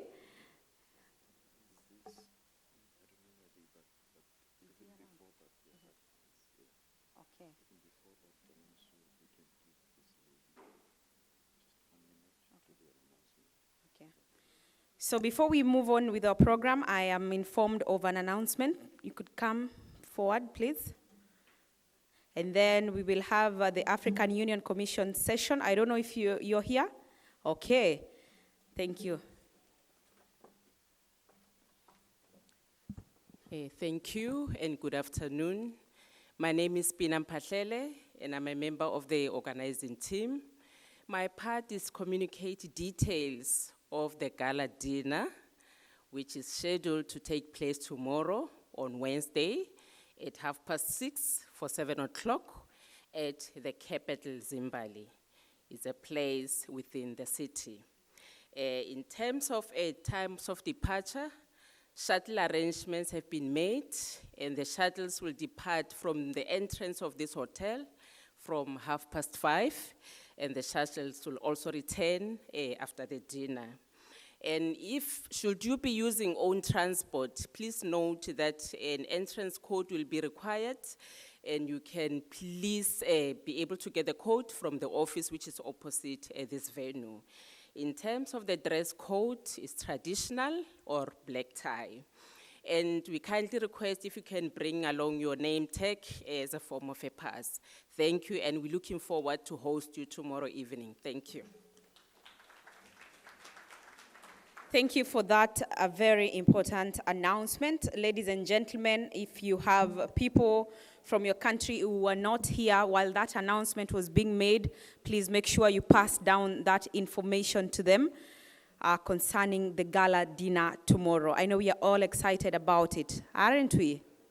Yes. So I'll invite on stage Mr. Chigozi Emmanuel Okonko, Education and Skills Advisor, AUC. That will be our last speaker of the day. Ladies and gentlemen, thank you so much for your patience. Please just continue sitting as we listen to our last speaker of the day, and then I will release you all to go have tea and network. Just 15 minutes? Yeah. Okay. No, thank you so much. And it is my pleasure to be able to speak to you about the continental education strategy for Africa, as well as our continental TVET strategy. If we could have the presentation projected. Super, thanks a lot. I hate to be, of course, standing between you and closing, but I'll try to make this as brief as possible. Over the next 15 minutes or so, we would explore two very important strategies shaping the overall education outlook and providing policy direction for the future of our education ecosystem. The Continental Education Strategy for Africa, for short, CESA, for the period of 2026 to 2035, as well as the African Continental TVET strategy spanning from 2025 to 2034. These two strategies, I think it's best to have the presentation projected, please.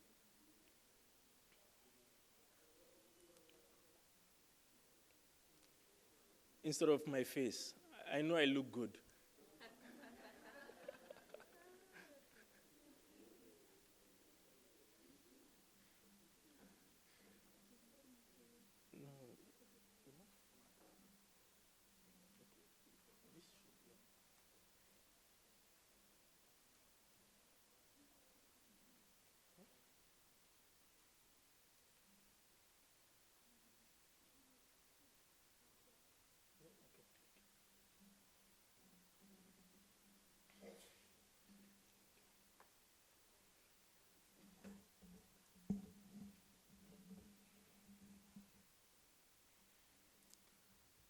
Okay, the two strategies before us, which is CESA and the Continental TVET strategy, is, of course, the blueprint, our domestication of the Agenda 2063 in the education and training sector. And for me, it's a pleasure to be able to share some information related to both these two strategies. My name is Chigozie Emmanuel Okonkwo, as mentioned.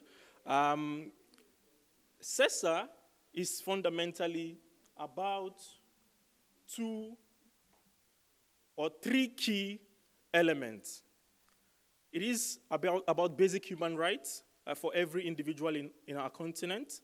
It also builds on the successes of lessons learned from the predecessor CESA 1625, expanding and updating its scope to address contemporary issues. The strategy places a strong emphasis on foundational skills, socio-economic development, and labor market skills, recognizing this as critical for individuals and national prosperity. CESA also highlights additional focus areas, including the central role of teachers, effective school leaderships, and the promotion of lifelong learning, and the integration of digitalization, artificial intelligence, greening education initiatives, but also addressing crucial aspects of education in emergencies, ensuring resilience and continuity in learning. On this slide, we explored the compelling investment case for education within the CESA framework. Colleagues, you agree with me that education is not merely a social service. It is a fundamental human right, as I earlier alluded to, and many of you would, of course, agree to. And of course, it's a cornerstone for achieving peace and sustainable development across our continent. But beyond this intrinsic value, education yields, of course, substantive health and social benefits. It is directly linked to reduced mobility rates, improved maternal and child health outcomes. It also lowers fertility rates and significantly increased agency for women, empowering them to participate more effectively in our society. But of course, from an economic perspective, the labor market benefits are equally quite profound. They are profound because education leads to increased individual earnings, a substantial growth in human capital wealth for nations, but also quite important to note is that this strategy underscores the immense cost of inaction, the economic and social repercussions of failing to adequately invest in education was also clearly articulated in this strategy. Therefore, it is our humbled opinion that prioritizing education is not just a moral imperative, but also a strategic economic decision. This strategy also alludes to a number of challenges that faces our education ecosystem, which, of course, the strategy aims to overcome. In terms of schooling, we continue to observe limited progress in enrollment and completion rates across various levels. Issues such as gender parity, particularly in higher education, and low pre-primary enrollment significantly are also significant hurdles. The continent is also grappling with, of course, profound learning crisis in primary schools, where children are not acquiring foundational literacy and numeracy skills. Of course, the impact of COVID-19 further, of course, exacerbated these challenges, disrupting education systems globally and highlighting some of our vulnerabilities. Financially, education in Africa faces significant constraints, including decreased public funding, high debt burdens in many countries, and the insufficient investment in critical education infrastructure. All of these challenges were underscored as an urgent need for a comprehensive and strategic interventions as outlined in CESA. And now CESA as a framework for action. Here we provide an overview of the strategic document.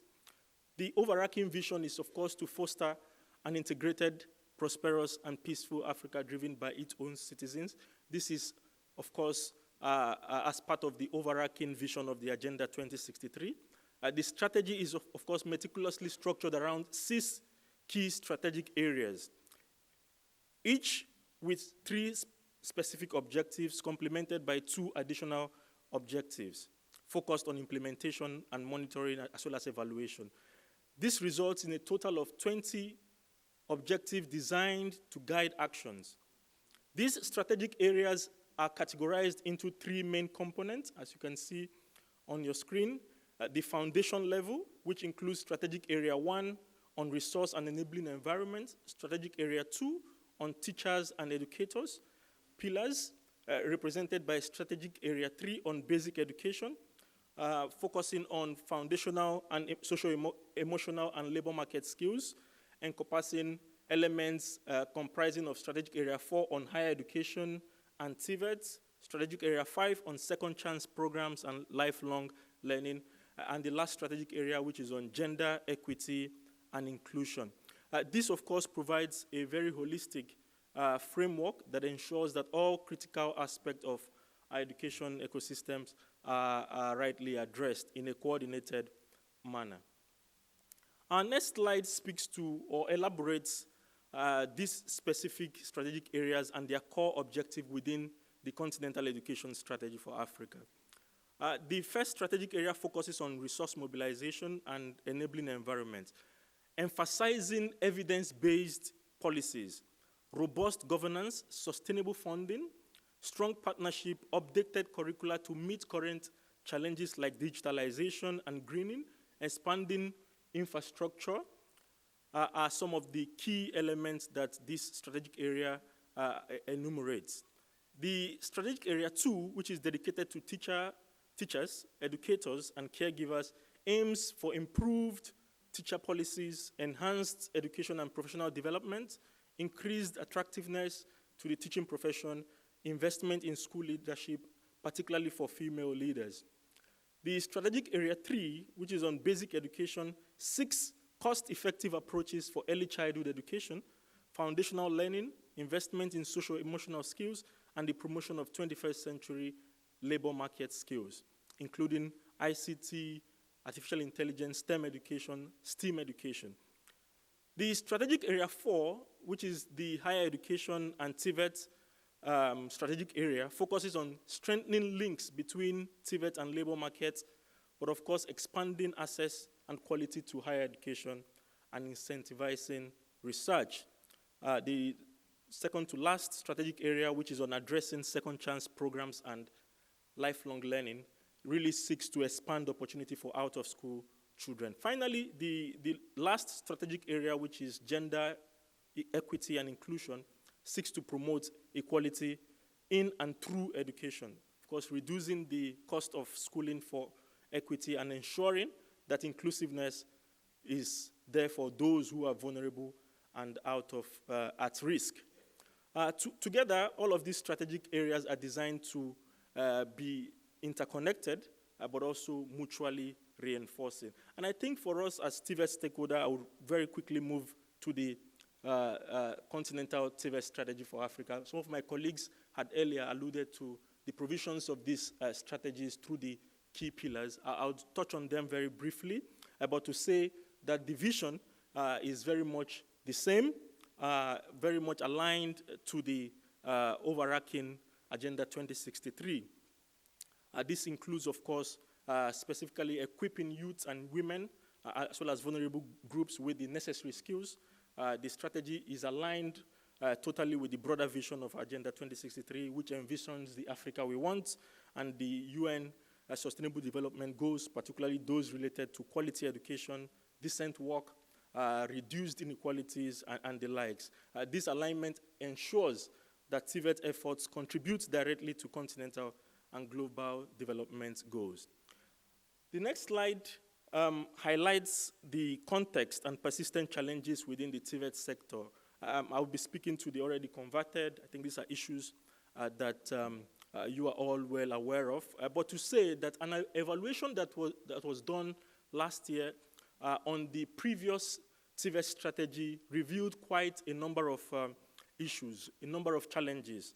A major issue, of course, is that of skills mismatch, where the skills of TVET graduates do not adequately meet the demands of the labor market. We also face weak institutions characterized by fragmented governance and inadequate capacities, alongside insufficient financing, a lack of robust quality assurance mechanisms. There's also limited involvement from employers and workers in TVET programs and implementation, which contributes ultimately to skills gaps. Furthermore, there is a lack of anticipation for future skills needs, particularly concerning emerging trends like artificial intelligence, digitalization, climate change. These are contemporary issues. TVET centers are often also unevenly distributed, primarily concentrated in urban areas, limiting access for rural populations. There is also issues around gender gaps, especially in STEM TVET fields, a generally poor perception of TVET leading to reluctancy in enrollment. But to focus on the new strategy, I think it is important to say that we're quite excited at the African Union Commission to be able to, for the work done with regards to this new strategy. It really marks a shift in focus, moving from a primary emphasis that we had with the old strategy that focused on youth employability to a more holistic view for all. This inclusive approach specifically targets women and men of all ages, vulnerable groups, workers in the informal sector, and the rural economies, as well as the migrant population, refugees, and displaced persons. Everyone could see themselves in this strategy. This strategy is, to a large extent, very proactive in addressing modern challenges, recognizing the transformative impact of technological advancement, climate shift, demographic changes, and evolving nature of blended work environment. The strategy also considers the importance of well-being and mental health in the workforce. This comprehensive approach ensures that TVET is responsive to the diverse needs of our aging population. This strategy also firmly aligns with the UN SDG 4, 8, 10, and the African Union Agenda 2063, Aspiration 1, 2, and 3. The next slide outlines the overarching vision, which I would not bother to repeat. You can also see the slide. The mission, however, is to cultivate a globally competitive, skilled, and innovative African workforce in line with the AU aspirations and the Sustainable Development Goal. The strategic objectives of the Continental TVET strategy is guided by two primary strategic objectives. And this objective takes the form of guidance. The first is to the member states of the African Union in developing and implementing transformative, relevant, inclusive national TVET policies and systems. The objective that I've just read out aims to contribute directly to the economic growth, social justice, and enhanced employability and overall productivity across our continent when everyone has an inclusive, transformative TVET policy across board. The second objective really looks at providing guidance to AU institutions to guide the African Union and its various institutions and organs in effectively implementing this strategy. The key stakeholders involved in this collaborative approach includes, of course, the regional economic communities, the regional mechanisms, our colleagues at AUDA, NEPAD, individual member states, and various development partners, ensuring that there is a multi-stakeholders engagement, coordinated approach to ensure maximum impact across all levels.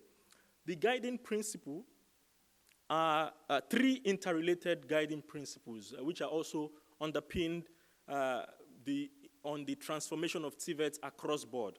The first is aligning TVET, the TVET strategies with our national development strategies, which we think is quite crucial. Many of our countries have national development strategies. To what extent are these strategies a reflection across this various sectors? How are they reflected across the various sectors? So we encourage our national TVET strategies or national TVET policies to reflect those developmental strides. This, of course, would ensure that TVET initiatives are not isolated, but are fully integrated and coherent in broader national and continental development strategy. Secondly, the strategy also emphasizes striving for value-based excellence in TVET.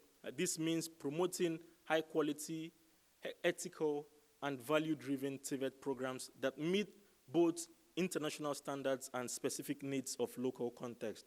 This is ensuring that TVET is not just effective, but also morally sound and culturally relevant. The third principle, as I begin to round up, is the strengthening of partnership for co-creation, which is very crucial. This principle advocates for building robust partnership across all stakeholder groups, as well as sectors, including the government, the industry, civil society, but most importantly, within the academia, to foster co-creation, knowledge production, knowledge sharing within the TVET ecosystem. Our last, or second to last slide, speaks to the 4 foundational pillars for effective TVET systems. My colleagues have also alluded to these key pillars, which are, in principle, policy, governance and finance, quality and inclusion, partnership, knowledge and resource sharing, institutional development, technology and innovation. I'll try not to dwell much on this, but the strategy itself goes then deep into each of these key pillars. In conclusion, and thanks a lot for giving me this almost 16 minutes, the Continental Education Strategy for Africa and the African Continental TVET Strategy are both interconnected frameworks, which we think is vital for the transformation of our education and training ecosystem. They address critical challenges in education, access, quality, and relevance, while promoting inclusive growth and sustainable development, as well as enhancing employability for all across our continent. The strategies, of course, are not isolated initiatives. They are also deeply aligned with our overarching blueprint, the Agenda 2063, the UN Sustainable Development Goals, ensuring that there is cohesion, a cohesive and a powerful approach to human capital development. The successful implementation of this strategy, of course, would heavily rely on stakeholders like yourself. Please grab a copy, it's online. See what your role is as TVET practitioners, see what your role is as industry, as government officials, and ensure that you own these documents, you own this strategy, you reference them and articulate them in your papers, in your remarks, in how you engage with other development partners and stakeholders. On that note, I would like to thank you so much for your kind attention. Thank you.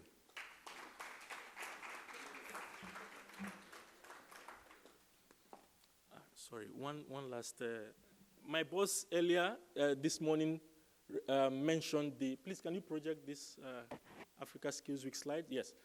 My boss earlier this morning referenced the Africa Skills Week, which is happening in Addis Ababa, Ethiopia, at the African Union headquarters. Please, would like to have you be a part of that continental dialogue. Please register by scanning the QR code. Thank you so much. Thank you, Mr. Chigozie Emmanuel Okwonko. Do we have questions for him? We don't, right? I hope you are attentively listening. I know we are standing in between your health break and the end of the day, but not to worry. Now we've come to the end of our afternoon session, literally the end of the day. Prof, unless we have anything. Okay. As usual, we get to gift our speakers right here on stage. As I mentioned earlier, in our country, we say mkono mtupu haulambwi. So we will have Mr. Emmanuel Okonko receive something as well. Let's appreciate him with another round of applause. Thank you. Ladies and gentlemen, I'll ask us to be upstanding as we come to the end of this session. Please, let's be on our feet. Let's be on our feet. And now stretch to the right. You've been sitting for so long. Stretch to the right. Make sure you do not harm the person sitting next to you. To the left. Okay. Now move to the front. Did you hear that? Kaka, the bones. The bones are kaka. And then to the back now. Okay. Thank you. Thank you so much, ladies and gentlemen, for making it to the end. I want you to give yourself a very big clap. It looks like this. It looks like this, okay? So open your arms. Put some flowers on it. Very many flowers. And then, okay, let's do it again. Open. Put some flowers on it. And then give yourself a round of applause. Thank you. God bless. Have a good night. See you tomorrow for the next session. Oh, okay. Colleagues, just a minute. You will agree with me that our moderator was excellent. So just give her a round of applause, please. And here's a token of appreciation that comes from the association.